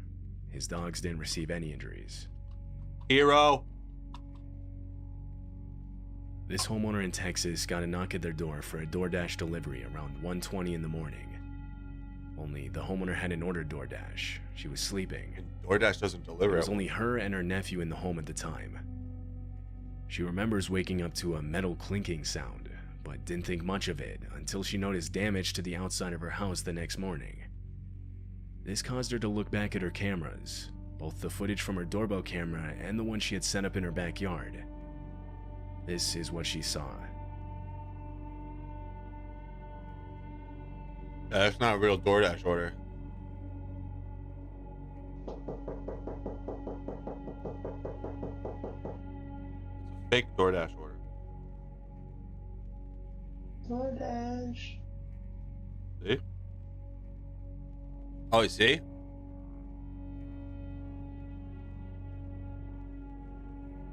The first video isn't as concerning. A woman standing at the door claiming Told to you. be with a DoorDash from 1:20 Fake. a.m. to 2 a.m.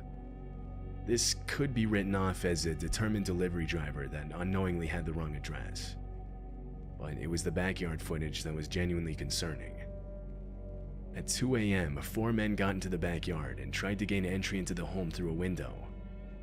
It's likely they planned on entering through the front door by ambushing the person that opened it for the DoorDash delivery. But when no one answered, they resorted to trying the I'll back never door, open while the door fake for someone I DoorDash don't know. deliverer stayed out front as a distraction. However, fortunately the men would be unsuccessful and are shown running away from the house on the backyard camera. The 4 men and the woman at the front door were all seen leaving the area together in a dark-colored sedan. They were never caught by police. If I was her, I would never show my face around that area ever. In June of 2019, multiple homes in Chicago got a visit from a man claiming to be an investigator known as Jeff Rushmore. The only problem is that man doesn't exist. He was impersonating an investigator with the local police department, fully equipped with a fake uniform, a fake badge, and fake police radio chatter. Yeah, This dude. Ring It camera- was like they were faking. A woman was at the door pretending to be DoorDash at 1 in the morning. Any fucking person with common sense would go, DoorDash doesn't run at 1 in the morning. So I wouldn't open the door. And it turns out that they were just going to ambush them through that front door with those 4 guys. I caught him performing the act. Can you open the door?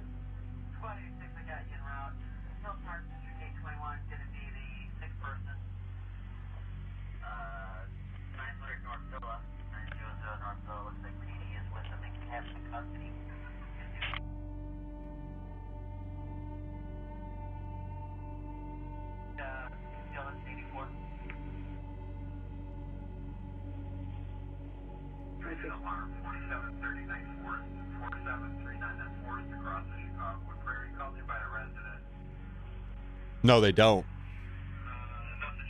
It was fake. And this guy's fake. He's not a real cop. The homeowner doesn't answer the door, yet the man stays in character, even faking a call back reporting the unresponsive homeowner. Another home in the area equipped with a Ring doorbell camera shows the same man. This time the homeowner does open the door. Oh, shit. I'm scared.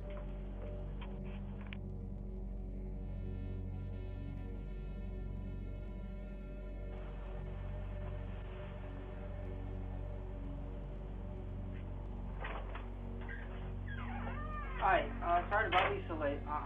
Rushmore with the Winfield Police Department. I'm an investigator. One of your neighbors down the street reported a missing. The video cuts out there. The man explains a missing person case, and when the homeowner says he doesn't know anything about it, the interaction ends. What the The motives fuck? behind him impersonating an investigator are unknown. Often there are cases like this where the man is simply trying to get people to open their door thinking they're safe, but proceed to rob them, or sometimes worse. However, he doesn't do this. No one knows his motives. One commenter What a said, fucking weirdo.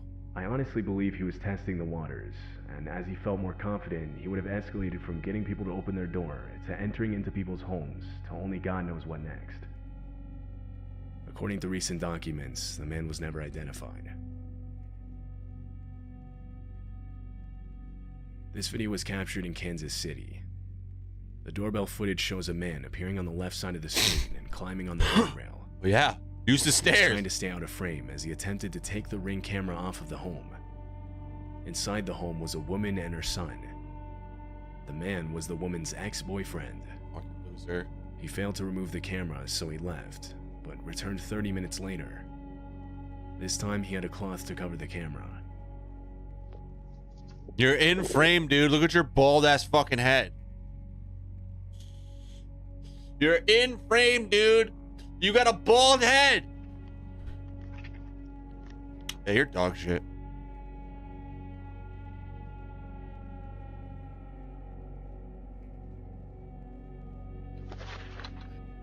Three minutes later, the homeowner's son ran into her room, frantic, telling her their car was on fire. Police and firefighters were called to the scene, but not before the fire destroyed their car and most of their home. Marianne, an expert in abusive relationships, responded with, "Abusive relationships are about power and control, and when that power and control is taken away or it's minimized, then what we see is those efforts are escalated to try and get them back." Police are currently looking for the homeowner's ex-boyfriend seen in the video. Currently?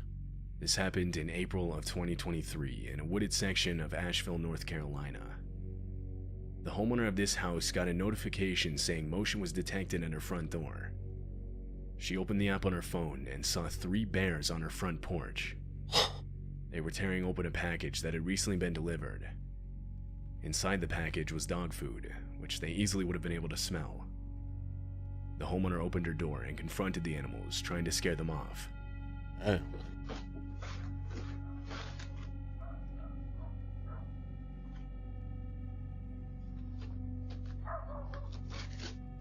Like one of them ran away.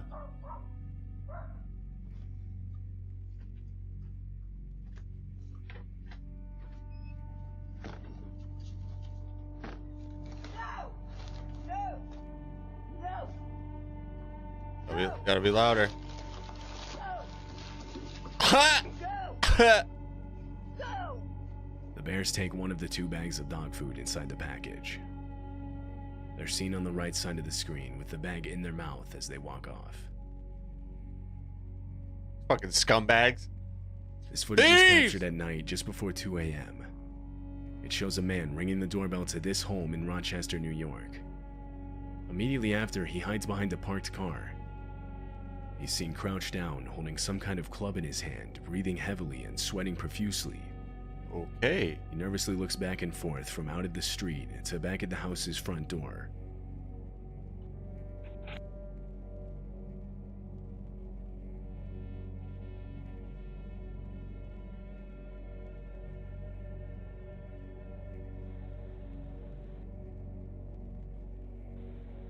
What is he doing? Looks like he's hiding from something.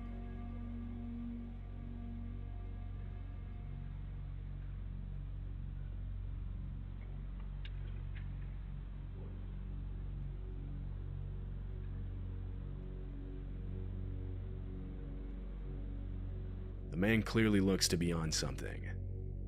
When he realizes no one was going to answer the door, he walks away. Another minute passes when a voice yells out that the police are on their way.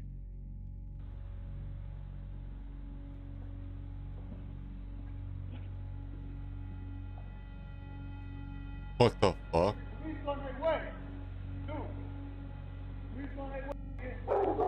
It's unclear whose voice this is. There are 2 main possibilities here. Either this man was hiding from someone for one reason or another and he was trying to get inside a house so that he wouldn't be found, the voice being the person he was hiding from. Or he was trying to bait the homeowner into opening the door where he then planned to do who knows what. The voice here being a concerned neighbor that saw what he was doing. Either way, the man most likely did not have the best intentions.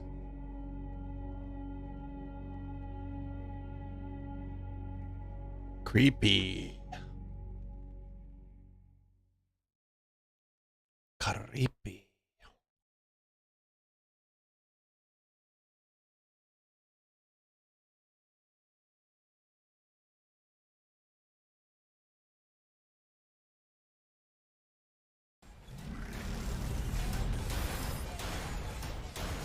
I'm using the wrong one. It's this one. There we go. Oh, don't crush me. Oh, it's still dead in slow motion. Oh, how embarrassing.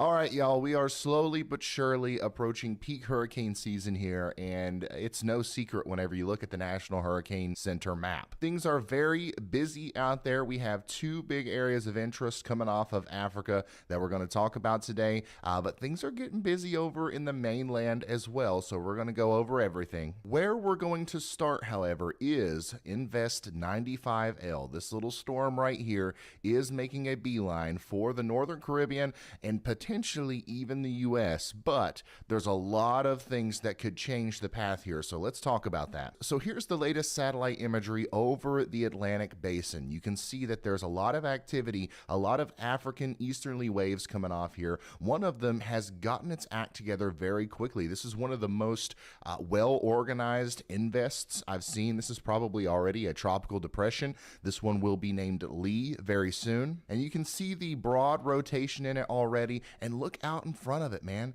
No wind shear. This thing is going to go into a prime environment that's literally made to make hurricanes stronger. I'm telling you, there's nothing stopping this thing from becoming a major hurricane, and I have full confidence that it will become one. And it's not just me that thinks this. Obviously, some of the forecast models do as well. Here is the GFS model, and there is our area of interest. This will be Tropical Storm or Hurricane Lee at this point. Thursday, September 7th, around 11 a.m.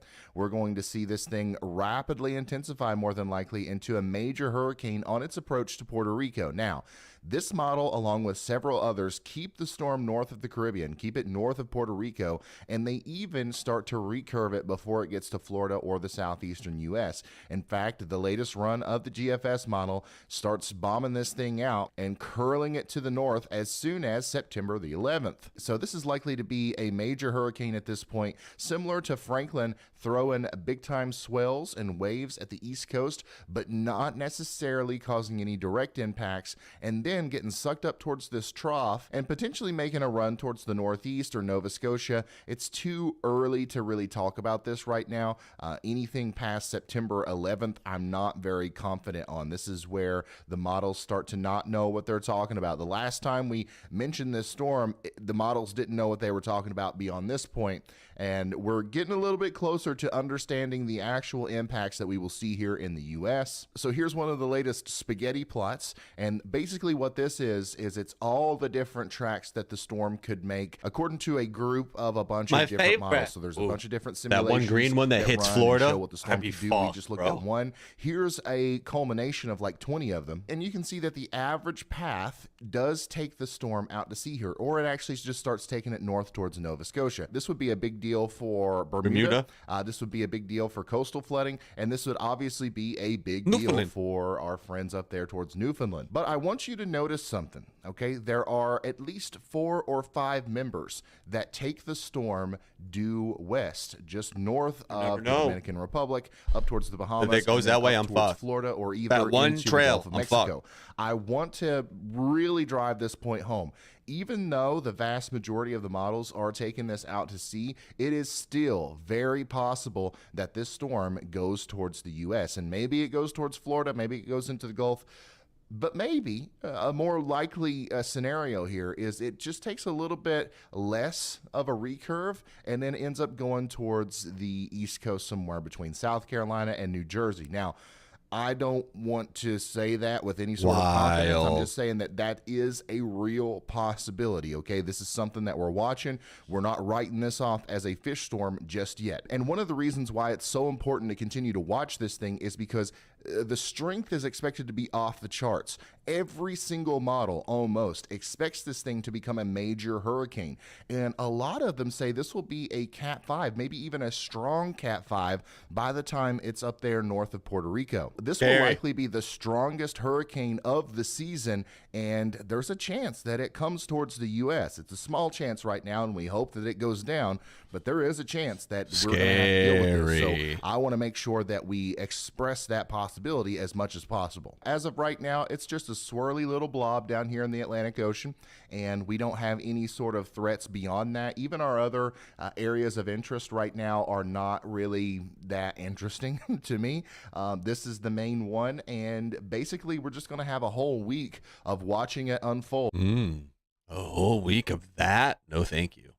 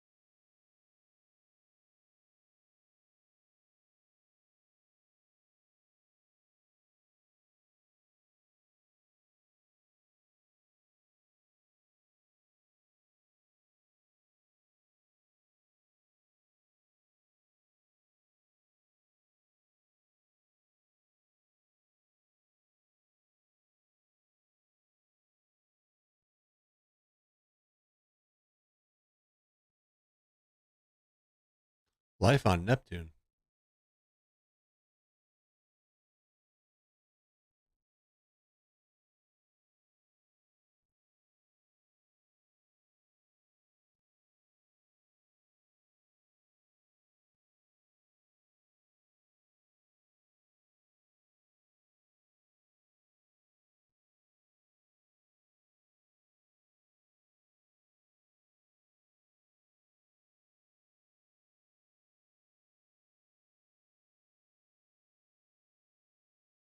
I get the button to come up on the side. Like, what the fuck? Save. To watch later. I don't understand why the buttons don't pop up sometimes. Oh, there it is now. Now it wants to pop up. Fucking assholes.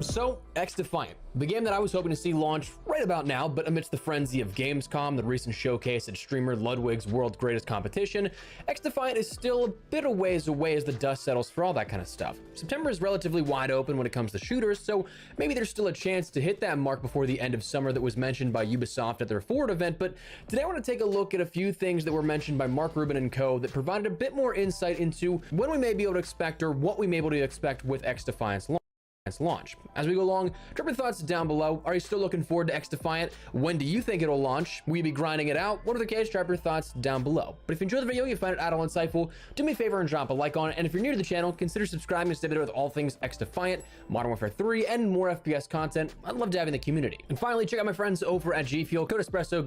So up until this point, the two prevailing theories in the last month or so was that X-Defiant, following the long-awaited end of summer timeframe that we were granted, was that Gamescom and a recent World's Greatest Competition hosted again by streamer Ludwig would have been prime real estate for X-Defiant's launch. To me, Gamescom felt absolutely the most logical location to, at the very least, drop information on when we'd see the launch of the game. I mean, it's a global scale event showcasing games from around the industry, all types of different genres of games, a ton of first sneak peeks for the world, exclusive information and all. And I mean, for us here on the channel, we even tuned into Gamescom for the first look at Modern Warfare 3's gameplay from the campaign.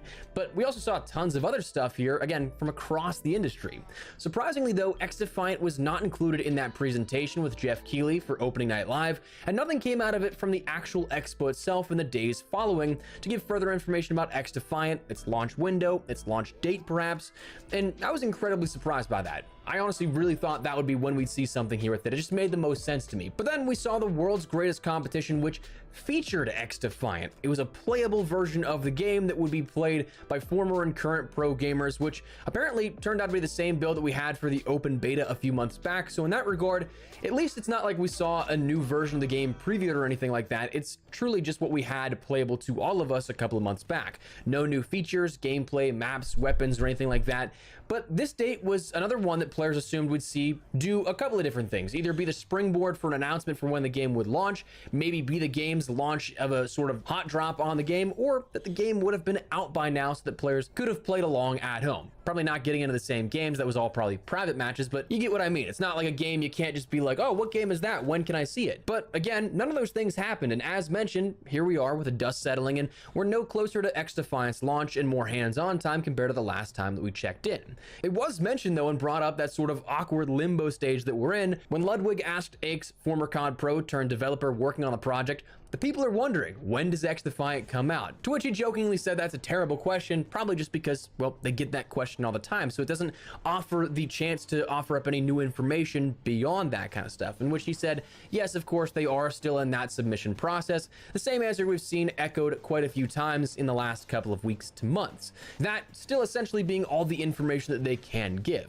Now that said, Mark Rubin, executive producer at Ubisoft and on X Defiant, also chimed in over the weekend saying that the game won't be coming out this weekend, which is now passed, so obviously makes sense, it's not out just yet, and that the game will not be shadow dropping, so you'll have time to preload and more. So that's actually pretty insightful because it gives us a bit more to perhaps build out a more accurate timetable. As we've talked about, the submission process here to go through certification and everything takes upwards of anywhere from a couple of months. We saw the beta end a couple of months ago. We've seen the submission process publicly talked about for a couple of weeks to maybe about a month and a half now at this point, but it is something that we're still in those timeframes and parameters. But with the additional information that we'll see an announced launch date for X Defiant before the game actually goes live, or at the very least just some time to preload so that we see maybe like 2 to 3 days from an announcement to when it actually goes live. That's still additional time that we can add onto the back end here of this. So while we very well could be close to the end of the certification process, we'll still have a little bit of time here in regards to when we actually see that game launch. Now, if it was up to me, obviously I'd do what I just mentioned. Get that certification process done and then drop it as soon as possible after an announcement. So again, like 2, 3, 4 days or something like that, because if they're not going to just say, hey, game's out now, go check it out, giving a little bit of promotional time, that's great, but also you don't make people wait another month or so on top of that. So is this probably what we wanted to hear? Likely not. I mean, if you're stoked for this game and you were hoping to see it sooner rather than later, well, last few months obviously haven't gone in your favor, but here's a few things to consider. This process for approval is something that's legit. I know that a lot of people are like, why can't you just release the game? Because this is how everything works in game development. Release it. Release the game.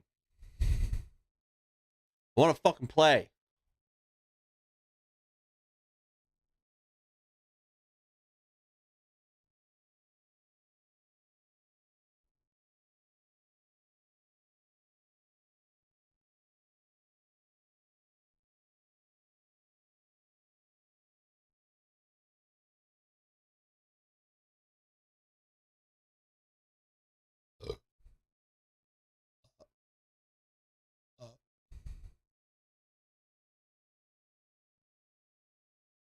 Pay to win garbage. Oh.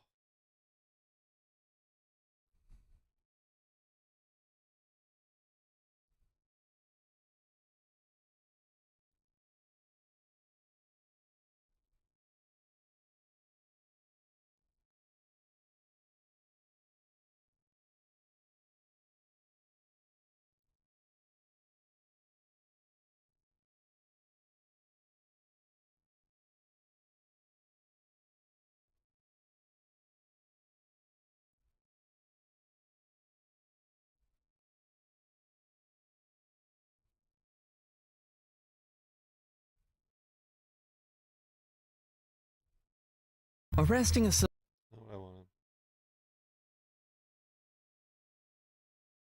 The rise and fall of the dollar menu. They ain't lying, man.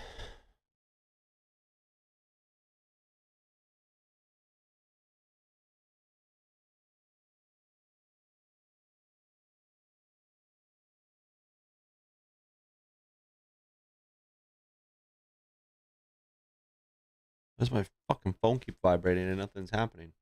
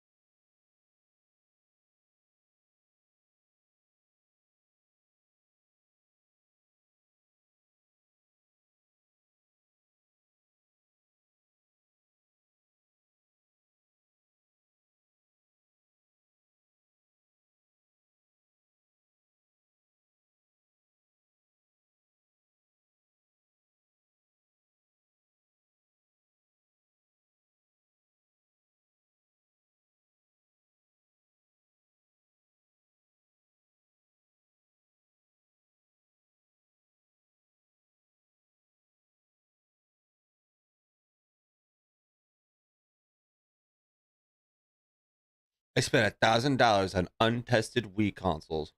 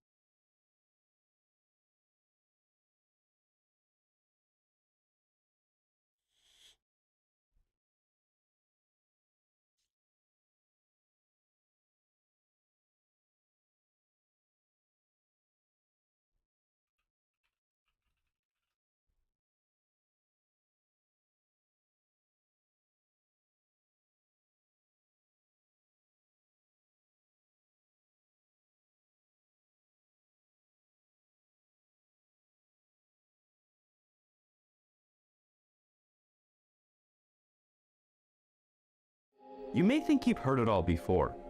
The notorious killers, the gruesome details, the heart-stopping twists. But this case takes it to a whole new level. This pint-sized predator is like nothing you've ever seen before. A child who seems innocent on the surface, but hides darkness within that is all too real. Welcome back to another episode of Twisted Minds. Today we're delving into a case that's sure to leave chills down your spine. We are unfolding the case of the world's youngest killer. And he's not just the world's youngest killer. He's also a serial killer. What? This means that he must have killed at least 3 people to earn that title. Intrigued? Let's get into it.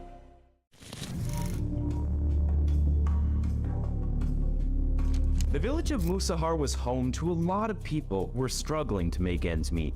They worked long hours in the scorching heat of India, but still, their wages were barely enough to support their families. It was a tough life, but there was one thing that kept them going: the children. The village was teeming with little ones, and they brought a sense of joy and light to the community. They played together, and their games were a welcome distraction for the hard-working villagers who had little else to look forward to. The families in this village were closely connected, and most of them were related. They banded together to support each other through tough times, but it was the children who truly made a difference. The Sada family was spread out across the village. They had lots of cousins, uncles, and aunts who were their neighbors. They didn't need to go far to see their family. In this close-knit community, the Sada family thrived. They knew that they were never alone, and their family and friends were always there to support them. And so, despite their hardships, they lived a joyful life in the village that they called home.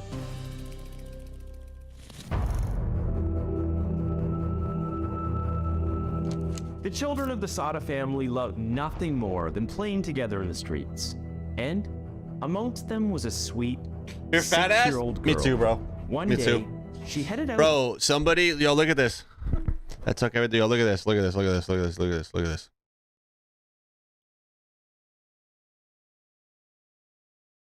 Look at this. Look at this. Look at this. Look at this. Look at this. Look at this.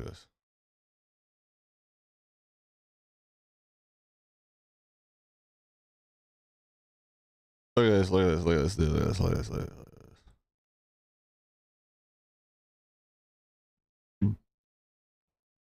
Here's the clip. I think you were here for it.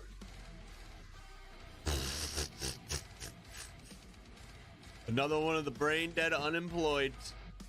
They're unemployed, buddy. Right? That's the clip. This dude said, lose some weight. And why is your room the size of a Chinese restaurant bathroom? He told me, he said, lose some weight. Look at me. Do I look fat? Like, do I look like I'm overweight? Like, legit. Do I look fat? Like, what the fuck? That's what I'm saying, bro. Lose some weight. And why is the room the size of a restaurant bathroom? Bro, I ran around my room earlier. I got this comment live, dude. I was running around my room going, can you do this in a Chinese bathroom? Can you do this in a Chinese bathroom? Like, bro, fuck off, dude. Bro, everybody, they're like, yo, the brain dead peep. They are, bro, because it's just a clip, bro. Like, we have a running gag that people who put ladders and shit in their cars, like there'll be a car like this, but there'll be ladders through and 2x4s through the windows on both sides. You know what I mean? And we're like, yo, these people are brain dead. These people are so brain dead that they have to be unemployed. There's no way that this person is smart enough to get a fucking job. You know what I mean? Bro, the bed, bro. Someone was trying to put a fridge in a fucking sedan yesterday, dude. I still have to get that clip and I still have to put it up, but it's like, bro, like, it's just a clip, man. Apparently I'm fat. Bro, I've been called a retard like 4 times in the past 2 days, to the point where like it's starting to become part of my fucking vocabulary. Like, it's just happening to me so much that it's slipping. I'm starting to say it in a mean context now because I'm hearing it so fucking much. It's fucked up. It's honestly fucked up, dude. I'm gonna get myself canceled before I fucking even become anybody. That clip, dude, those clips from this morning, dude, I got 18,000 views. Refrain, brother. That's what I'm saying, man. Like, I'm trying. I stopped myself yesterday. I was like, you know what I mean? So it was so fucking funny, bro. I was like, damn, dude, they're starting to get me. They're starting to get me, dude. I can't use it like that in that context, but it's starting to seep into my fucking pores. So their toxicity, they're like real toxicity. You know what I mean? Like, what I'm doing is toxic, but it's not like real. You know what I mean? Saying a random person, like, these people are defending they're like defending strangers.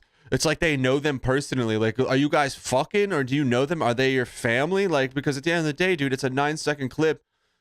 You can't really determine what's happening in anything with that. Like, it's just a fucking clip, and I have to explain, like, yo, I'm a reactor. Like, this is just me reacting, like, I'm unhinged, like, on the internet, and this is what gets me views. And, like, then they get even more mad, and I think it's just great. It's just great. It's just fucking, it's crazy, man. For her usual playtime. Lose weight, dude. But after the game, I'm a skinny dude. Like, I got days passed. I got fucking lines right here and shit, bro. Like, I ain't a fucking fat guy. The villagers took notice, but they didn't want to intrude on the family's privacy, assuming that they had the situation under control. I ain't a fat dude. This was the way of the village. Not anymore, at least. People respected each other's boundaries. They used to be 300. And didn't pry into their personal affairs. That's why I don't mind talking about fat. Not long after the about fat people, because I used to be fucking huge. The arrival of another baby girl. I know what it's like. I lived it. I lived it for years. Soon after her birth, this little girl also disappeared. The family was devastated, and the whole village was in shock. How could this happen again? The mother had carried this precious newborn for 9 months, but now she was gone. It was hard to believe that this could just be a coincidence, but someone took away her new ray of hope. There seemed to be no explanation regarding the strange things happening. The Sada family did not say anything it's just so weird, bro. regarding the case. I just be chilling. The family remained tight-lipped about the whole affair, refusing to divulge any information to other villagers. As if she had got people telling me that I don't have a job and that I fucking live with my parents in their basement, and I'm like, there's a fucking window right here, dude. I'm above ground. That's a logical fallacy there, bucko. Like, how you gonna tell me I live in a basement? There's a fucking window right there, and it's not like high up either. If I was in the basement, the window would be like up here. You know what I mean? Like, it wouldn't be fucking level with me. It would be higher up, and I would have to reach up to get it because I'm in a basement. But I'm not in a basement. I'm in a room. I'm in a room that's in a house that's on sea level, or whatever sea level is supposed to be for a house. I don't know, dude. I don't know. From their family, her disappearance seemed not to matter to them. To onlookers, It was a baffling Yeah, we don't have situation. basements in Florida. How could anyone We have be so attics. nonchalant about the disappearance of... That's another thing, dude. We don't have basements in Florida. Joke's on them. Joke's on them, dude. We don't even have basements, dog. one of their own children. There were no visible signs of grief or mourning, no tears shed, and no story shared about the two young girls. It was as if they had never existed in the first place. They began to wonder what was happening and why they behaved this way. Two young girls just disappeared from the face of the earth, and no one was saying anything about it. Fate had other plans, and tragedy struck the village once again in 2007. This infant was a 6-month-old baby girl. However, this time, the victim was not a member of the Sada family, but a sweet, innocent baby girl named Kushba. Kushba's mother had dropped her off at the village primary school, thinking it was a safe place for her to be while she went to work. It was meant to be a safe haven, a place of security and love. But when her mother returned to pick her up, she was met with a nightmare. Kushba was nowhere to be found, snatched away in the blink of an eye. Murdered. As soon as the mother realized her daughter was missing, she had to find her baby, no matter what it took. Without a moment's hesitation, she sprang into action, running frantically around the village and asking anyone she met if they had seen her little girl. About to have a shower? No problem, bro. We'll be here. Any clue, any hint of where her daughter might be. But no one seemed to have any information. The staff at the primary school, where her daughter was last seen, was just as confused and worried as she was. They had no idea how the child could have disappeared without anyone noticing. Desperate to find her missing daughter, Kushba's mother scoured the entire village for any leads. No one seemed to know anything about the little girl's whereabouts.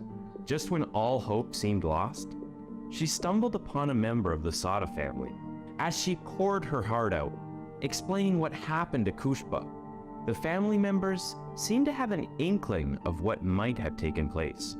Without hesitation, they accompanied the mother to the police station to report the missing child.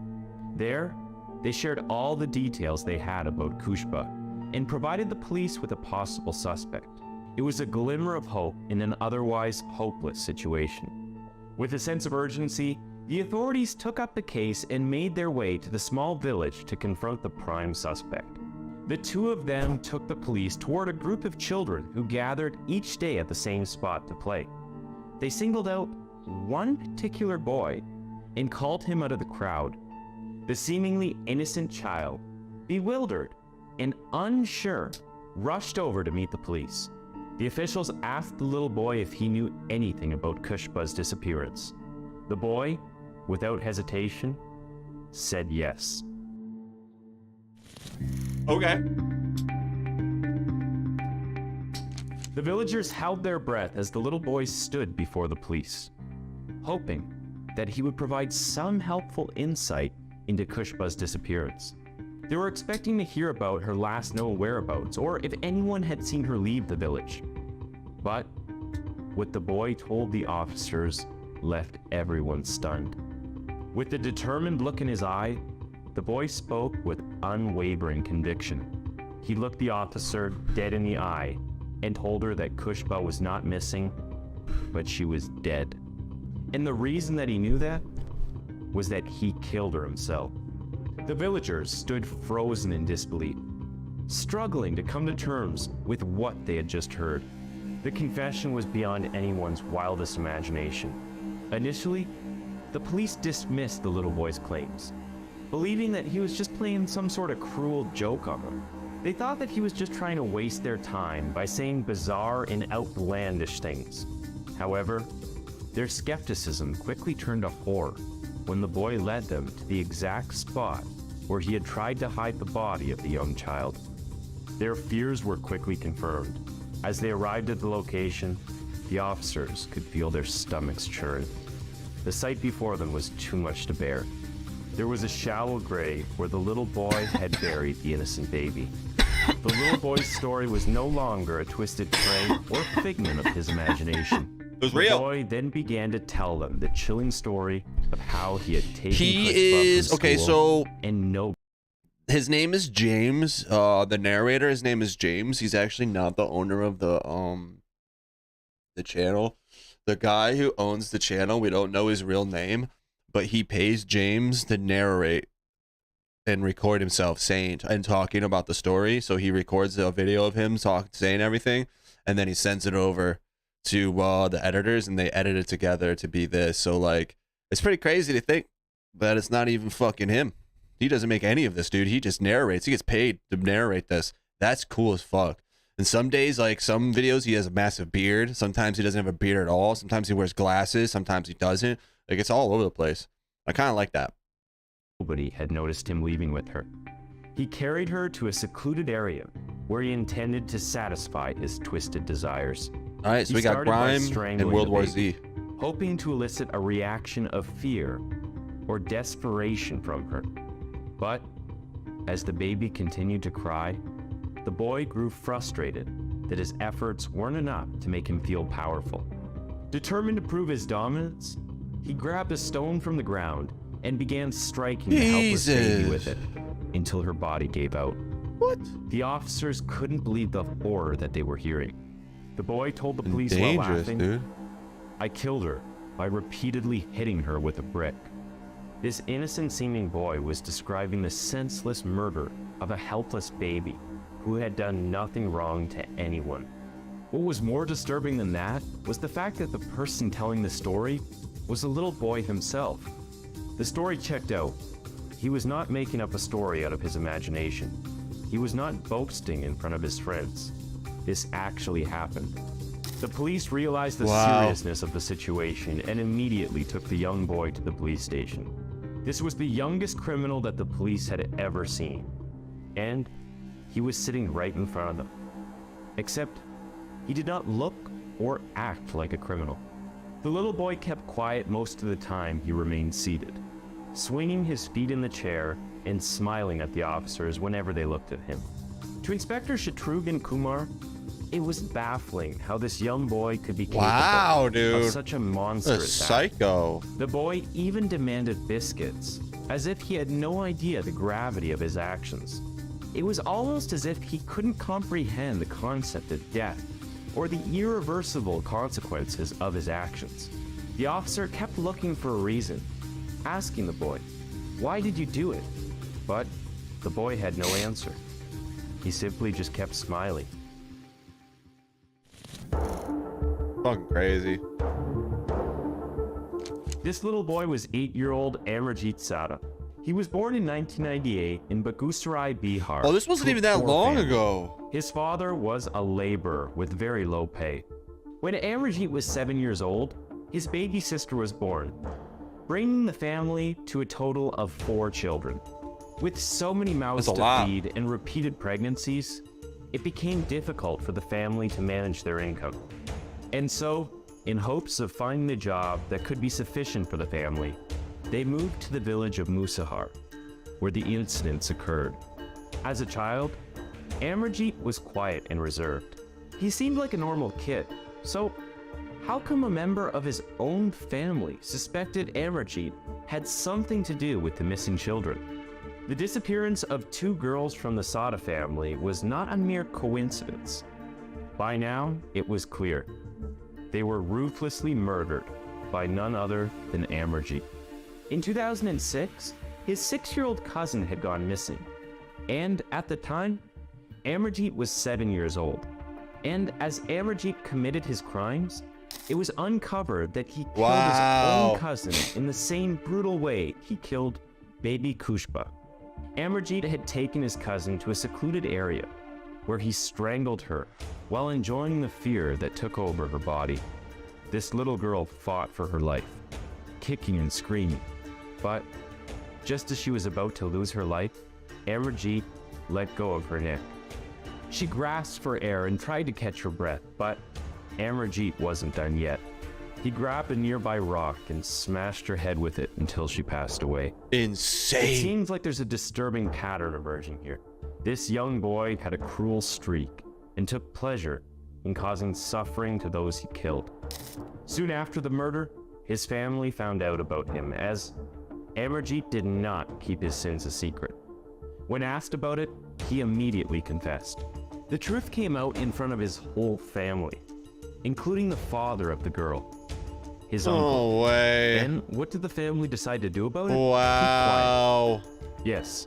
Sadly, the family considered it a family matter, and so they thought they should keep this information to themselves and not get any third party involved. They could have saved other people's they chose lives. to protect the boy. But they chose to protect the boy. That Amarjeet was too young to fully grasp the idea of death, so he didn't really understand what happened. His family talked to him and tried to help him understand, and then they all tried to move on from the sad event. They hoped that Amarjeet had learned from what happened and wouldn't do anything like that again. A decision that they quickly regretted, because it led him to becoming the youngest serial killer in the world.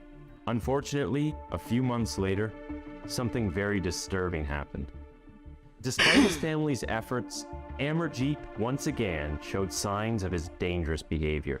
This time, he turned his attention to his own home, his own blood, his own family, his little sister. Amarjeet's mother had put his newborn baby sister down for a nap. Seeing her sleep so peacefully, Amarjeet went over to her. He took her out of the house to an isolated area and repeated the same thing with her.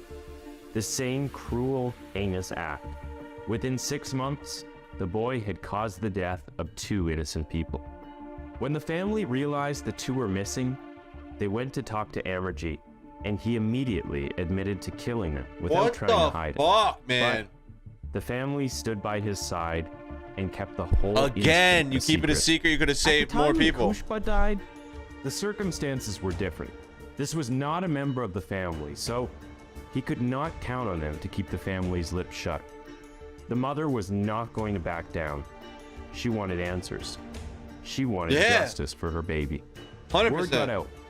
Police got involved, and the boy was taken into custody. Fucking Jesus Christ, lock this dude up. Lock this kid up until he's 98. Speculations regarding the family's decision to sweep everything under the carpet. Some say the reason why the Sada family did not report the boy who killed their daughters was to shield him, as in certain families, boys are seen as valuable assets, while girls are deemed to be burdens.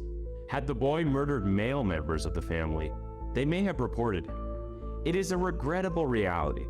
And of course, there is a possibility of him being subjected to severe abuse by his family throughout his life until that moment, which might have been the source of his sadistic tendencies. After all, where does such a young boy learn of such heinous acts? According to the laws in India, Amarjeet was too young to be held accountable for his crimes when he committed murder. As a result, he was sent to a juvenile home, where he was isolated from others. Medical experts who treated Amarjeet discovered that he enjoyed hurting others and suffered from a behavioral disorder called conduct disorder. The condition can cause kids to become antisocial and can lead to violent acts such as murder, assault, or sexual crimes. The hope is that the years of treatment and therapy that Amarjeet received while in the juvenile home helped him out. When he turned 18, he was allowed to leave. What? After his time in the juvenile home, Amarjeet was released with a new identity, and nobody knows where he is now. It's possible that he's still living in India, but he's likely using a different name and living a different life. Seeing that he was born in 1998, Amarjeet would be turning 25 in 2023. Would you consider the rehabilitated 25-year-old Amarjeet as the same person who committed those heinous acts all those years ago?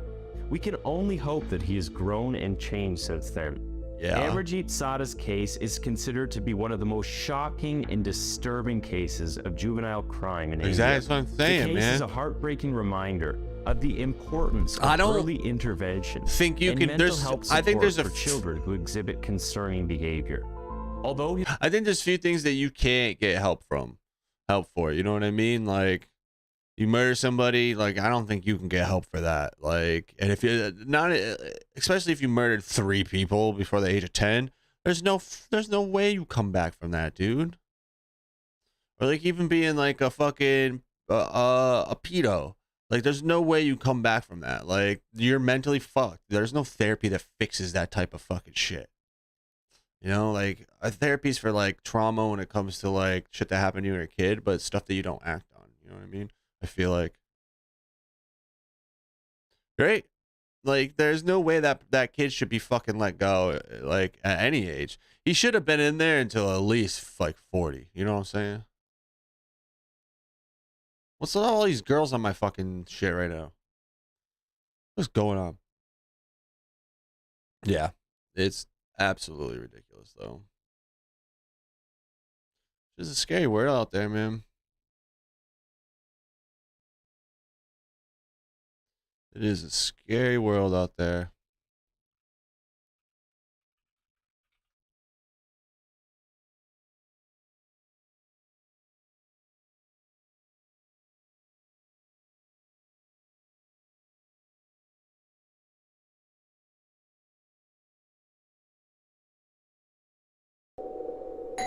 The bell rings. The door opens to a little boy. It's the neighbor's quiet kid. There are signs of worry on his face. Something has happened. The homeowner rushes and frantically dials 911 to get some help. With the roar of sirens taking over the street, the police arrive within minutes at the scene of the crime. The police cars halt in front of a 2-story house in St. John's. Yeah. It is not a pretty sight. The officials do not have to make it through the door to get to the victims. A man is lying face down at the front door, blood soaking his shirt. An apparent gunshot wound on his body. They make it inside the house. No signs of robbery or break-in. As the officials reach upstairs, they find another body. In the bedroom, there is a man lying on the ground in the same way. A gunshot wound here as well. One of these men is 29-year-old Vincent Romero, the father of the little boy, Christian Romero.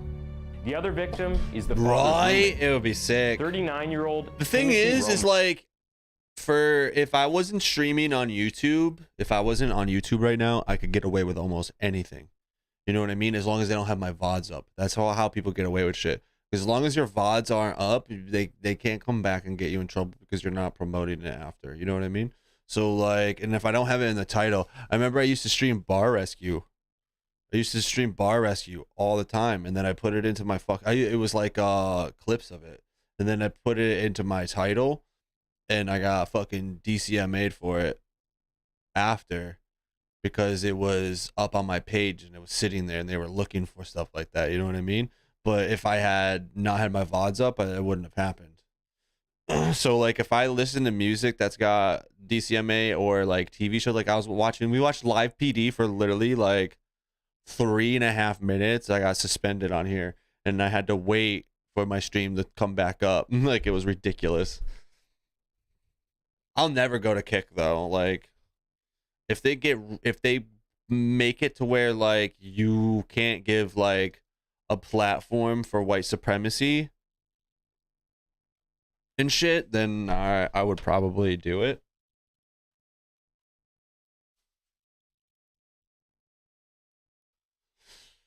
But with the fact that Aiden Ross can have like Tucker Carlson on his stream and he's like a known Nazi, like, and not have any repercussions for it, you can show fucking corn to his audience for fucking no matter how many fucking kids are on his stream or not, he still showed like actual corn to his audience. Shit like that. It's just like, it sucks. Yeah. And it's like Twitch isn't better either, but like, it's not. Yeah, see, I have to censor some of the stuff I say. Like, I don't want to be saying the other one. I want to be saying the real one on YouTube, because YouTube's way stricter with shit. So, but yeah, it's like,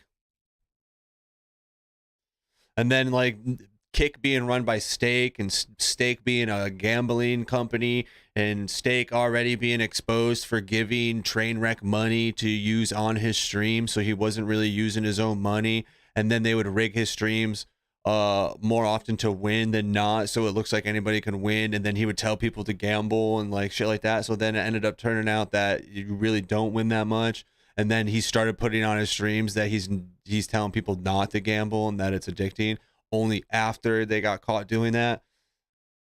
And then when people started getting banned, and then when gambling got banned on Twitch, they made fucking Kick together with Stake, and now if you go on to Kick, all the top streamers are gambling streamers. It's like, what do you want? And you can make 1,000 fucking names and link your same bank account to every single name and gift yourself subs and make you look like you're a fucking baller. It's kind of crazy. It's gonna be like money laundering to me probably by the end. Like, you can, like, what if you're like a dealer and that's the way you get your money? You tell your boys to donate or gift subs. Yeah, dude. It's like, okay, so if I'm a dealer and you want this type of whatever, this type of paraphernalia, and you know, we want to keep it digitally so we don't have cash switching, changing hands, it would be like, all right, so I give you what you want, and then you fucking send me money. Like, imagine.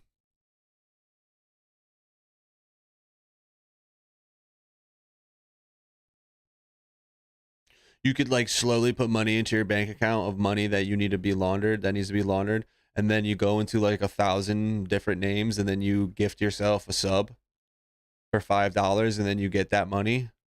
You know what I mean? And then it goes into your bank account like you're a streamer. That's fucking... It could be a real fucking thing.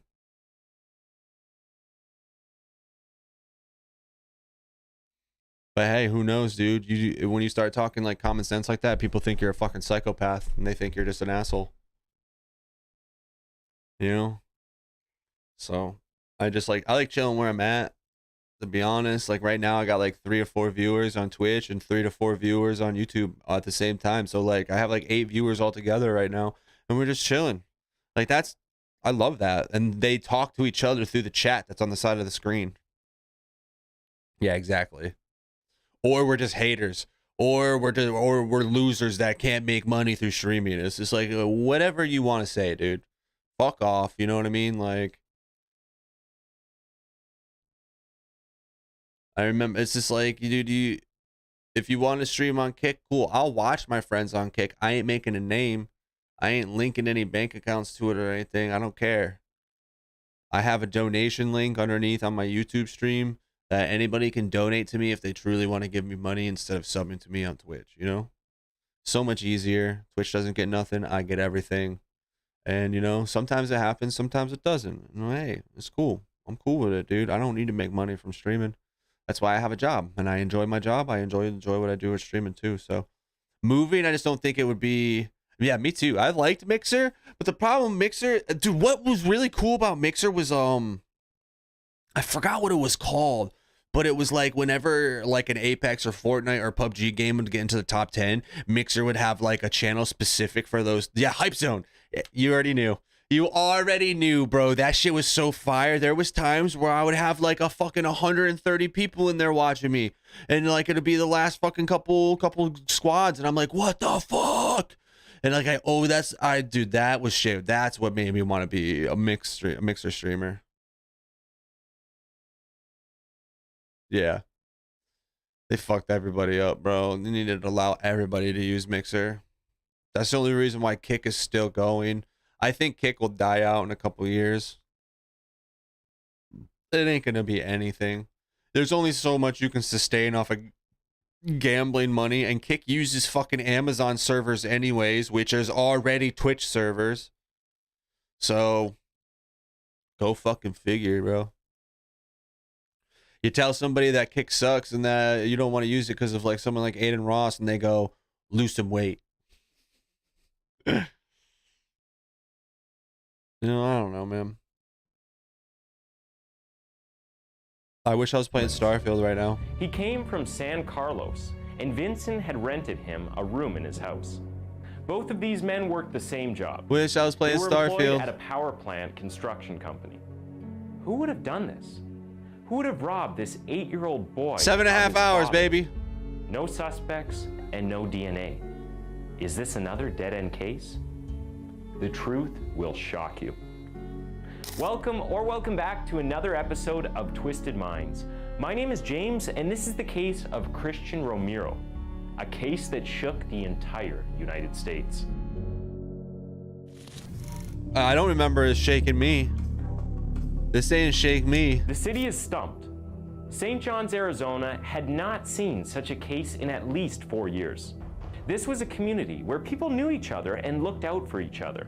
Neighbors and acquaintances. We were are brought shook. into I don't question. remember, bro. No one seems to have any information on the murderer.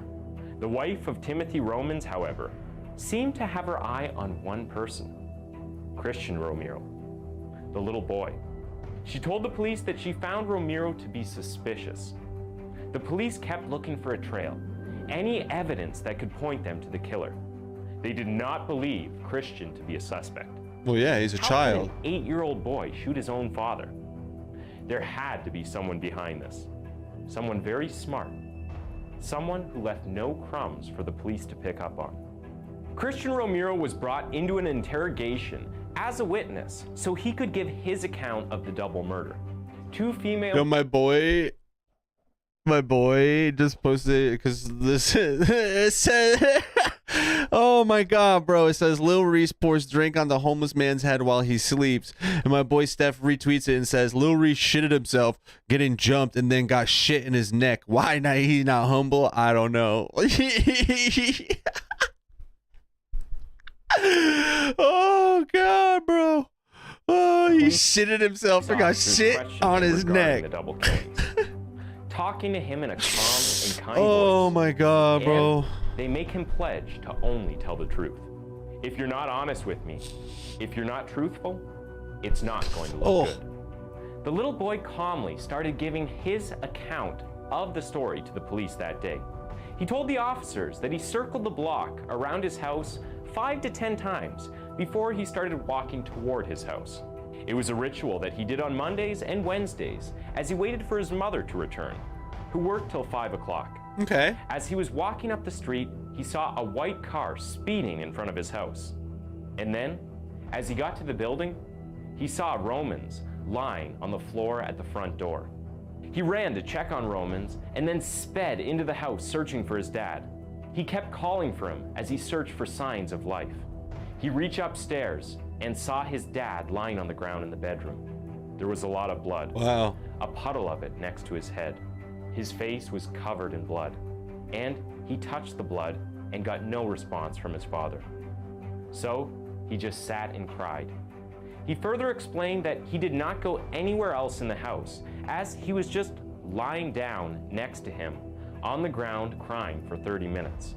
He then ran to a friend's house and confided in the friend's brother. As the other boy rang up his father to tell him the horrifying news, he and his friend called 911. Christian also mentioned that Romero had a truck that was parked in the driveway, and when he saw it, one of its doors was open. The little boy, sitting cross-legged, did his best to put on a brave face and calmly give the police officers a clear account so that they could get ahead on the case and find the killer or killers. They asked the boy if he knew anyone who could have carried out the killings, someone who had something against his dad, a vendetta. The boy told them that while he does not have a name, he does believe that someone bad did this. He pointed his suspicions to some shady people down the street that, according to him, were bad people because they were often seen smoking and recklessly driving around the area in a blue car. The police pressed Christian for further details. In hopes of nudging his memory, they explained the workings of a gun. The officers describe how when a fire is hot, the powder also comes out of the barrel that settles on the shooter's clothes and hands. Then they asked if there were any gunshots that he had heard. The boy denied hearing any shots, saying that the killer might have been in the house when he fired the gun. Well, yeah. After this, the boy said something strange. He told the police officers that he could have some of the powder on his clothes because those guys could have shot in the house and made some smoke, and I could have walked into it. Finding his answer a little mysterious, the officers asked him if they would find any gunpowder on his clothes. The boy was not sure about it, but he did not shoot any guns. Here's where things get even weirder. What the fuck? The officers nudged him for further details of using a hint of intimidation. If you shot a gun yesterday, it would be important that you told us that you shot the gun because we are going to find out, so we need to know. The boy, obviously scared, gave in to the trap. He quickly told the police officers that he thinks he might have shot a gun. When questioned further on the gunshots, he confessed that he made 2 gunshots. And also, he said the killers shot Romans twice. He further detailed that he shot his dad because he thought he was suffering after the incident. And he did not want him to suffer. So he eased his pain by shooting him. What the fuck? Then the officers jumped to the big question and calmly asked the boy, "Did you shoot your dad?" To which the boy replied, "I think so." "Did you shoot him because you were mad at him?" After I shot him once, he was still moving. I think I shot him again. He further went on to admit that he killed both of the men. He took a .22 caliber handgun and shot both of them twice. He admitted to getting in frequent trouble with his dad, especially for lying. What a fucking This was asshole beyond kid, appalling. yo. The boy, who had been brought in as a victim, just confessed to the killings. 2 murders. They had in front of them America's youngest killer. No one was willing to believe that behind this ruthless killing was a little boy. No one could stomach the fact that a father became a murder victim because of his own kin, his own blood, his son. The whole city was in a state of utter shock and disbelief.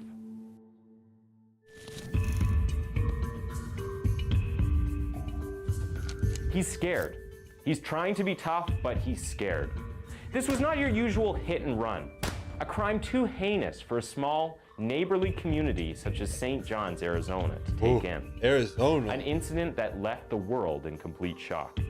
Carlos Diaz, a relative of Christian, commented on the case and expressed his state of shock at the incident. He was an active kid, a very nice kid. This is just shocking.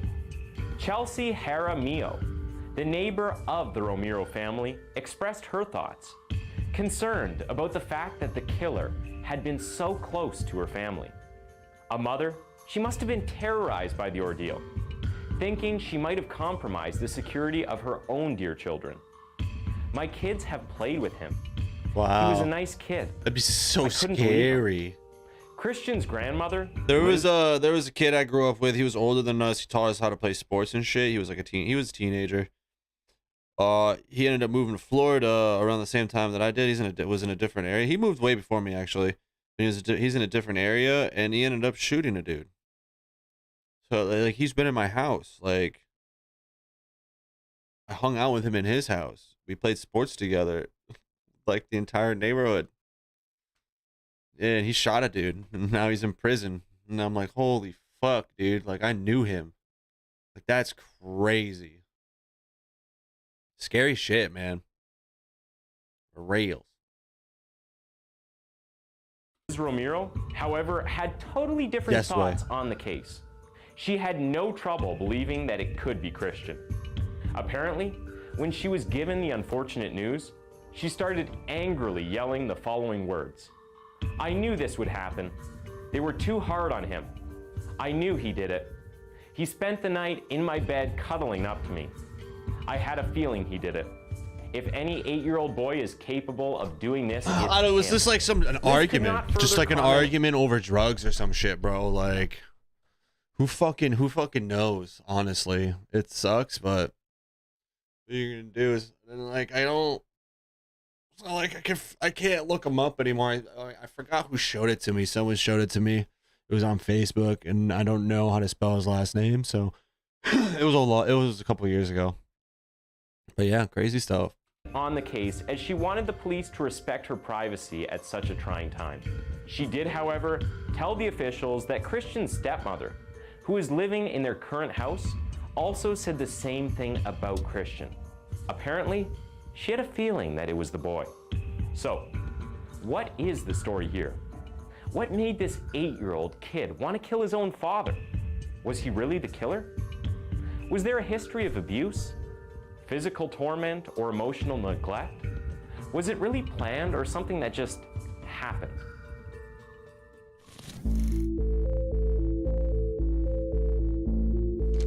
Christian's mother and Vincent had split up long before. Romero had been married since then and had custody of Christian. Christian's biological mother, Erin Bloomfield, was still an active part of his life. As the police further investigated the details of the crime, they found that the first victim was Vincent Romero. The date was November 5th. It was around 5 p.m. Vincent Romero was heading up to his sanctuary, going upstairs when he got hit. Christian shot his father twice. He aimed for the head first and then moved down toward his chest. Around this time, Timothy Romans was outside the house on the porch, talking to his wife on the phone. The hunting rifle did not make a big bang. It only made a soft, toned-down popping sound, making it very possible that the Romans had no idea what was happening inside the house. After shooting his father dead, Christian made his way toward the Romans as he called out his name. Romans told his wife that the boy was asking for him, so he made his way into the house. As he set foot in the house, Christian shot him twice, once in the head and once in the chest, just like he had done to his father moments earlier. The police received the call from the neighboring house at 5:08 p.m. and arrived at the scene a minute later. By then, both men had expired. Christian was considered to be a witness, as they believed he had discovered the two bodies. He was not taken into immediate custody. He was brought to the police station by his grandmother to be questioned on the case.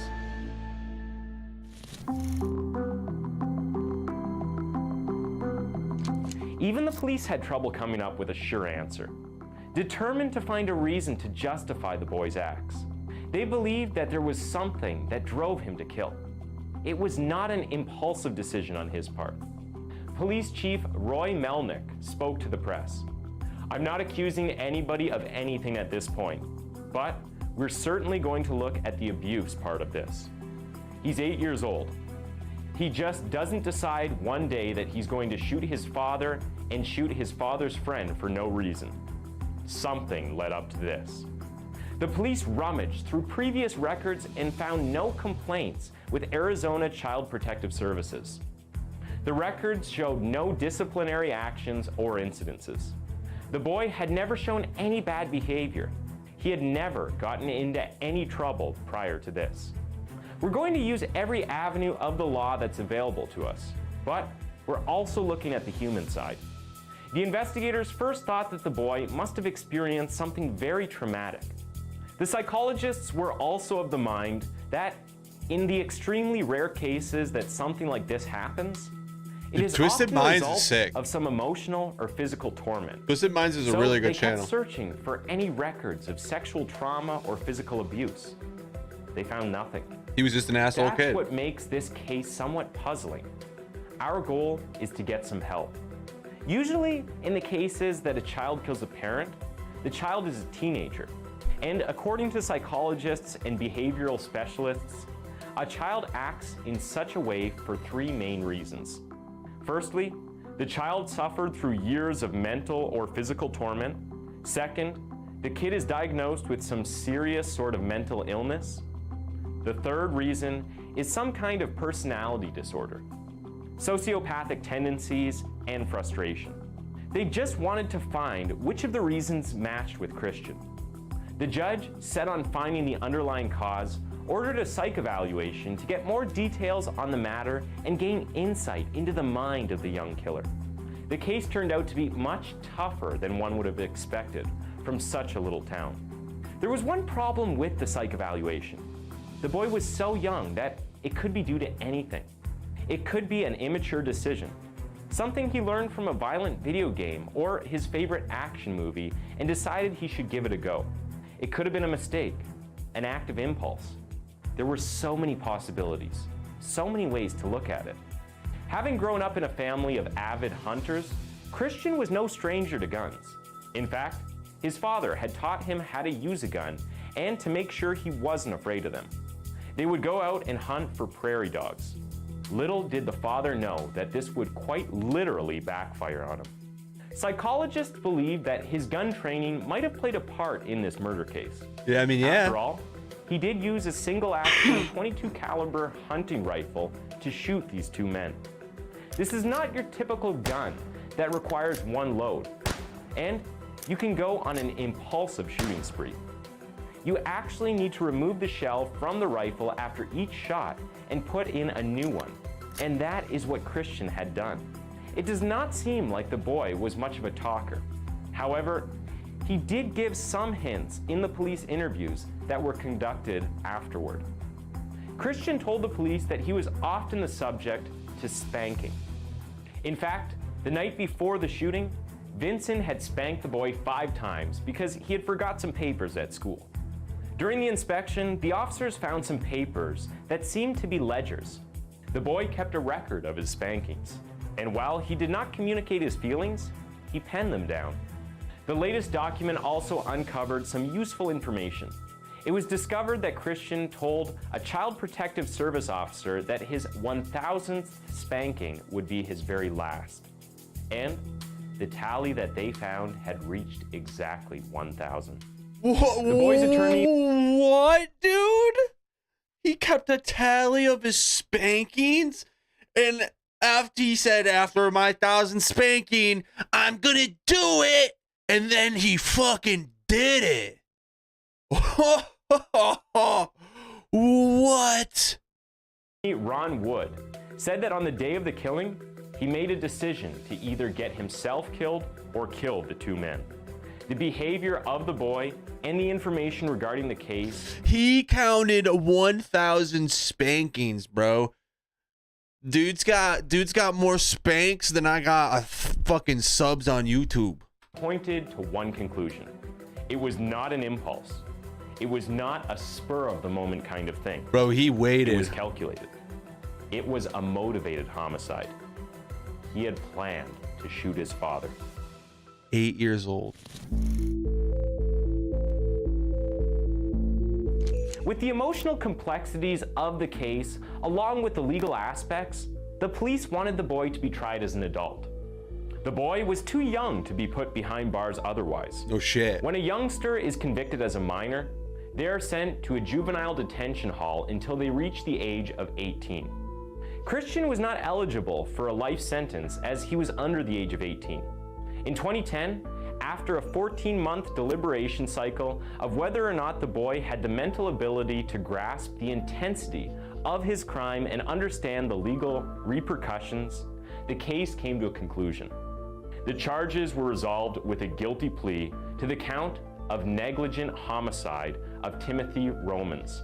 Keeping in view the future of the boy, the judge decided that the charge for the murder of his father should be dropped. The boy would be brought into a foster home until his 18th birthday. He would then be kept in a treatment unit where he would continue to get treated until he reached the age of 21. It is hard to find more details on the case as it has been restricted.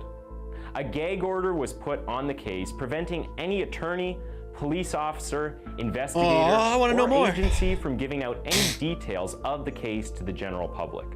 The press is not given a face to the name due to his age. The boy is set to be released on his 18th birthday.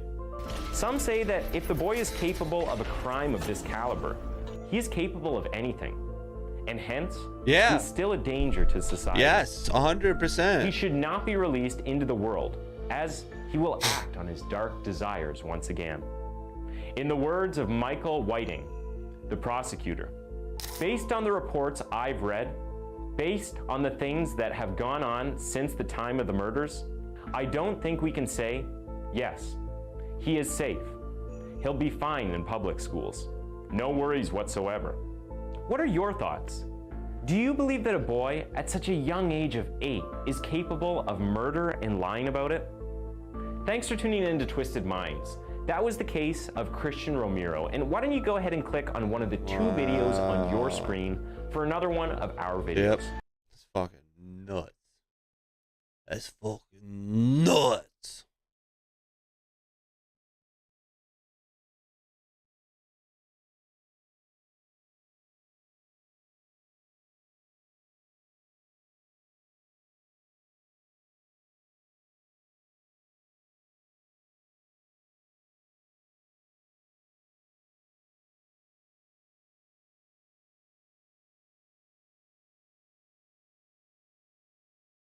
Why am I getting crisis hotline stuff?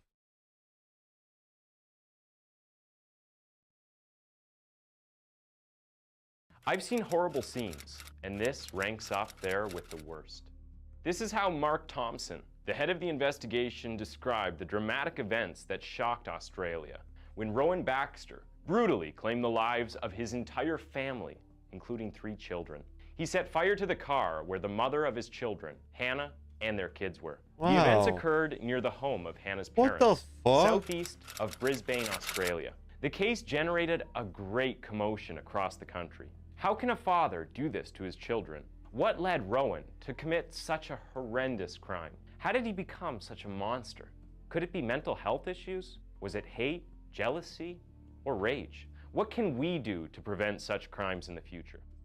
Welcome back to another episode of Twisted Minds. Let's where go, we Twisted uncover Minds, baby. Some of the most gruesome murder cases that shocked the entire world. We'll dig into what circumstances led to this horrific event and what the outcomes were. You don't want to miss what you're about to see.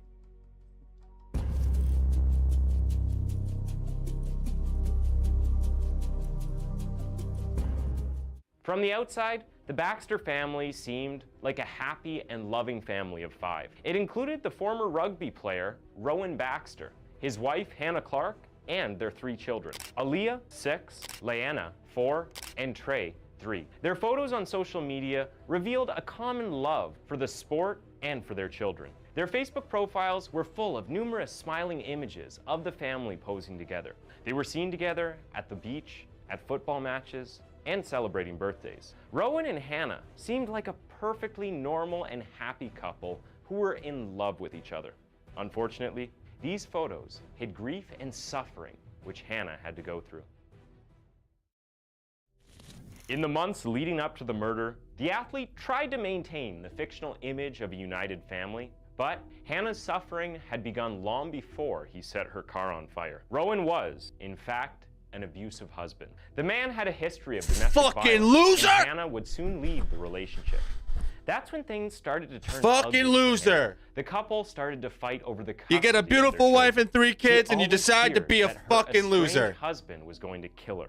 Baxter had been arrested for breaking a restraining order, but was released on January 29th. He was scheduled to return to court on April 8th. Hannah was sure that she'd soon be killed. According to Hannah's mother, Sue Clark, this is what Hannah asked her just weeks before she was killed. When he kills me, he'll be in jail, and what happens to the children? Lawyers assisting Hannah's case described how Baxter left an old iPhone at Hannah's house so that he could hear her phone conversations. She said Baxter heard Hannah call him a narcissist during one of the calls. Louis Bartlett, a businessman who employed Hannah in his shoe store, described how the feisty employee was suddenly confronted by Rowan following her around the shopping center where she worked, fearing for her life. Mr. Bartlett said Rowan would tell Hannah what to wear to work. During a conversation about workwear rules, he said Hannah told him she could never wear shorts because Rowan wouldn't let me wear them. He said Hannah told him she was leaving her estranged husband and was worried about it.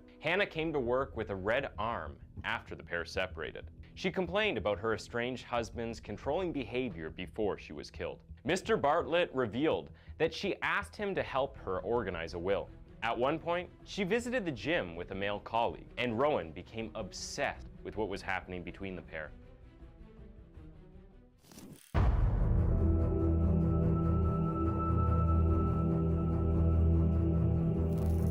At the time of the murder, Hannah's car was parked outside. Hannah and her 3 children were getting into the car to get ready for school. What seemed like a normal day would turn into total chaos. Hannah suddenly saw the car door open and the petrol was poured everywhere. It was Rowan. He found them. He was there for revenge. That's when Rowan set fire to the interior of the car. Everything went up in flames. He stopped his children from getting out of the car. He came up with the plan. He made sure that there were no survivors. However, Hannah managed to get out. By that time, 97% of her body was burned. Several witnesses explained that after getting out of the vehicle, the woman even yelled, "Call the police, call the police. He's trying to kill me. He's poured petrol on me. He's poured petrol on me." People who testified in the case of Hannah Clark and her 3 children recalled the blood-curdling screams of this mother, as well as her pleas to save her children. Wow! One of the neighbors who tried to help the little ones also suffered burns on his face. Immediately afterward, and after trying to prevent the neighbors from helping the children escape the flames, the murderer stabbed himself with a knife in the chest. It was a murder-suicide. Hannah was instantly rushed to the Royal Brisbane Hospital for treatment. Unfortunately, she succumbed to her injuries later that evening. Rowan's plan was successful. He murdered his family for not living their lives as he wanted. What the fuck? During the time when Hannah was in the hospital, she gathered enough courage to tell her story to the investigators. The children failed to escape the flames and died on the spot, killed by their own father, someone who was supposed to be their protector.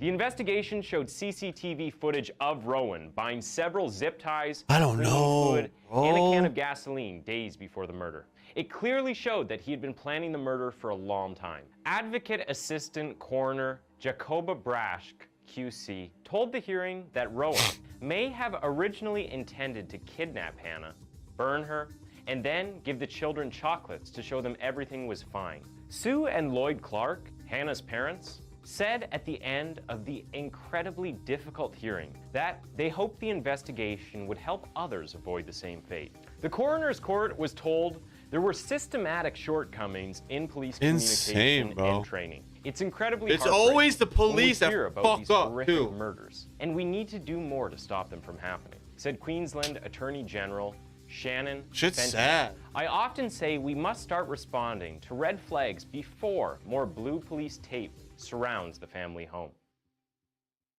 At the moment, it has not been ascertained how the fire in the car, which the family was traveling, was triggered, explained Mark Thompson, one of the investigators. At the moment, therefore, he added, we cannot confirm whether what happened was a tragic accident or a murder-suicide case. But the reconstructions in the newspaper, based on the witnesses' accounts, would leave no doubt. The 42-year-old really wanted to exterminate his family. As proof, and he here's did. a phrase uttered by Hannah, which she shouted after jumping out of the car engulfed in flames. He's poured petrol on me. Furthermore, the couple had been in crisis for some time. They had separated at the end of last year, and she had moved in with her parent. Then, amid 1,000 differences, negotiations for the custody of the 3 children began. If the tragedy of Hannah Clark and her children highlights the lack of protection for victims of domestic violence, it also shows how these victims can be stigmatized. Even though Hannah died within a few hours after the attack, she could give the police vital information about the attack. Deputy State Coroner Jane Bentley released a police body camera recording. Hannah described Rowan's attack as she stood close to her children, who died from the burns inside the car. Earlier, 4 witnesses who had close ties to either Rowan or Hannah before the murder gave evidence at the trial. Witnesses, including Brad Clark, a friend, and a former employer, described Rowan as a man who got away with narcissism and destructive and bullying behavior for years. Brad Clark said he knew Rowan when he played rugby with him in New Zealand and described him as a hot-headed guy with a quick temper and quite aggressive. He often got into fights on the pitch. Mr. Clark noticed that Rowan's behavior was spiraling out of control and tried to get him some mental health assistance, even offering to pay for the consultation. Another witness, Pastor Christopher Ensby, said he met Rowan and Hannah when he went to the gym in Brisbane. He said Rowan liked to train people in the gym until they threw up. He always had to be the alpha male.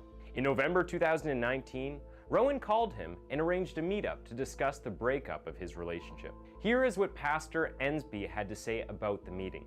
He, Baxter, walked up and hugged me and cried on my shoulder, which was abnormal for him. Looking back, I would say he was remorseful genuinely for his actions and control. I'd say he was remorseful for the fact that he's lost his home life. Later, Pastor Ensby said Hannah contacted him to share some of her concerns about Rowan's behavior. He said Hannah initially denied physical abuse, but felt pressured by Rowan's controlling behavior, including that Rowan wants her to have sex every day. Pastor Ensby said it was the most significant issue she had ever encountered. In a later research by the Daily Mail, Rowan's childhood obsession with porn was revealed as well. Oh, God.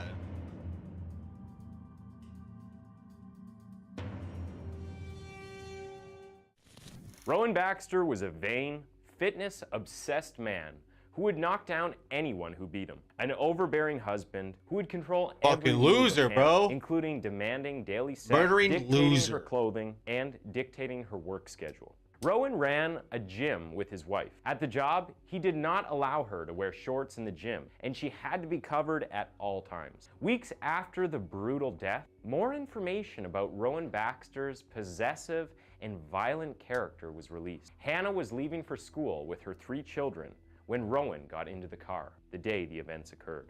He had everything prepared and calculated. He even left notes to explain why he did it. He had turned into a complete monster after Hannah filed for divorce. A friend of Rowan acknowledged that he was a dangerous man in the sense of possession and right over his wife and his children, especially in these last few months. After the terrible crime, some images of Rowan playing with his 3 children in a violent manner were published. This former rugby player is seen grabbing his youngest son by the neck, shaking him, hitting him against the bed, and even pushing him. Rowan and Hannah were locked into a tough custody battle for their children. But the former rugby player's aggressive attitude led his ex-wife to file for a restraining order, which was granted. As reported by the Courier Mail, he was arrested by the police after failing to comply. One of Hannah's best friends, Lou Farmer, also claimed that he had noticed problems in the marriage for years. He was very aggressive,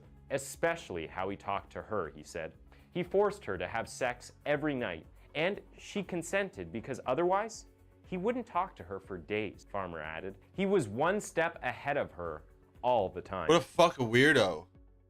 Who wants to have sex every day? Conversations she Like, hadn't told him about. Who truly wants that? He claimed he had some kind I of don't. device to spy on her. At the end of Rowan and Hannah's relationship, he became increasingly verbally abusive, controlling, and dictating. Hannah always knew that he wanted to harm her and her children. Her fears were genuine and realistic. Although having a significant history of domestic violence, Rowan had no relevant criminal history in the eyes of the law. Therefore, there wasn't much that Hannah could do to safeguard her children. It is only in the final weeks that Rowan breached protective orders. According to Magistrate Bentley, there were countless opportunities for intervention. If the law enforcement authorities had been proactive, Hannah would have found a way to make a formal complaint and seek protection.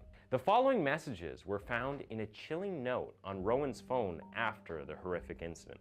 "I'm finishing your game. I don't want to play it anymore. You can't f with someone's life like this and expect them to take it. I have told the kids that you love them. They will miss you, I'm sure." Psycho. I gotta recover, bro. I Rowan do. Baxter's relatives have Gotta revealed fucking the athlete's violent nature. drink some His goddamn cousin, water, Alana sleep. Hampson, told a local news channel that at the age of 14, she ran away from the house where she lived with him and his parents. Hampson revealed that the family had dark secrets, which turned Rowan into a monster. She is now completely estranged from the Baxter family.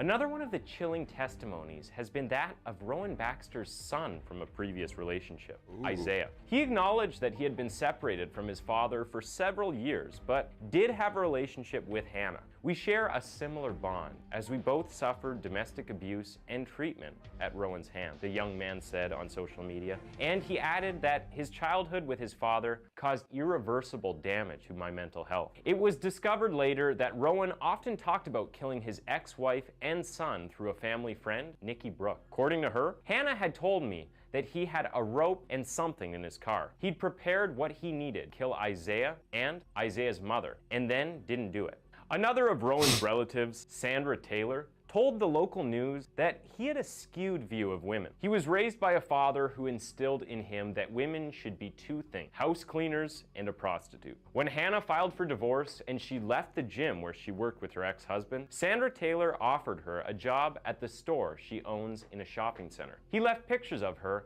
in her underwear out for their kids to see. The moment I got close to Hannah, dog poop started appearing in my garden when I never had a dog in the house. He continually passed by my store to keep an eye on her. Then she began to worry that her life was in danger. Dog poop? She was afraid.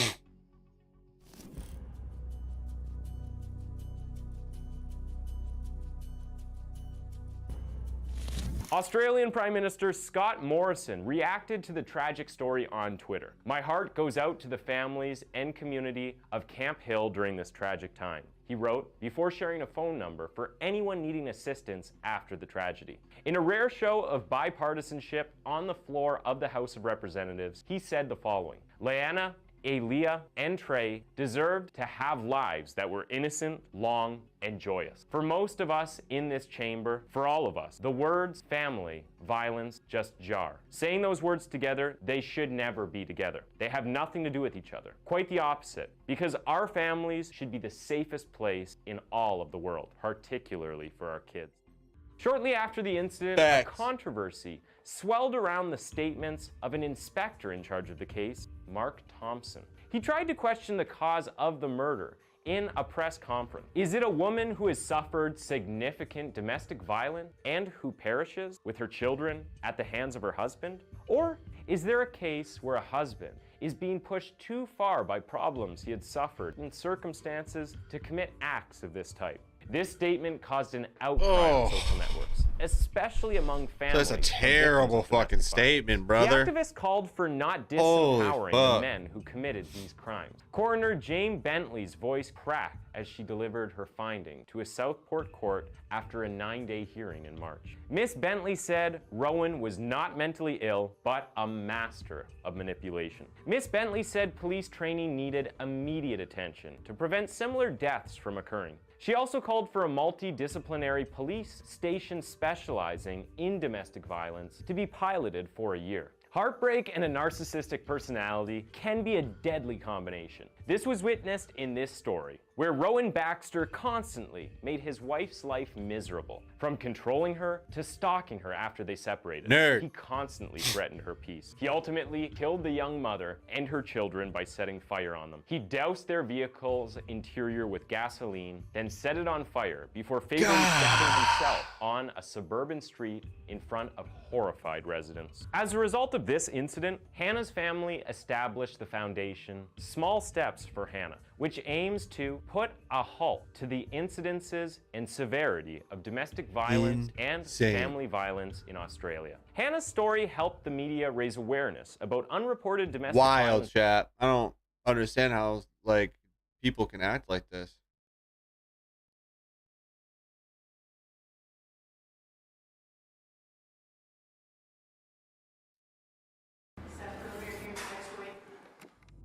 Whoa!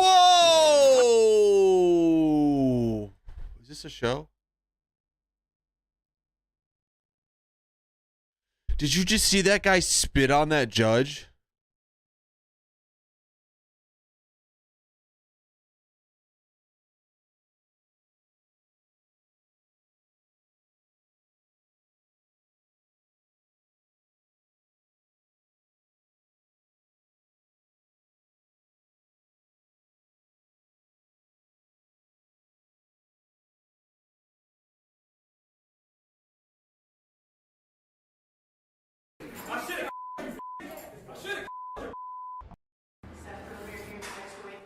Right there. What?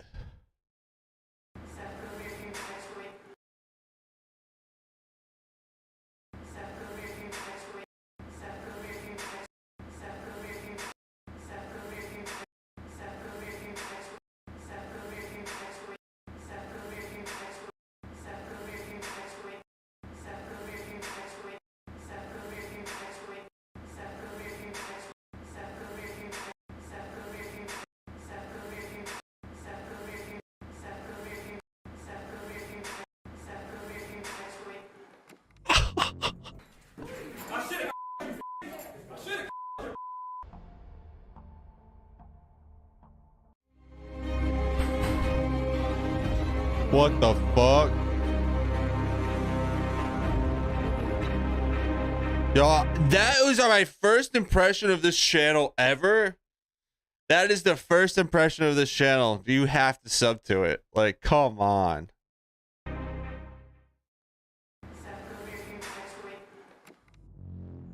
This is Base Webb, who's facing charges of attempted murder in Paris, Kentucky.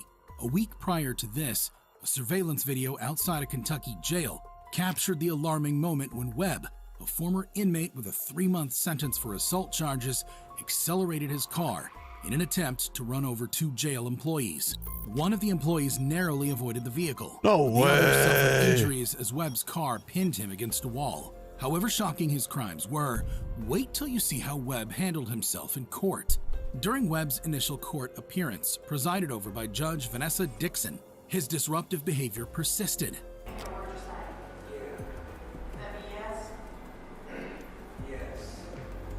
Before the proceedings continued, Judge Dixon informed Webb that she recused herself from the trial due to her acquaintance with the targeted jail employees, and because she simply didn't want to see Webb at all.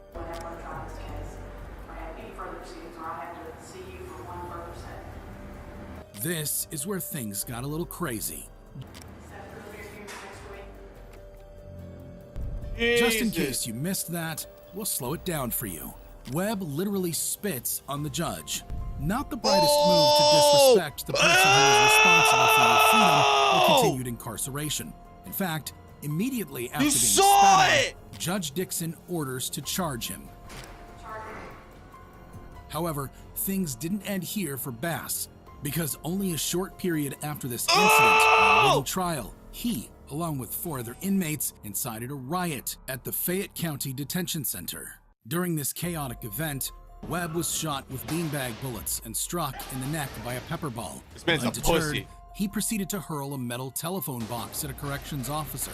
Fast forward to Bass's next courtroom hearing. This time, in addition to his previous 2 counts of attempted murder related to his vehicular attack on the jail employees, Bass is also facing 3rd-degree assault charges for his involvement in the riot.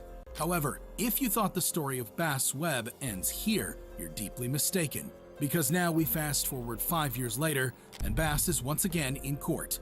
This time, Bass is facing charges for the murder of an ex-girlfriend from almost a decade earlier, Bria Runewitz. Interestingly enough, Bria had been studying to become a law enforcement officer and was a Bourbon County Jail employee at the time of her murder. A cold case was resurrected following a jailhouse tip that led to the discovery of the victim's remains.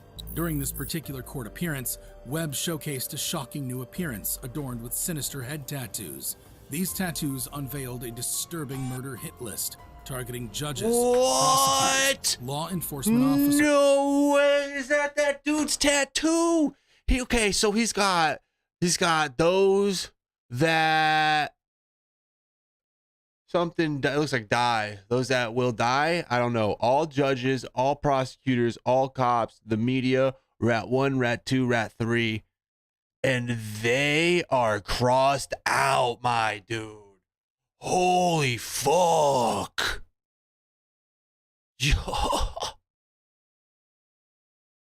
No way.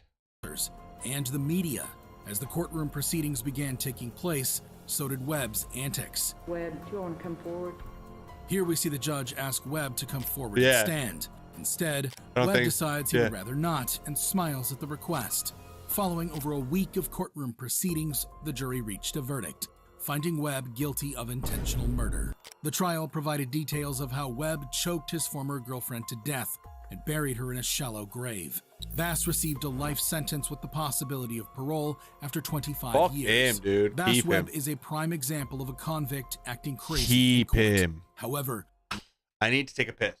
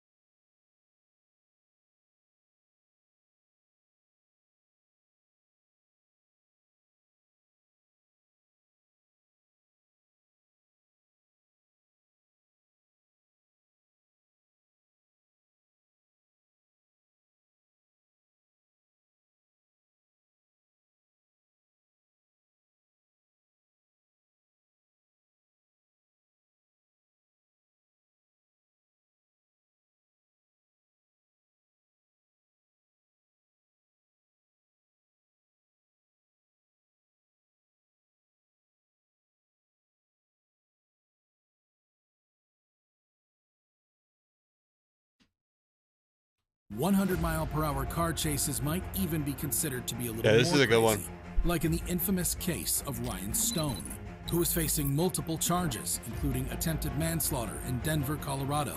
In March 2014, Ryan embarked on a crime spree that extended across 5 counties and was broadcasted live by a news station's helicopter.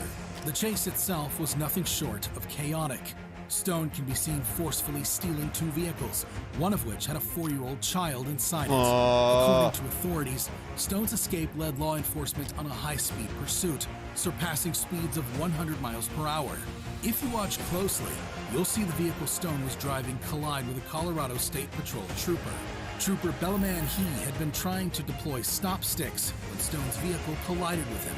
This incident resulted in multiple broken bones. This is when things got crazy.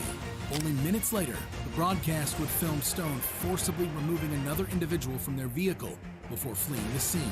The chase would transition to a foot pursuit after Stone crashed the hijacked car in the middle of an intersection. Oh.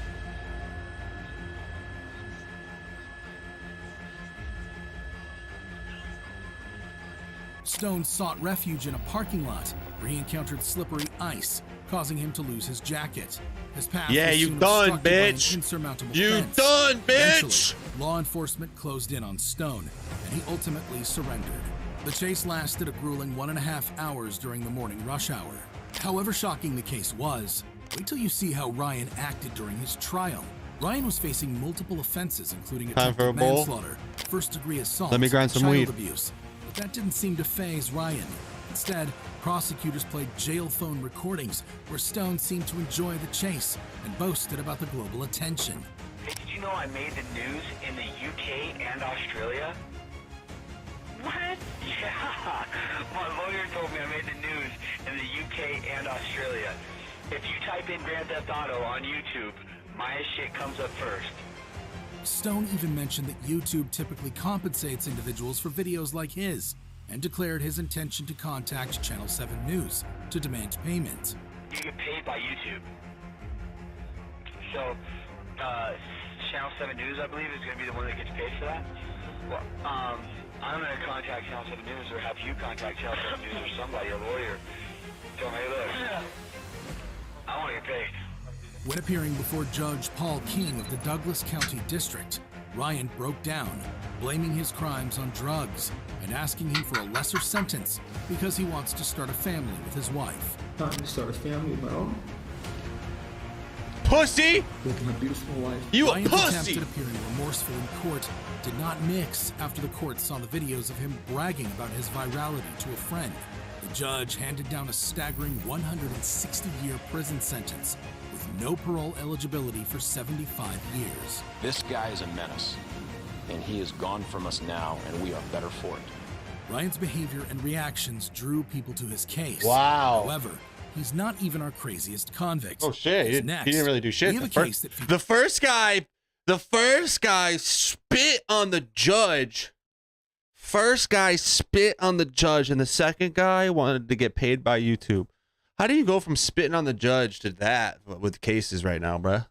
You know, funny thing is I knew a guy named Ryan Stone back in the day when I lived up north, but it's not the same guy. They look completely different. Just two brutal teenage murderers in Antonio Barbo and Nathan Pop, who are facing charges for murder in Sheboygan County, Wisconsin. The two teenagers brutally killed Barbo's great-grandmother, 78-year-old Barbara Olson, at her Sheboygan Falls home in September 2012. According to police reports, Barbo struck her several times with a hatchet as his accomplice, Nathan Pop, simultaneously used a hammer to bludgeon 78-year-old Olson to death. Only minutes after the attack, the boys would be seen on surveillance footage getting gloves and wipes, almost acting as if nothing had happened. However brutal the slaying was, wait till you hear how they justified the murder. How much money was there in there, cash? About, I think, $150. And where is that? Some of it went towards food, and then we got pizza, and then some of it went towards weed, which I think is actually still at his house upstairs, if he didn't get it yet. That's right, you heard that correctly. The boys decided to murder Barbara Olson for money to buy pizza and You weed. fucking Justin Watch here Bieber looking surveillance footage motherfucker! captured the boys just hours You later, dumb idiot! enjoying a couple slices, Jesus! almost acting as Food if they and hadn't weed? just committed a murder. During the trial, Barbo entered a plea of no contest to first-degree intentional homicide. This plea was part of a deal that reduced his charge. Previously, Barbo had pleaded not guilty by reason of mental disease or defect, but he changed his plea in this proceeding as a result. Barbo was sentenced to life in prison with the possibility of parole after 36 years, by which time he would be 50 years. When given the opportunity to address the court, Barbo struggled to express himself and could not complete his statement. I know I don't show my emotions much, and I myself am not sure why, but that doesn't mean I don't.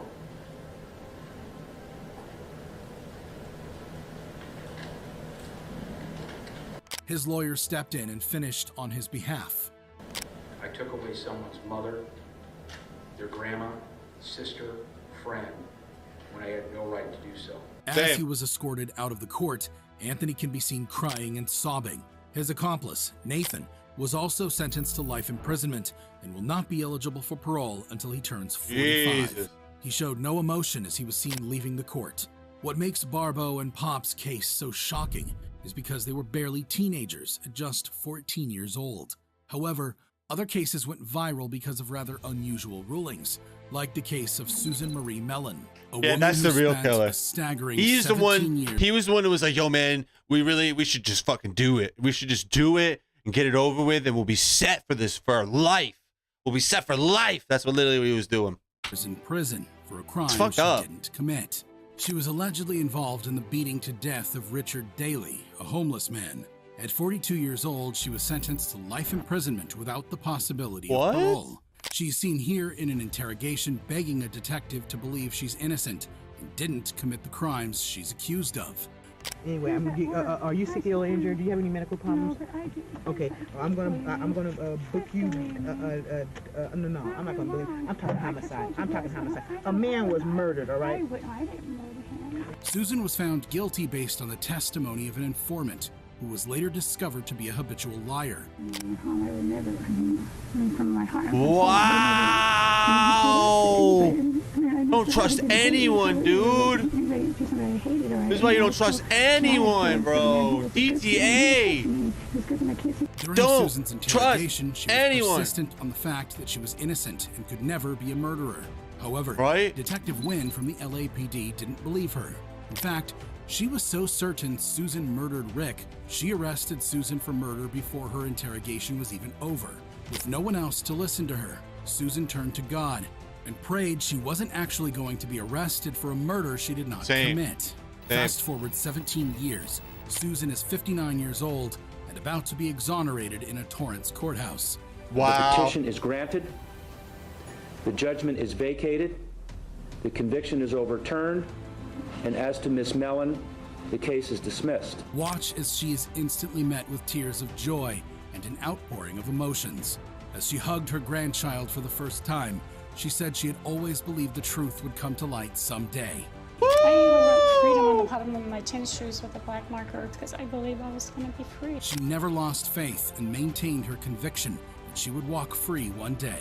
Now that the day had arrived, she couldn't contain her happiness and even broke into a joyful dance. As Susan embraced her family, she forgave those who wrongly imprisoned her, emphasizing the importance of forgiving even one's enemies. She eagerly anticipated sharing a McDonald's Happy Meal with her youngest daughter, reminiscent of the day they couldn't have one due to her arrest. In prison, but freedom wasn't in me. I always felt like I was free in the inside.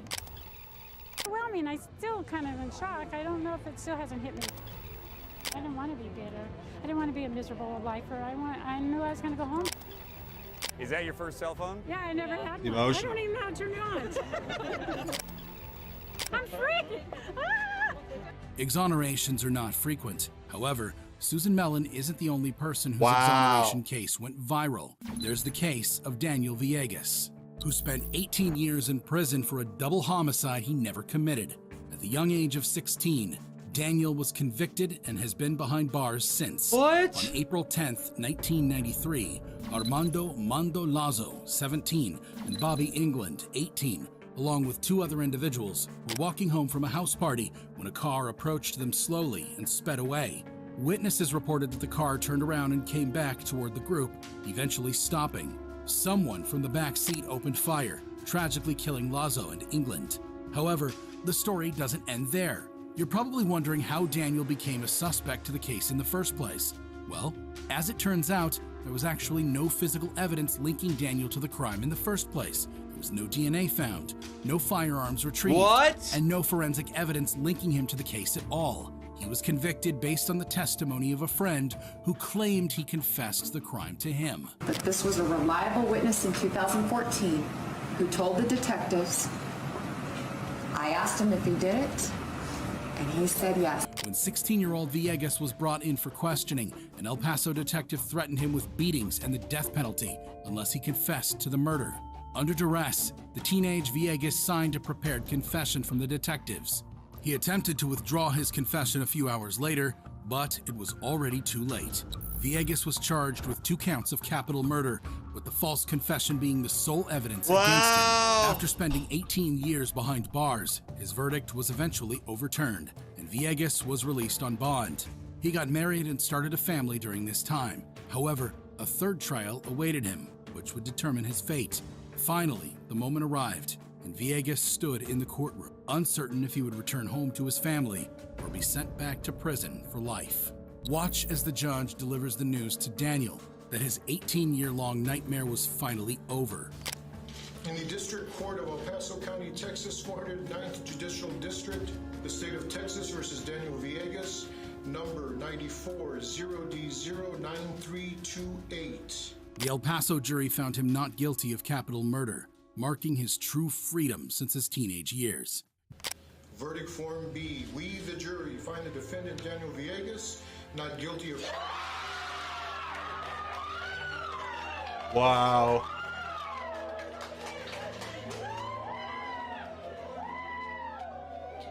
Daniel was incarcerated for a total of 23 years, 6 months, and 11 days. Daniel's case is guaranteed to bring out your emotional side. However, not all courtroom proceedings gain attention because of the feel-good factor. There is the disturbing case of Nico Jenkins, who was facing charges after he embarked on a killing spree spanning a 10-day period in Omaha, Nebraska. I've heard of this guy. When Jenkins was just 15 years old, he was sent to a youth correctional facility and served a decade-long sentence for carjacking and assault. Shortly after his release from the youth correctional facility, Jenkins went on a rampage. On August 13, 2013, Jenkins lured 2 men, Julian Uribe Peña and Jorge C. Cariga Ruiz, with the guise of having intimate relations with 2 women, only to abruptly shoot them. Jesus. Only 4 days later, on August 17th, the body of Curtis Bradford was found. Bradford was a former inmate Nico had encountered during his time in prison and proceeded to kill him in his own garage. His final victim was Andrea Kruger, a victim whose body was found by the road with multiple gunshot wounds, all of which took place in a 2-week time period. Jenkins was initially arrested on unrelated charges. It was during this time that law enforcement stumbled upon evidence connecting him to one of the murders, including the matching ammunition. The authorities confronted Jenkins with their findings, emphasizing Look at the scars on his face. Holy fuck. against him. You don't realize I got Nico Jenkins? You don't realize that? I got Nico Jenkins. I got you. We really got you. I got your DNA at the murder scene. I got your DNA in the car. Sure. I got the weapon. I got Nico Jenkins. The motive behind these gruesome acts was as shocking as the crimes themselves. Jenkins claimed that the murders were sacrificial acts for the Egyptian god Apophis. You're a loser. You're a fucking loser, dude. I don't care what you have to say. You're a fucking loser, dog. The Black Book. So you're a fucking loser. How does it feel to be in jail for life because you're a fucking loser? Ritual. Shut up, Jenkins bitch. entered a plea of no. I need water.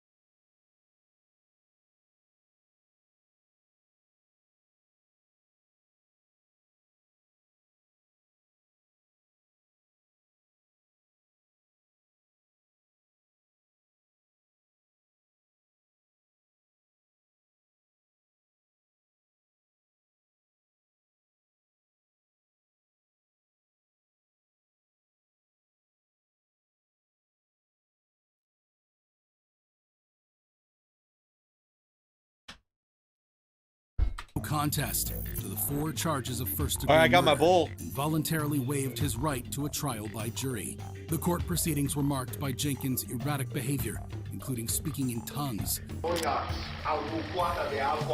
a fucking loser. Shut Fits up. of laughter. Ultimately, a panel of 3 judges would conform to determine his guilt or innocence. One of these murders was a deliberate and planned act. The victims were pre-selected and the murders were purposeful. The murders were characterized as deliberate and premeditated, and the victims being specifically targeted. The defendant's commission of these 4 murders over a 10-day period is one of the worst killing sprees in the history of this state. Upon being convicted of all 4 murders, Jenkins remained motionless as the sentence was delivered. The panel unanimously concluded that the death penalty was fitting, imposing it for each of the murders committed by Jenkins.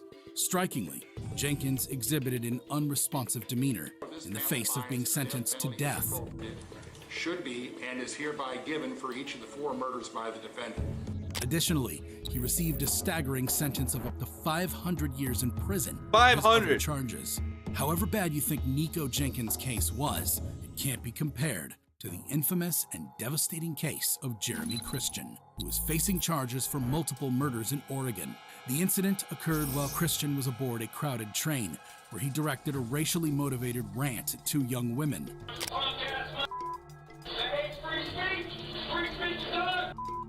That's not. Fucking. Hey, fucking the fuck. Fucking the fuck. Fuck you. Fuck. We'll turn that down. That's a lot.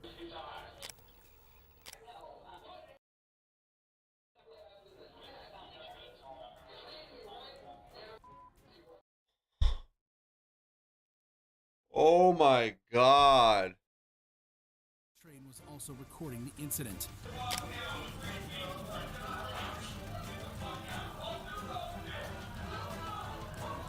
And if we rewind the footage, right there, you'll actually see Christian smack an innocent bystander's phone to the ground for no reason.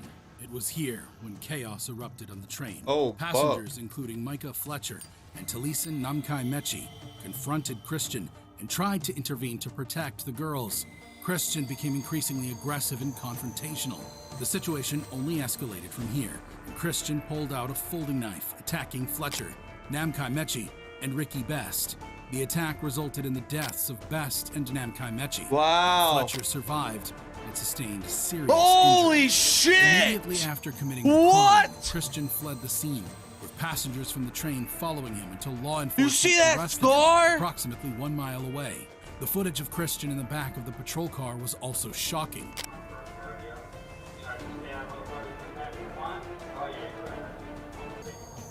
I'm happy as a motherfucker.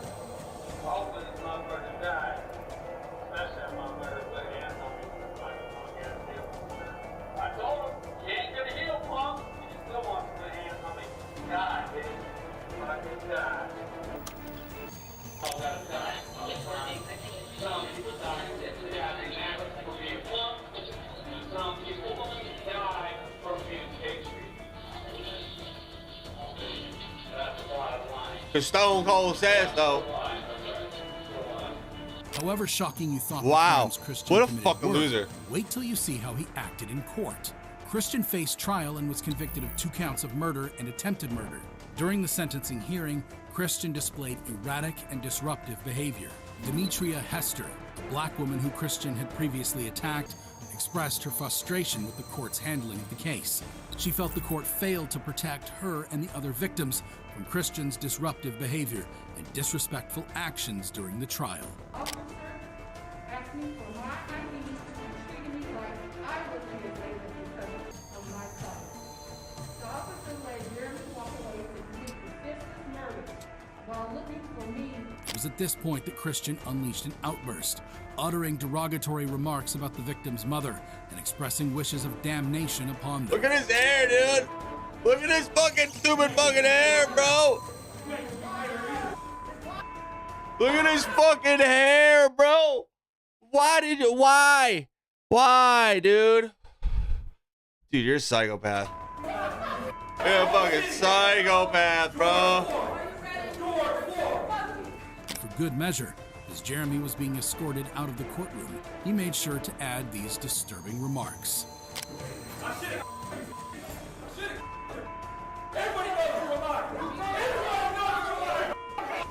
Judge Cheryl A. Albrecht then handed down a sentence of 2 consecutive life terms, along with an additional period exceeding 25 years to account for his other convictions.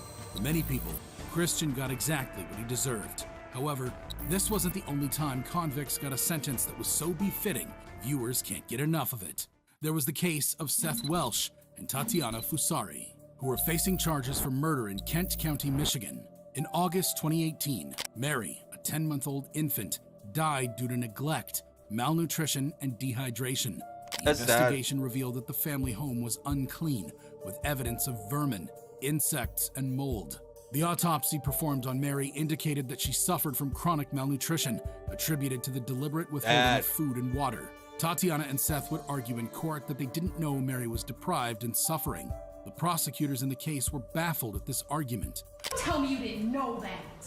And don't tell me you didn't intend that because you didn't get her little tush out of that crib. You left her in there. You ignored her because she was an inconvenience. Child Protective Services had been involved with the family since 2014, when traces of THC was found in the system of their eldest newborn child. Despite their prior interactions with Child Protective Services, Mary's parents refused to seek medical assistance, even though they knew she was severely underweight. They cited religious reasons and a lack of trust in the medical system as their rationale for not seeking help. I believe I'm being unfairly charged and fucking losers. Oh yeah, I remember these guys now. Very strong faith. At the time of Mary's death, 2 of their 3 children had never even been taken to a licensed doctor. Yeah, I know However now. shocking you think this case is, it gets even crazier. Because once Seth and Tatiana discovered their lifeless child, rather than calling the police or the ambulance for help, they called their lawyer. How long ago did you find this child? It's about an hour and a half. I was waiting. I called my lawyer first thing to ask, what's the next thing I could do. So you found the child an hour and a half ago? Yeah. And called your lawyer first, correct? Yes. After an emotional court hearing, Seth Welch was convicted of first-degree murder in June 2020. He was sentenced to life in prison without the possibility of parole. However, Tatiana Fusari testified that her husband had been physically violent and sexually abusive Yeah, towards dude, her. psycho. She claimed she was not allowed to take their daughter to a doctor and attributed her inability to care for Mary to the abuse. He smacked me across the face and he told me that he knows how he said, you know what the I think about doctors. Do you want to keep bringing these people into our home? All you keep doing is bringing these government people into our home. You want to keep doing that? I told you Mary is fine. She's fine, now drop it. Kent County Judge Paul J. Denefeld didn't see it that way. Wow. He convicted Fusari of first-degree murder and sentenced her to life in prison without parole. This is the moment the couple realized they would be spending the rest of their lives behind bars. That you murdered one Mary Welch. That is a charge called homicide, felony murder. It is life without parole. You notice how she's bawling and he's not crying at all, dude. Honestly, like, my camera's covering her right now, but he's not crying at all. Hold on.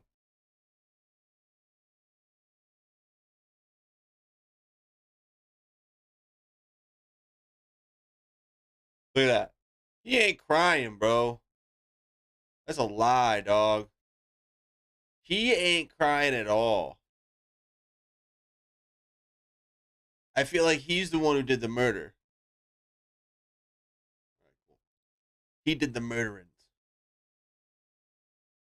It requires a DNA sample to be taken upon arrest. Look how fake that looks. Look how fake that looks. Child abuse in the first And her, yeah. where they're alleging you knowingly or intentionally caused serious physical harm to a child. They're talking about this Mary Welch. It is a felony. Possible penalty of He's still not crying. Zero tears. years, less than life. Dude, she's If you thought bawling. these courtroom moments were shocking, you wouldn't imagine the details that get revealed in this interrogation. Click here. This channel rips. It said courtroom stabbing, but there was no stabbings.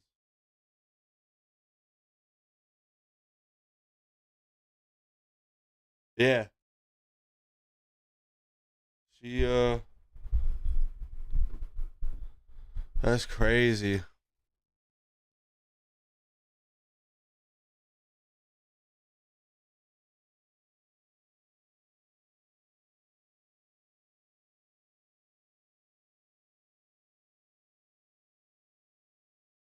What the fuck is that?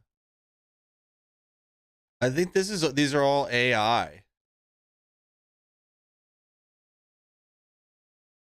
That's kind of cool. That's why. These are all AI.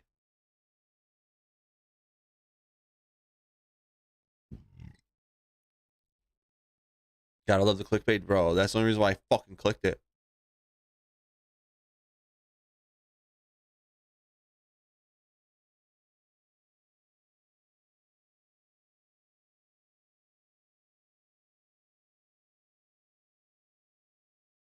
KKK members reacting to life sentences. That's a pretty good video.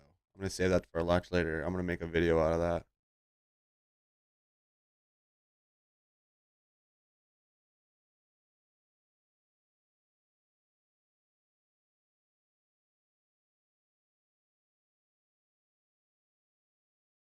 This is definitely AI generated thumbnails. Because look at that right there.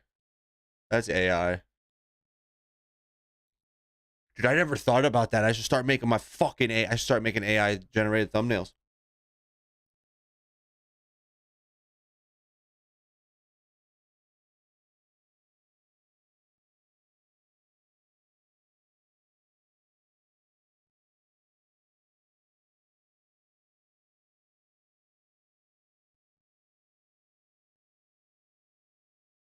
I should do like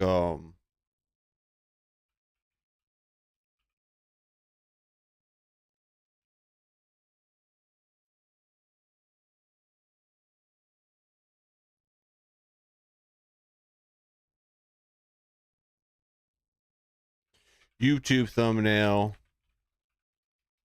of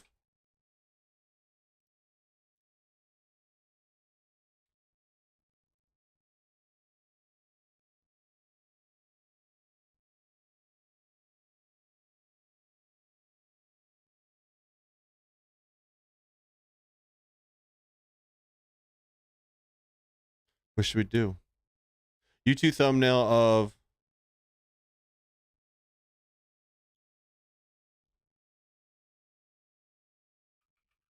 crocodile attacks in Florida.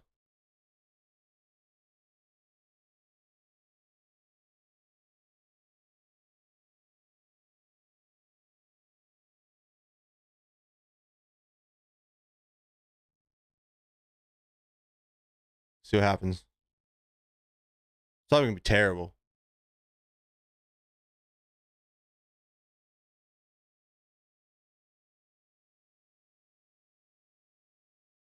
No.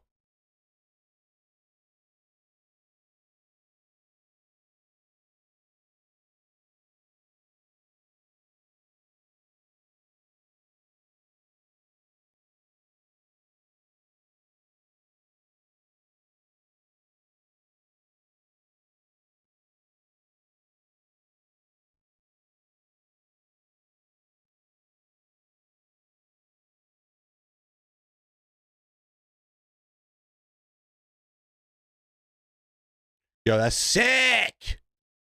Look at that shit.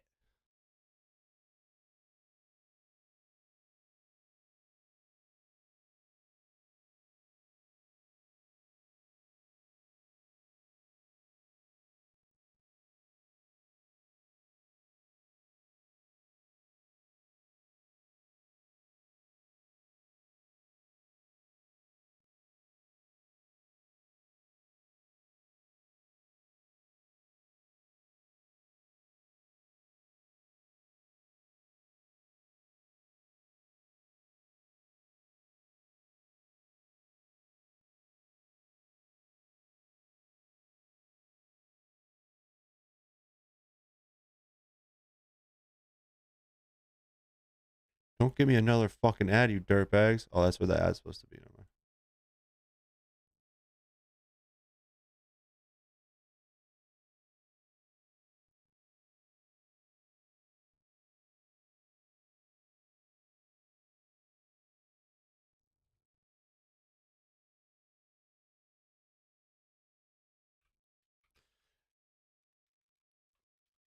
5 people who have combusted. List. I don't know. What should I do? I don't want the regular one.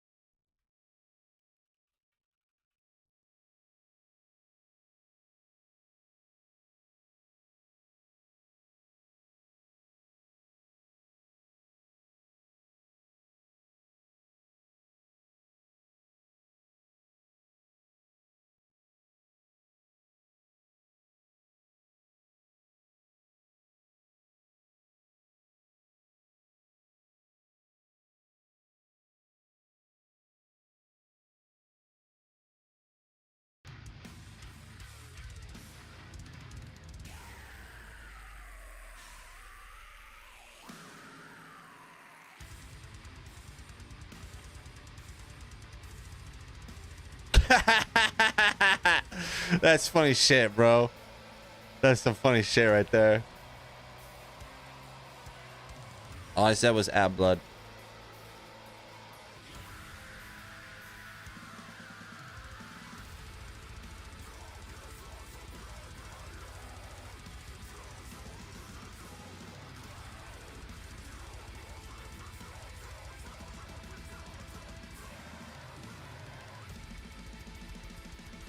That's pretty sick, actually. That's really sick.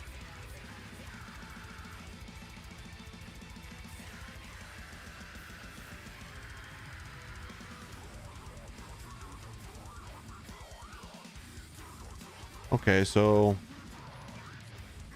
portrait of a alligator wearing medieval armor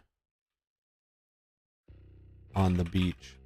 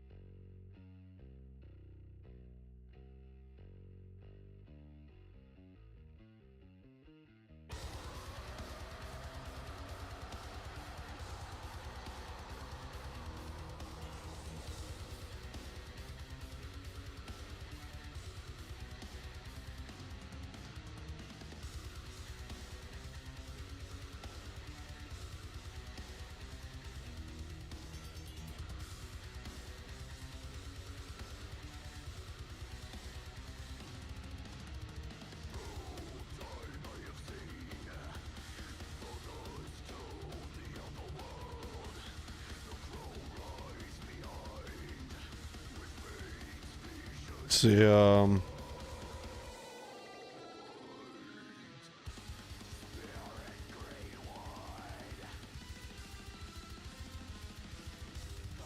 picture of, let's see, bearded dude, bearded man turning morphine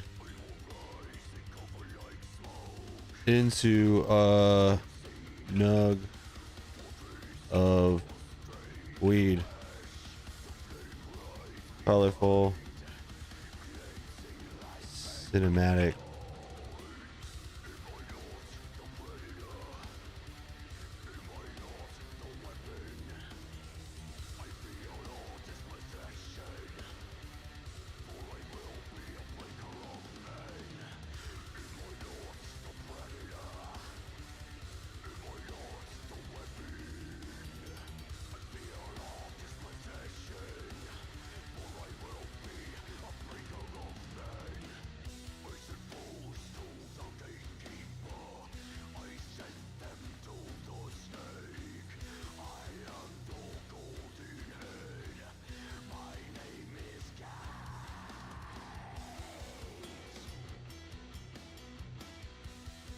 Yo, that's crazy, dude.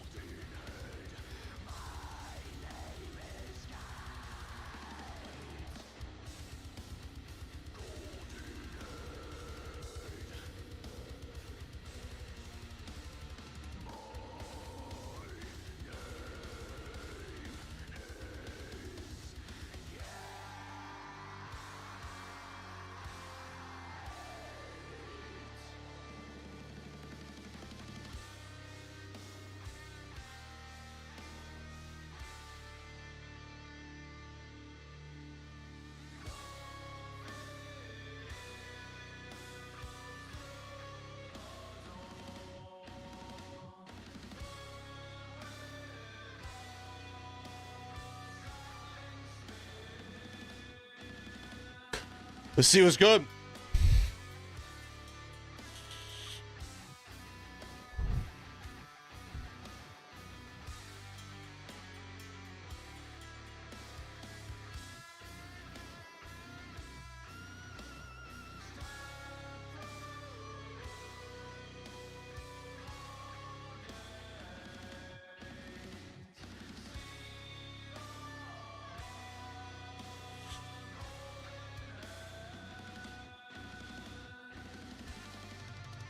That's crazy, dude.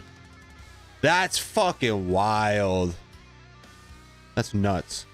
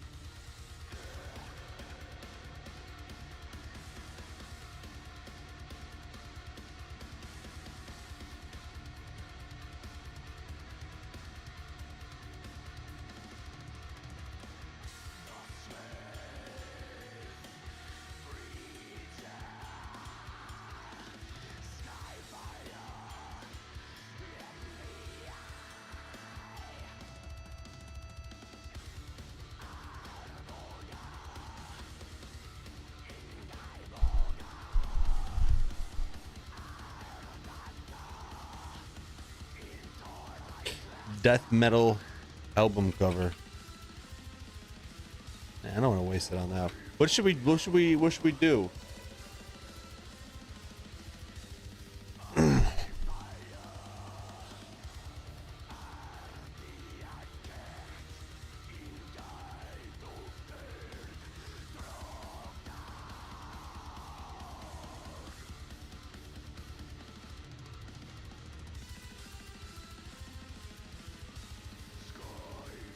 Try not to headbang.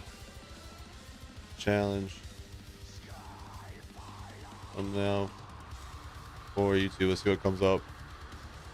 'Cause I gotta have one anyways.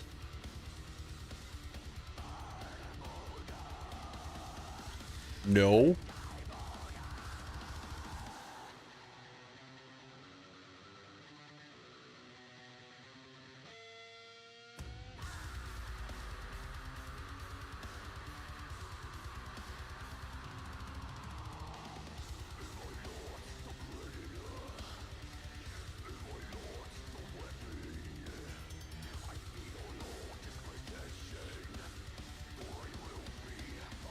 That's fucking nuts.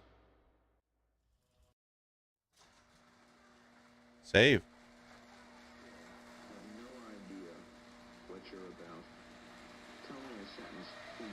Let's see.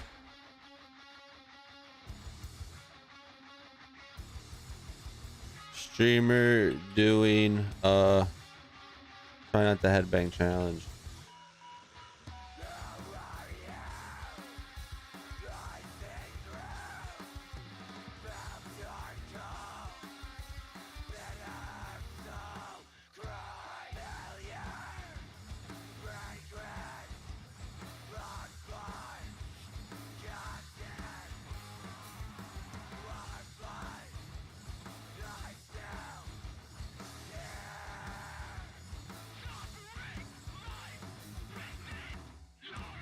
Oh, I put streaming when it should be streamer.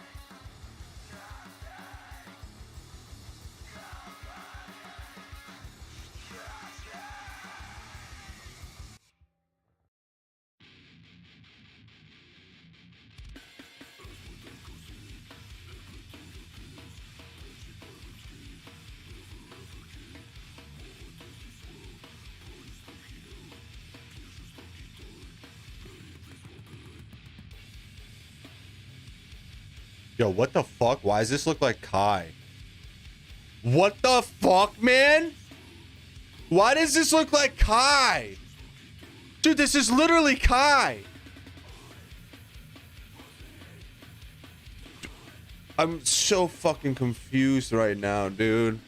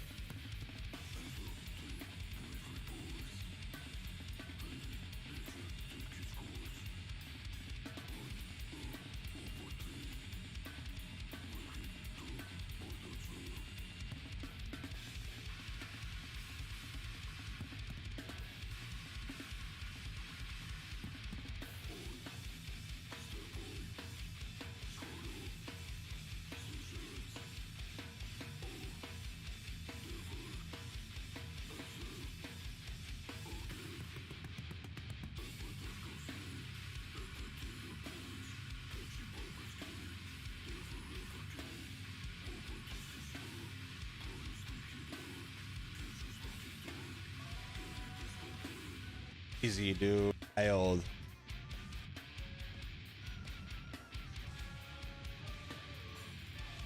Dude.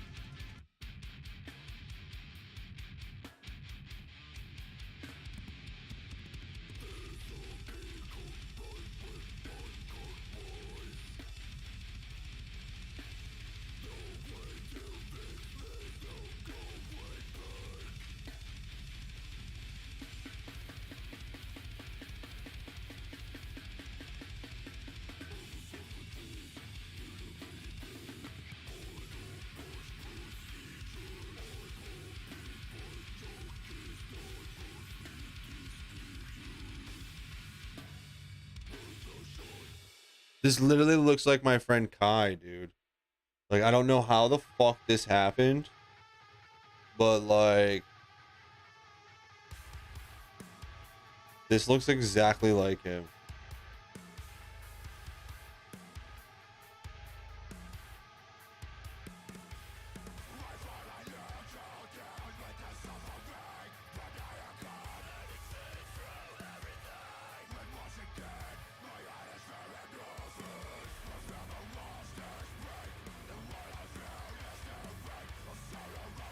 Look at this. Didn't even have to look.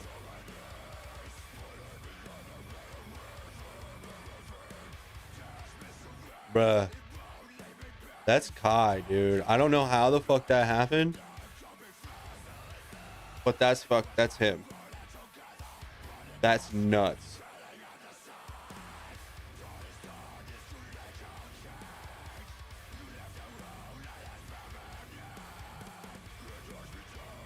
That's wild. I sent it to him.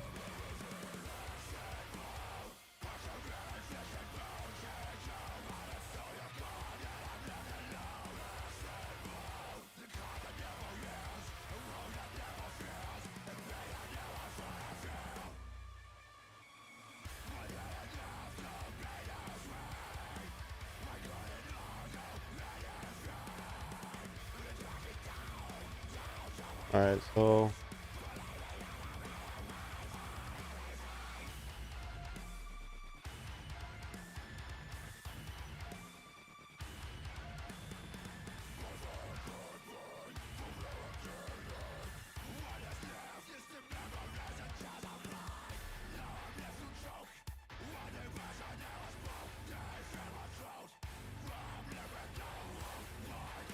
how do I not have? Oh, that's for the next one. This is the last one I can do.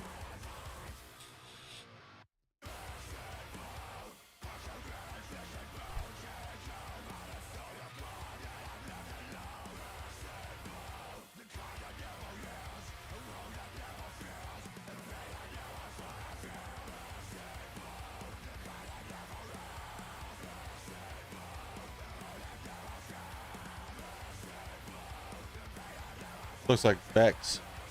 Crazy, dude. How does this happen? How did I put in random shit and it comes up looking like people that I've seen on the internet already? That's nuts.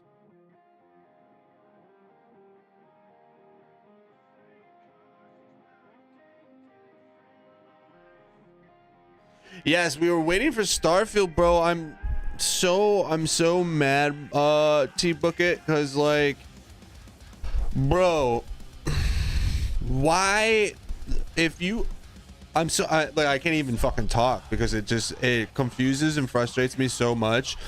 Who at Bethesda decided to drop one of the biggest RPGs of the year at 8 p.m. on a Tuesday night? Like, so wouldn't you think that they would drop it like at midnight on the 5th, like last night at midnight, so then people can wake up to it today? Why pay so much to be sitting in a waiting room? What? Pay fucking 14 schmeckles. Pay 14 schmeckles to be here.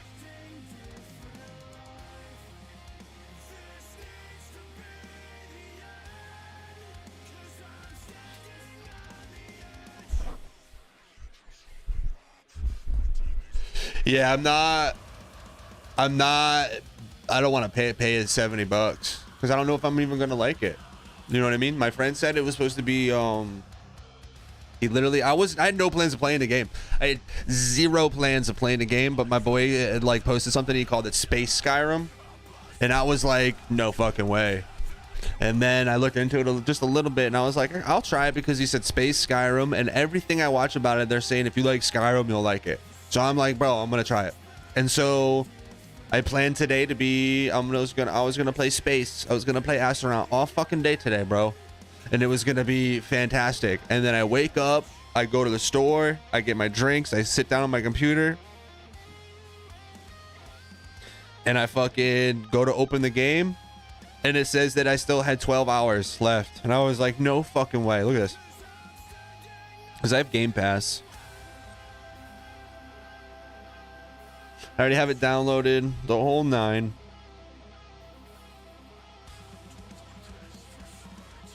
So I got 5 hours and 48 minutes left until I can even fucking open the game, dude.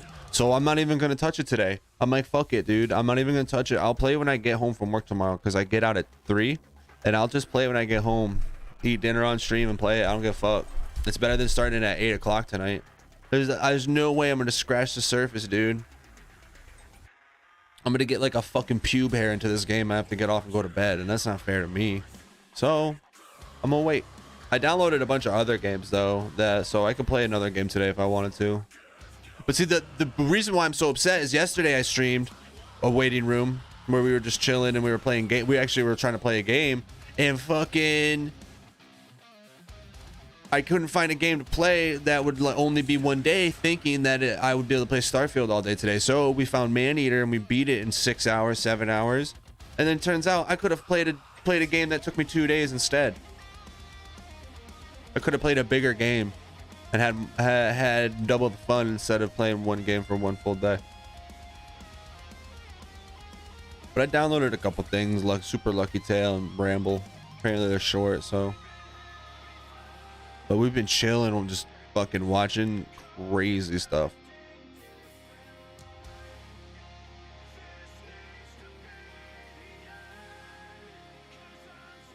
Oblivion and Fallout, but Space, exactly. That's the reason why I want to play it.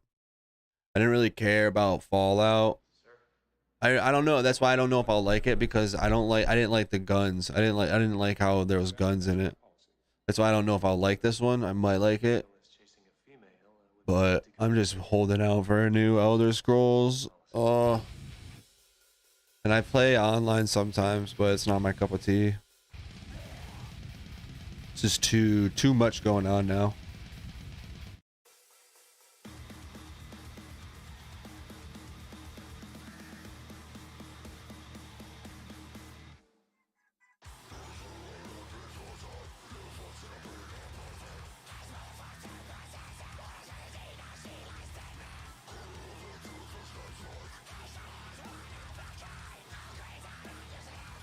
$23 million.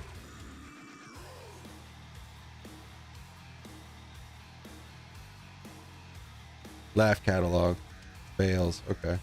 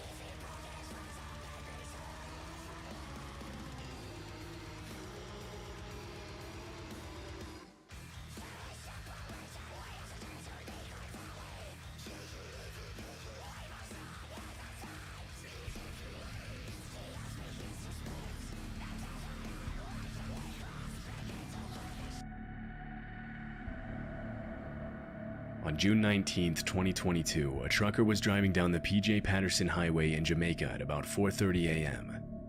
Everything seems normal until a few seconds later, a bike is suddenly pushed a few feet in front of the truck. A sort of dark figure can be seen on top of the bike, but it's hard to tell whether it's an actual person or not. I'm looking.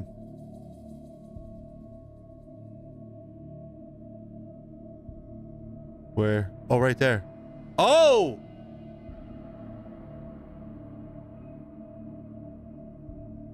The driver seems to tense up as he leans forward, but concerningly, he doesn't slow down. Obviously. He doesn't look too disturbed. I wouldn't simply slow checking down. his side view mirrors after Take a riding piss. the bike over. Shortly after, the camera showing the trucker even shows him shaking his head and chuckling as he continues driving down the highway.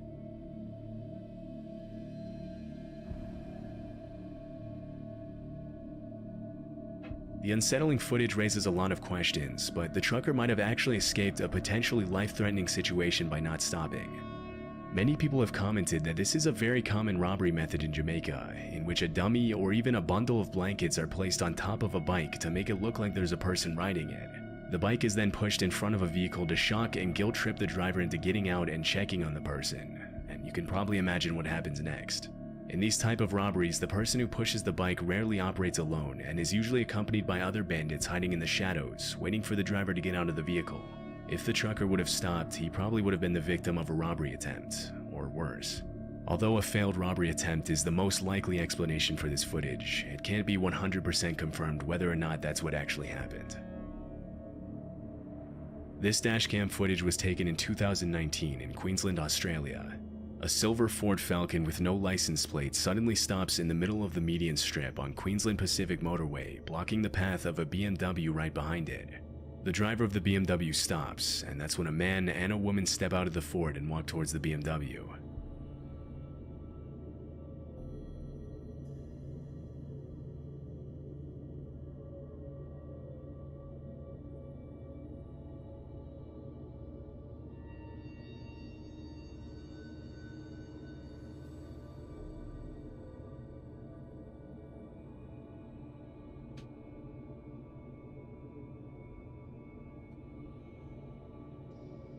It's just creepy.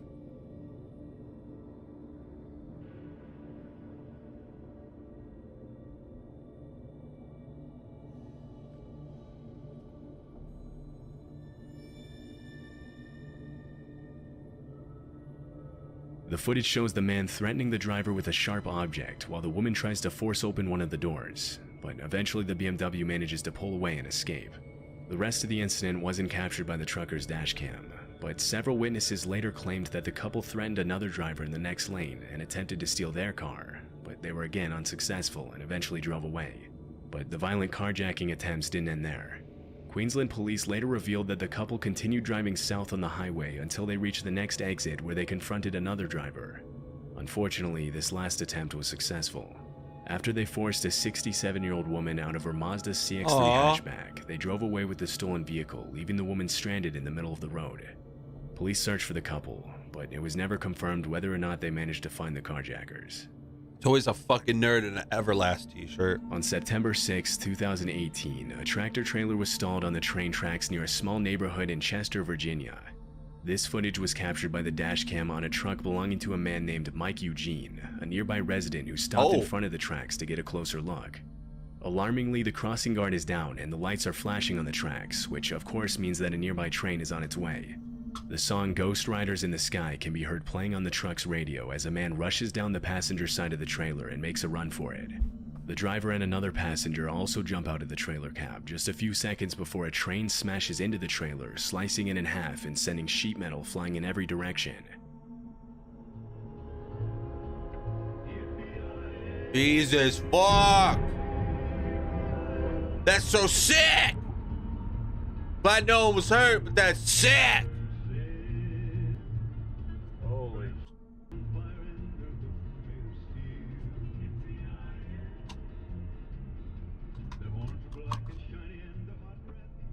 Since the trailer's parking brake wasn't engaged, the semi-tractor rolled off the road after the collision.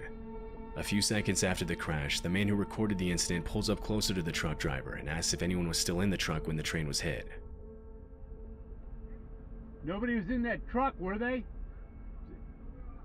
You're all out, okay. Woo! Fortunately, the truck driver responds that they had all gotten out on time. Like fuck, no one was hurt during the incident.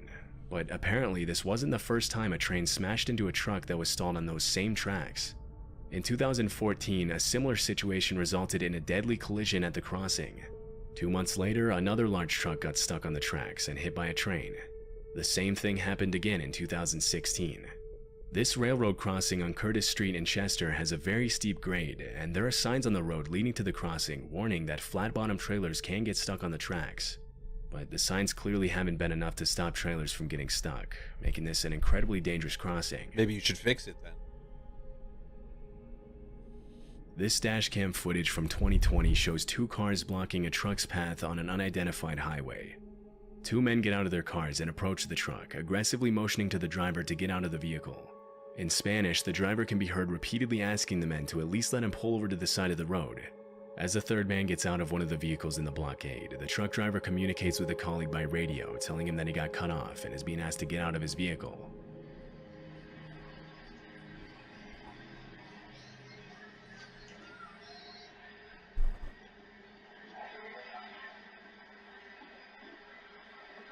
Just drive, dude. Just drive.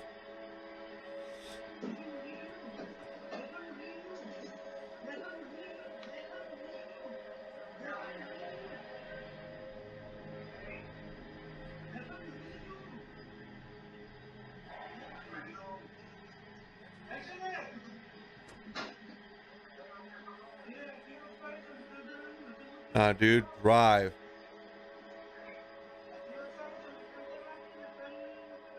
Drive, dude. The driver puts the truck in reverse as one of the men approaches his vehicle while talking on the phone, and this is when the trucker seizes the opportunity to escape.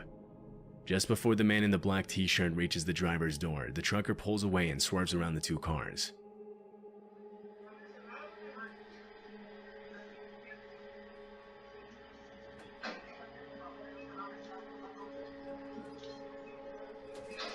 Good shit, buddy.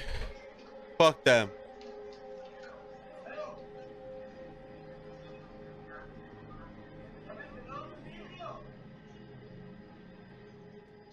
The 2 men that were blocking his path quickly get out of the way to avoid getting run over, but one of them manages to throw what we can only assume to be a rock at the truck, breaking the driver's window. Fortunately, this doesn't stop the trucker and he's able to drive away safely. Good shit. It was later revealed that the 3 men were actually cartel members. Their reasons for stopping the trucker are unknown, but judging from the video, it couldn't have been anything good. Oh yeah, dude. He would have died. This dash cam and driver cam footage show a man falling asleep at the wheel of a large trailer truck. He looks out the window a couple of times before closing his eyes and apparently falling asleep as his truck races down the highway. By the time he opens his eyes again and realizes what's happening, it's too late. Why you take breaks? Why you need breaks?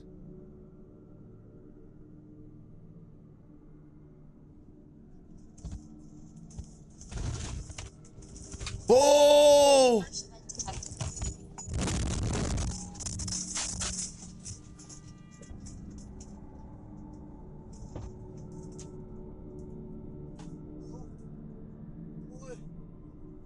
truck goes off the road and speeds my uncontrollably God. toward the overpass, and at this point, there doesn't seem to be anything the driver can do to stop it.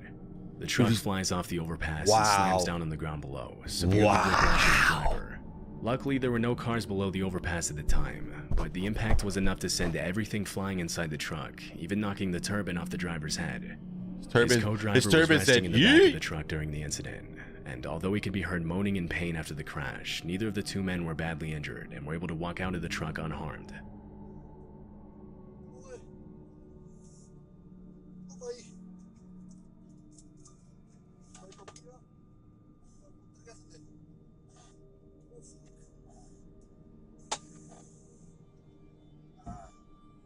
He's awake now. Both of them. After watching this footage, many people have commented that if it weren't for the driver's seatbelt, this incident would have ended much differently. It's unknown where this footage was captured, and police didn't release any more information to the public about this case, but it's very likely that the truck driver lost his job and was charged with reckless driving. No shit. This footage was captured in Jay, Maine. On April 15, Oh, 2020, no. there was an explosion at one of the largest paper mills in the state, which was caught by a nearby trucker's dash cam. As the smoke and debris from the explosion quickly advanced toward the vehicle stopped on the road, the trucker can be heard communicating with his colleagues by radio, and they all sound understandably shocked at the sight of the explosion. Whoa. Oh, fuck! Dude, insane.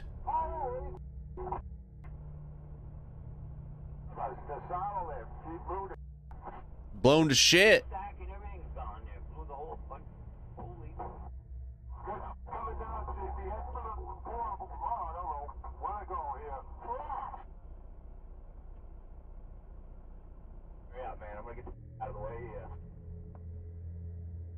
Just before the incident, the truckers were on their way to make a delivery of wood to the paper mill, but luckily they were still on the road when the explosion happened. Woo! As the dark cloud of smoke reaches the vehicles, debris starts falling on the truck, completely covering the windshield as the smoke continues to expand. Yeah, you gotta stay inside that truck now.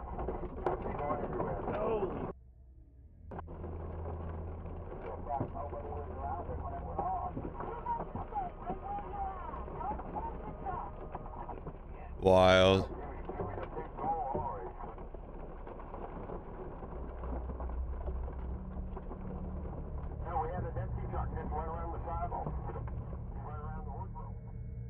Before the explosion, the Androscoggin paper mill employed over 500 people, and at the time of the incident, there were about 175 employees working close to the site of the explosion. Somehow, nobody got hurt. According to the sheriff's department, the cause of the explosion was a rupture in a pressure vessel in the digester part of the mill. The digester is where wood chips are cooked to reduce them into fiber for the paper-making process. 1 year after this footage was taken, the paper mill owners filed a lawsuit against the mechanical contracting company in Florida that assembled some of the machines in the mill, as it was found that the explosion was caused by a bad welding job.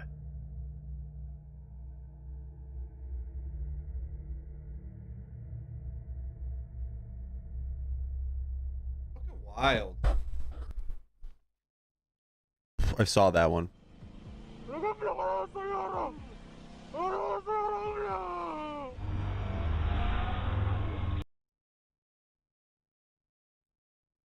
That was scary.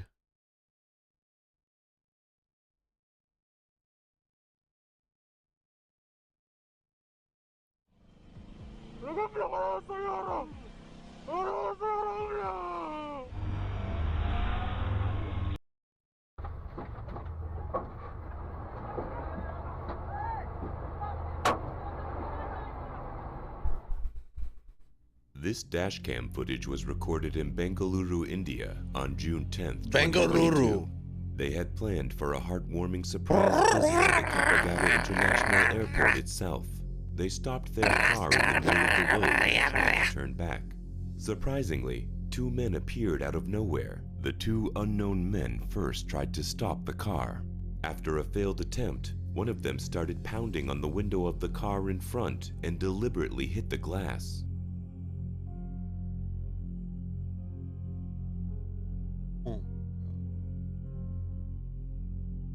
Finally, with their presence of mind, the two friends were able to escape the situation and drove their car to the airport. Creepy, bro. This dash cam footage was recorded on a UK highway by a truck on 24 November 2021. The truck driver was cruising down the highway, minding his own business, when he saw a car towing a trailer in front of him. Oh, God. Then, suddenly, the front car, which was towed to the trailer, started to accelerate.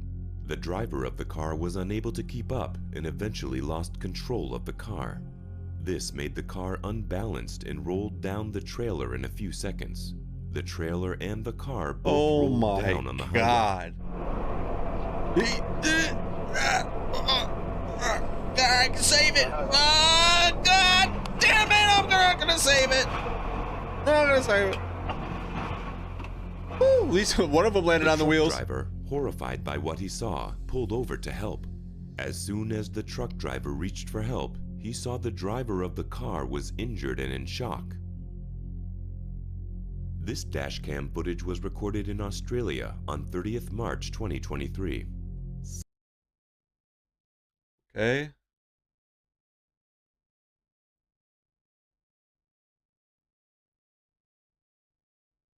What the fuck, YouTube? Now you know you suddenly don't want to work now? You suddenly don't want to work now, YouTube? What the fuck, man?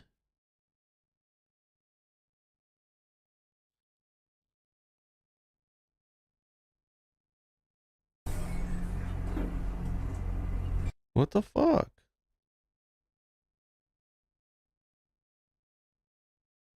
Car that was running side by. The car ran over the tire of the pickup truck, sending it careening into the air like a missile.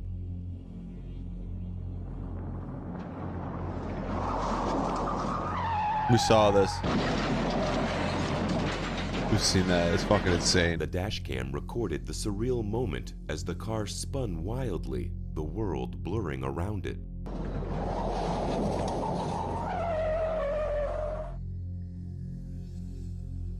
This dashcam footage was recorded on a highway near Waverly, Kansas on 25 June 2021. A family of 4 were traveling by their Jeep to their ancestral home for some function.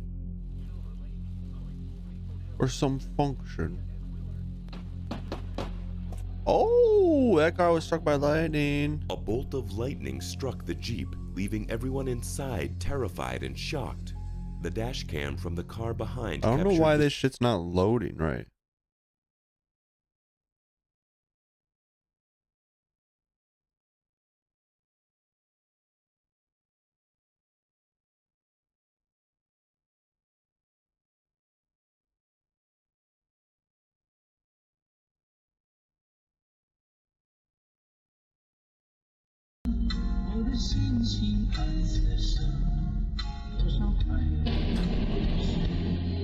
Oh, what the fuck?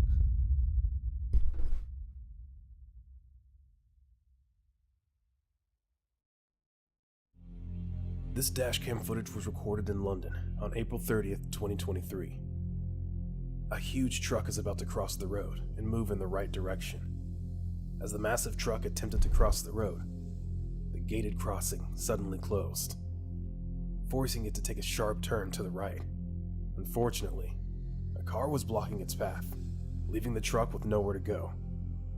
In a matter of seconds, disaster struck as a high-speed train appeared out of nowhere, colliding with the helpless truck. Industry's doing, you know, I mentioned the reference to the... Jesus. The impact was so intense that the truck was left unrecognizable. The debris of the truck was spread everywhere on the road. The reference to the... So talked about. How would you like... This dashcam recording was captured on a remote highway in Poland on April 17th, 2023. A truck is moving seamlessly on the road until the truck driver notices a green car coming from the opposite direction. The car driver had no idea that he was coming from the wrong end. Tragically, the two vehicles collided in a violent crash. I would say so, dude. God damn, bro. That was an understatement. Left the car mangled and the driver severely injured. The impact was so severe that the driver suffered multiple fractures and was left in critical condition. At least they fucking This live. dashcam footage was captured on a rainy road in Norway. At least they live. On April 2nd, 2023. As a massive thunderstorm threatens to unleash its fury. As the truck waits at a traffic light, a car also pulls up alongside, waiting for the green light. Suddenly, the light changes, and the car attempts to move forward, but is immediately engulfed by a powerful gust of wind and rain. 3:15 p.m. Wednesday, the stage was 6.4 feet. Onward flooding is forecast. The river is...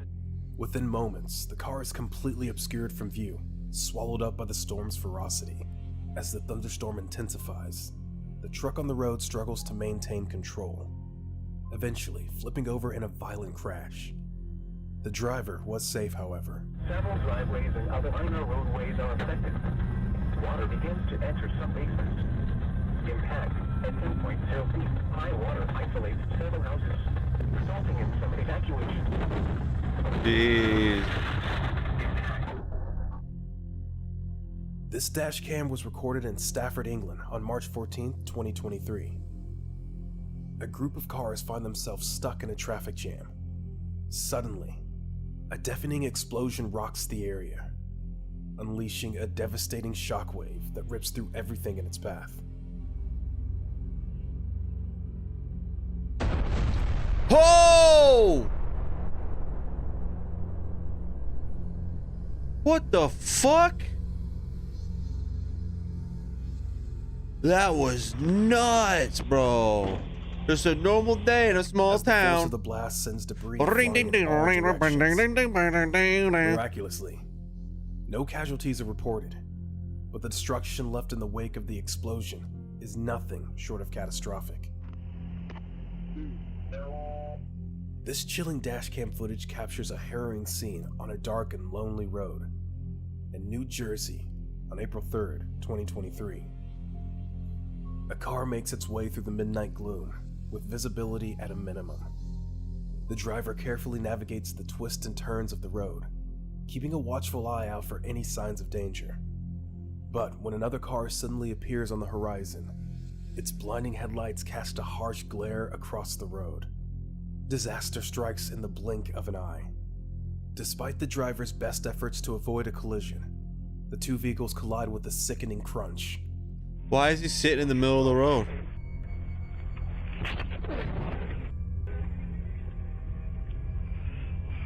You alright? Yep. Why are you sitting in the middle of the Leaving road? Both cars badly damaged, and the driver in a state of shock. This dashcam recorded a frightening incident in New Haven, Connecticut on October 7th, 2022. The police were alerted to a car accident at the intersection of Chapel Street and Blatchley Avenue in the Fairhaven neighborhood. Upon arrival, the driver opened fire and shot Officer Chad Curry twice in the shoulder and ear. What? What a fucking idiot, dude. Officer Curry fought back, and the shooter, identified as 36-year-old Jose Claudio, fled the scene.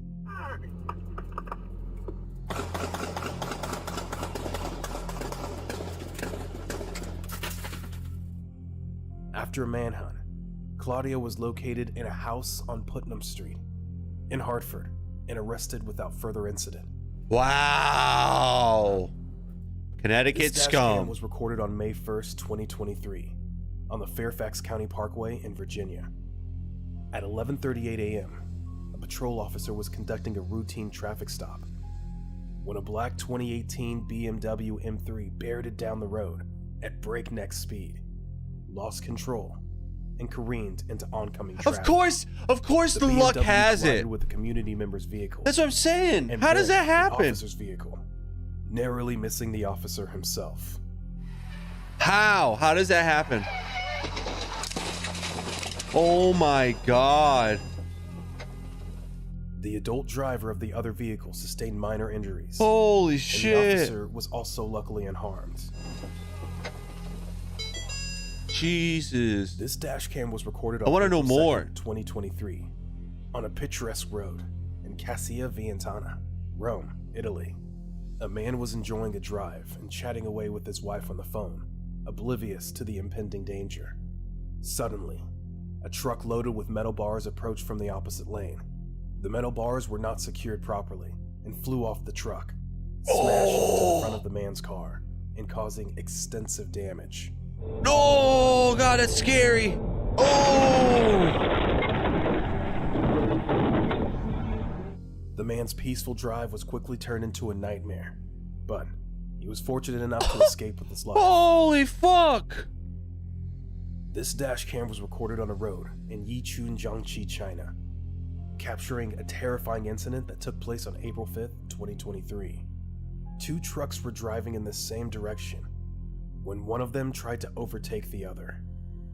However, things went awry when the overtaking truck entered the opposite lane, resulting in a head-on collision that caused a massive explosion.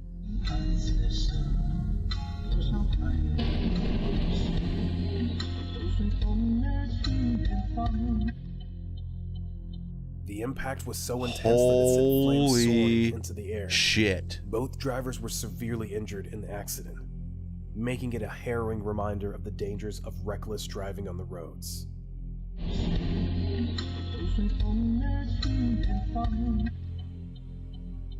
This dash cam was recorded on a rainy day in Moscow, Russia, on March 13th, 2023, when a routine left turn turned into a collision. The driver was cruising along at a constant speed, minding their own business. But as soon as they turned left, a car unexpectedly came hurtling towards them from the left direction. The driver hit the brakes hard, but it was too late. Unexpectedly, bro. Like, the dude didn't stop and wait at all. That's his fault. The two cars collided, resulting in a massive crash that left both vehicles mangled and damaged beyond repair. This dash cam was recorded in Melbourne, Australia on February 27th, 2023, when a cyclist's casual ride turned into a nightmare. I mean, as the cyclist was moving on the road, a car appeared. They're both in the wrong lane. The car's trying to turn left and this dude's trying to go straight. You're both in the wrong lane. Out of nowhere. The car was driving at a constant speed until it decided to take a left turn and crashed into the cyclist. They're both wrong.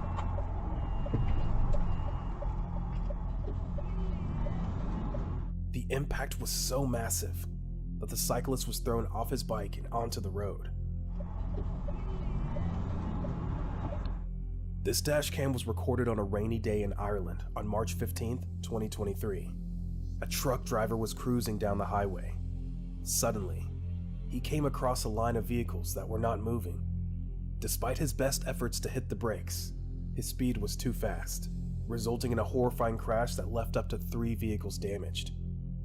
She's the most social person I know, and my biggest... Bink, bink, bink. Oh my god, dude. The first car that was hit was so badly damaged that it looked like its parts were scattered all over the road. Yeah, it was. It was a heart-wrenching scene to witness, but thankfully, no casualties were reported. That's good. That's good. No casualties, baby. This dash cam was recorded in Florida on March 8th, 2022. Oh, let's go. A heroic act by a Florida Highway Patrol trooper risked her own safety to protect thousands of Skyway 10K runners from a suspected DUI driver. The footage captures the moment when the trooper puts herself in harm's way, running towards the oncoming vehicle to try and stop it. The trooper knew that someone was coming from the opposite end, and it was none other than the suspect. The suspect tried to turn his vehicle, but it was blocked by the trooper. This made the suspect crash into his own vehicle. Holy shit, bro. That's a fucking hero human right there, bro. Despite the car crashing through the trooper's car, the trooper remains determined, finally stopping the driver and taking him into custody.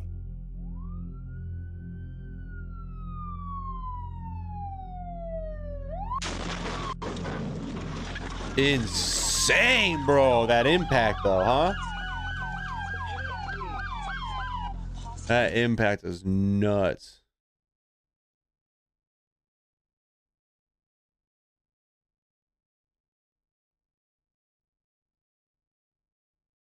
Ew.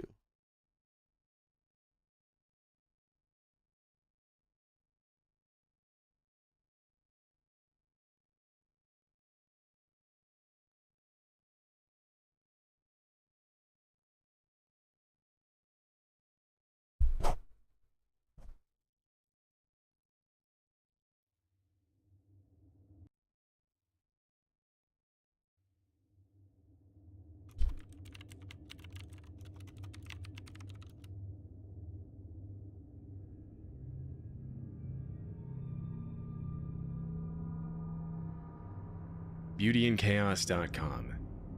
BeautyandChaos.com is a website that was created back in 2003. The text on the landing page reads, "There can be great beauty in chaos." And after clicking the link, you'll be taken down an endless rabbit hole of seemingly randomly generated pages. Some of the pages look normal enough, but others contain mysterious images and strange dark messages. What makes this website so unusual is that every time a page is refreshed, a different version of the same page appears. In other words, no two website visits are exactly the same, and many people have reported that the deeper you go into the site, the stranger each page becomes. If you click on enough links, you'll most likely end up on a page with an unsettling message that links to even more pages on the site. Like this one, for example, with an odd paragraph addressing the reader as little baby. There seems to be some bigger, specific narrative to the page order, but I couldn't really make sense of it. At first, it looks like every link leads to a page that shares a common word with the previous one, but eventually the order of the pages seems to become random. Disturbingly, some of the links opened pop-ups and prompted downloads that my computer instantly blocked. I didn't see what these downloads were, and I wouldn't recommend trying it. This was one of the creepiest pages I found, which alternated between a series of chilling messages like, "Life is simply a tangent on the way to death, and you're already dead." After clicking around on the website for a while, I noticed a small link in the bottom right-hand corner with the name Paul Grimkowski. The link leads to a blog with an introduction and an explanation for some of the website's features. According to the blog, Paul Grimkowski is an engineer at IBM and a web developer that created BeautyandChaos.com as a way to willingly defy internet conventions. It says it does this by exploring the results that can emerge when a collection of images, words, sounds, puzzles, and thoughts are allowed to roam free on the internet. There's also multiple links on the blog that lead to some of the artist's other websites, but they all eventually end up looping back to BeautyandChaos.com. At first, the blog seems to clear up a lot of questions, but one question that isn't answered on the blog is, if all the pages are randomly generated, why are there so many pages with dark, creepy messages about death, pain, and desperate cries for help throughout the website? Huh. Enrix.angelfire.com. Although Enrix.angelfire.com was taken down back in 2018, many theories regarding the meaning of the site are still surfacing today. The homepage showed a picture of a woman in a doctor's coat next to a description of a disease called Enrix. According to the explanation translated into English, Enrix and Gomex syndrome are diseases that stem from a genetic mutation in glandular tissue cells. The strange thing about this website is that Enrix and Gomex syndrome don't actually exist, which has made a lot of people wonder about the real purpose of the site. At the bottom of the page, there's a series of numbers that look like coordinates, which correspond to a street in Ontario, Canada right next to a church, but there doesn't appear to be a connection between the website and the location. Huh. Eventually, people started noticing that there was a lot more to this page. For example, if you click on the picture of the woman, her face starts to get distorted. With every click, her face starts to take on a more disturbing appearance, and the text becomes corrupted until it's pretty much illegible. After clicking on the image 5 times, a page with a picture of a smiley face comes up. An eerie, distorted message on the left reads, "Please wake up, and thank you for visiting our website." On the site's navigation bar, there's a tab called Enrix that leads to an image of a blue key next to some corrupted text. Clicking on the key loops the user back to the home page, but there's another link at the bottom of the page that reads "Bypass login." The link leads to another page with a hidden message in the corrupted text that reads, "The dream is over, Tyler." Strangely, there's no other reference to this Tyler in any of the other pages. Dream is on the ending. site. It says the dream is ending. The page gets even stranger. Fucking liar. Below the Just message, straight out there's a lying to series your of face. numbers which again look like coordinates. After searching on Google Maps, I found that the coordinates correspond to a seemingly random location at the bottom of the Atlantic Ocean.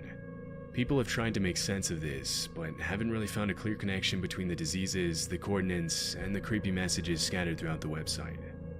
But what's most disturbing about this page is the chilling video in the middle of the screen, which shows a distorted image of a woman reciting a series of 3-digit numbers. I later found out that the numbers can be decoded using a table from the American Standard Code for Information Interchange. When translated to letters, the message spells "Evident Agenda." Many people have reported that the video was taken from an alternate reality game for the TV show Lost, but once again there seems to be no solid connection between the show and the rest of the page. The last tab on the site's navigation bar is the contact page. The link leads to an explanation of internet browsers, and on the left there's a link that says Contact Administrator. If you click on the link, it takes you back to the home page, but as you might have guessed, there's something hidden in the link. After inspecting the link's source code, one person found a line in the code that reads, "Mail to Tyler." Some people have speculated that this is the same Tyler from the message in the login page, but there's no real evidence to confirm this. Enrix is a website that has caused a lot of speculation since its creation back in 2011, and people continue to discover hidden messages in the site to this day. Unfortunately, nobody really knows what any of them mean. One Reddit user did a reverse image search on the picture of the doctor on the homepage and found that she's actually a prosthodontist from a random dental clinic in Bangkok, Thailand. Strangely, there doesn't seem to be a particular reason why her image was chosen. Another user pointed out that whoever wrote the description on the homepage clearly didn't speak Thai and said that it's likely that the text was first written in English and then translated to Thai. It's unknown whether this is true. Another person found that if you click repeatedly on the blue key, it leads to a 634-page PDF in Thai about a mental health clinic that doesn't actually exist. I wasn't able to find it myself, but apparently the PDF belongs to an organization called the Department of Mental Health in Thailand. The connection between this organization and the fake diseases is still unclear. While researching the websites in this video, I often notice many of them asking me to create an account or give them some of my personal information. This is obviously something I would never do on these kinds of sites, but it got me thinking who I can actually trust with my personal information. Even reputable businesses have data breaches or sell your personal information to data brokers for a profit. I mean, let's be honest, our personal data is out there whether we like it or not. You likely get multiple calls from unknown numbers or spam emails wondering how they got your information in the first place. And it's likely because data brokers sold your information to multiple different unwanted companies. This is where Incogni comes in, the sponsor of this video. See, these data brokers have to delete your information upon request by law, but requesting the removal of your information from likely hundreds of data brokers is a tedious and monotonous process by design. By giving Incogni your permission, you can sit back and watch them reach out to those companies on your behalf and rid your personal information from these data brokers automatically. South32.com. South32.com is a website for a so-called international film production company of the same name. Upon visiting the site, the disorganized layout and badly written description immediately come off as strange, but I wouldn't really describe the page as creepy, just a bit off-putting. The landing page is crammed with accusations directed toward two men named Graham Kerr and Andrew Mackenzie, claiming that the two men broke trademark by creating a phony spin-off company using the same name, South32, which supposedly belonged to a well-established brand already.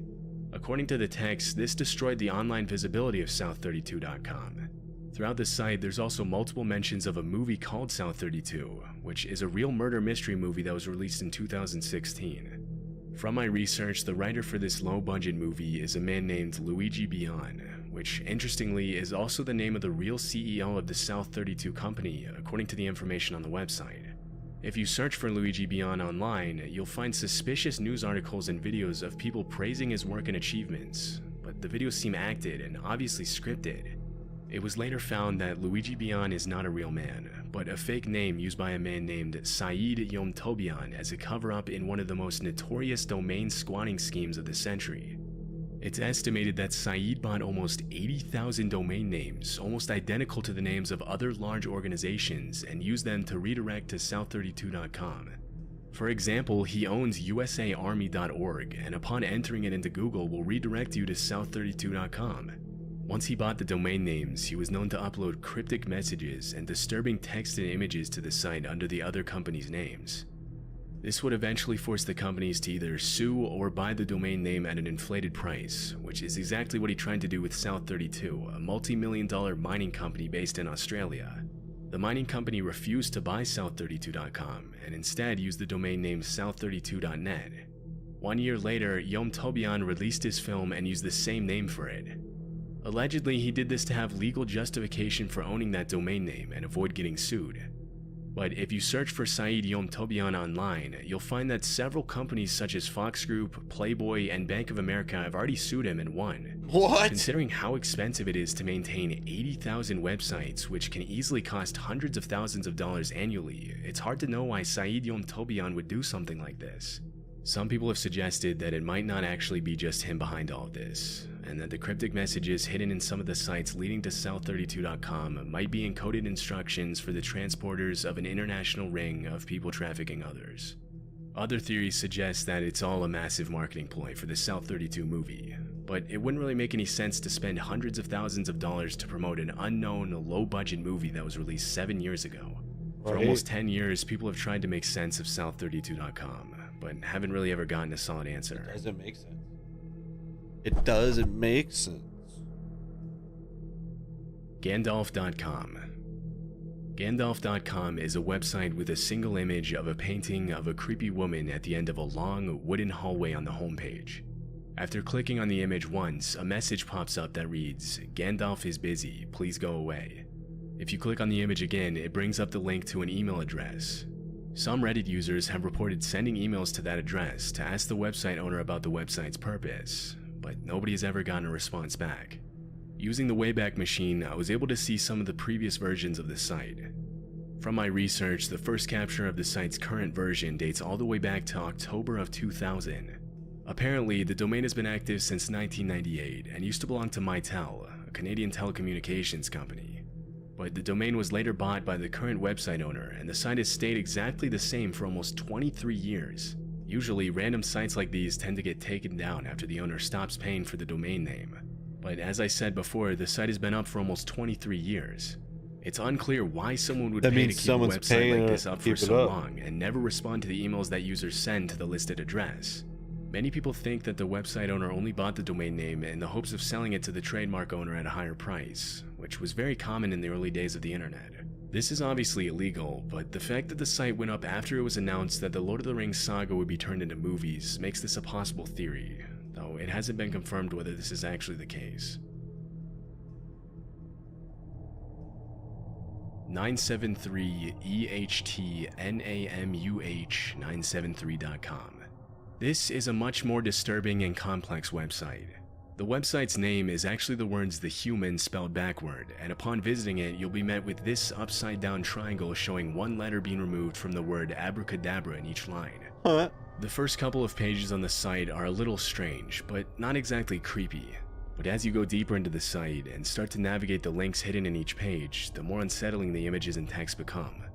With over 100,000 active pages on the site and very little explanation for each one, it's almost impossible to know exactly what the purpose of this site is.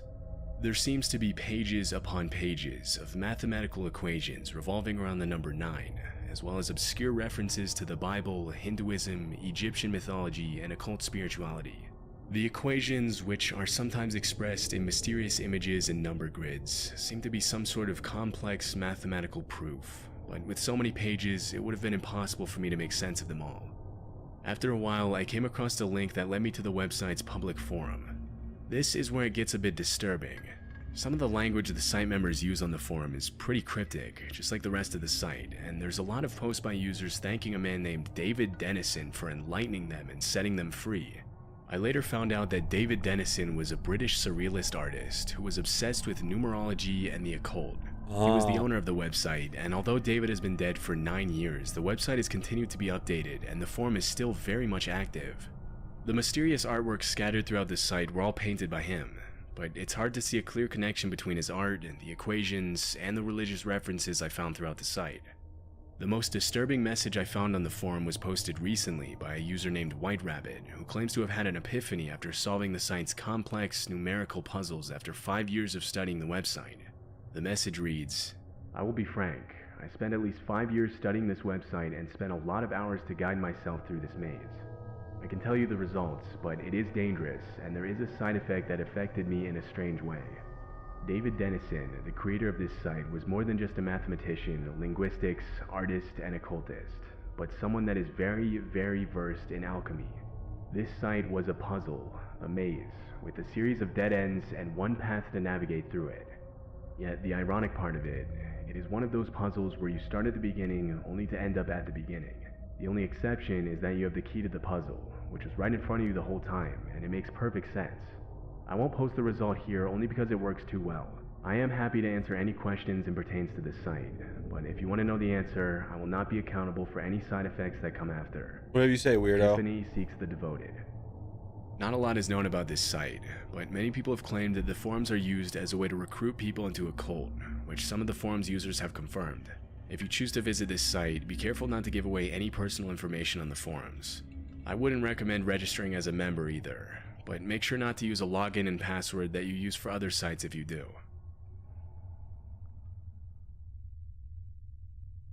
ObsidianSnow.net. ObsidianSnow.net is a website that was created in 2014. The site is linked to another strange website that has received a lot of attention in online communities called Hecate.net. The homepage is pretty much just a black background and a triangle made up of 6 white circles.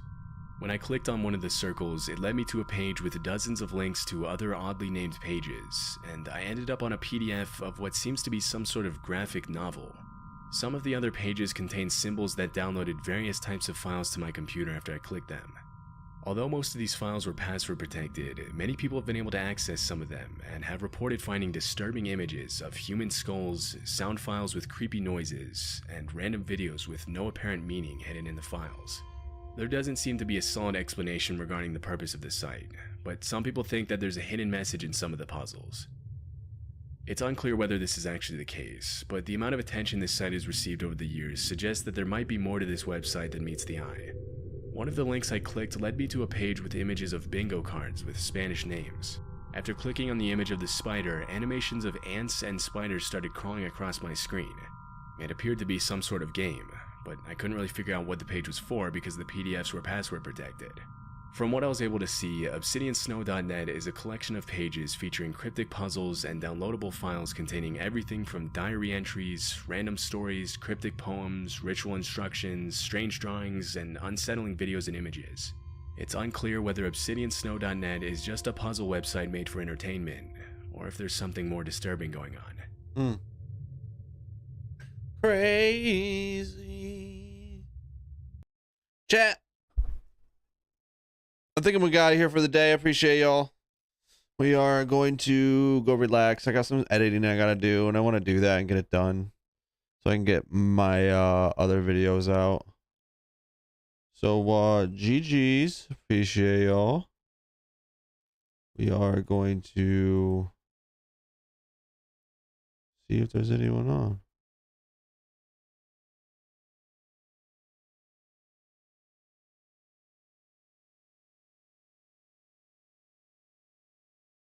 There's no one on right now, so we are just going to hop out of here. GG's, love y'all. Be safe, and we'll be back soon. We'll be back soon.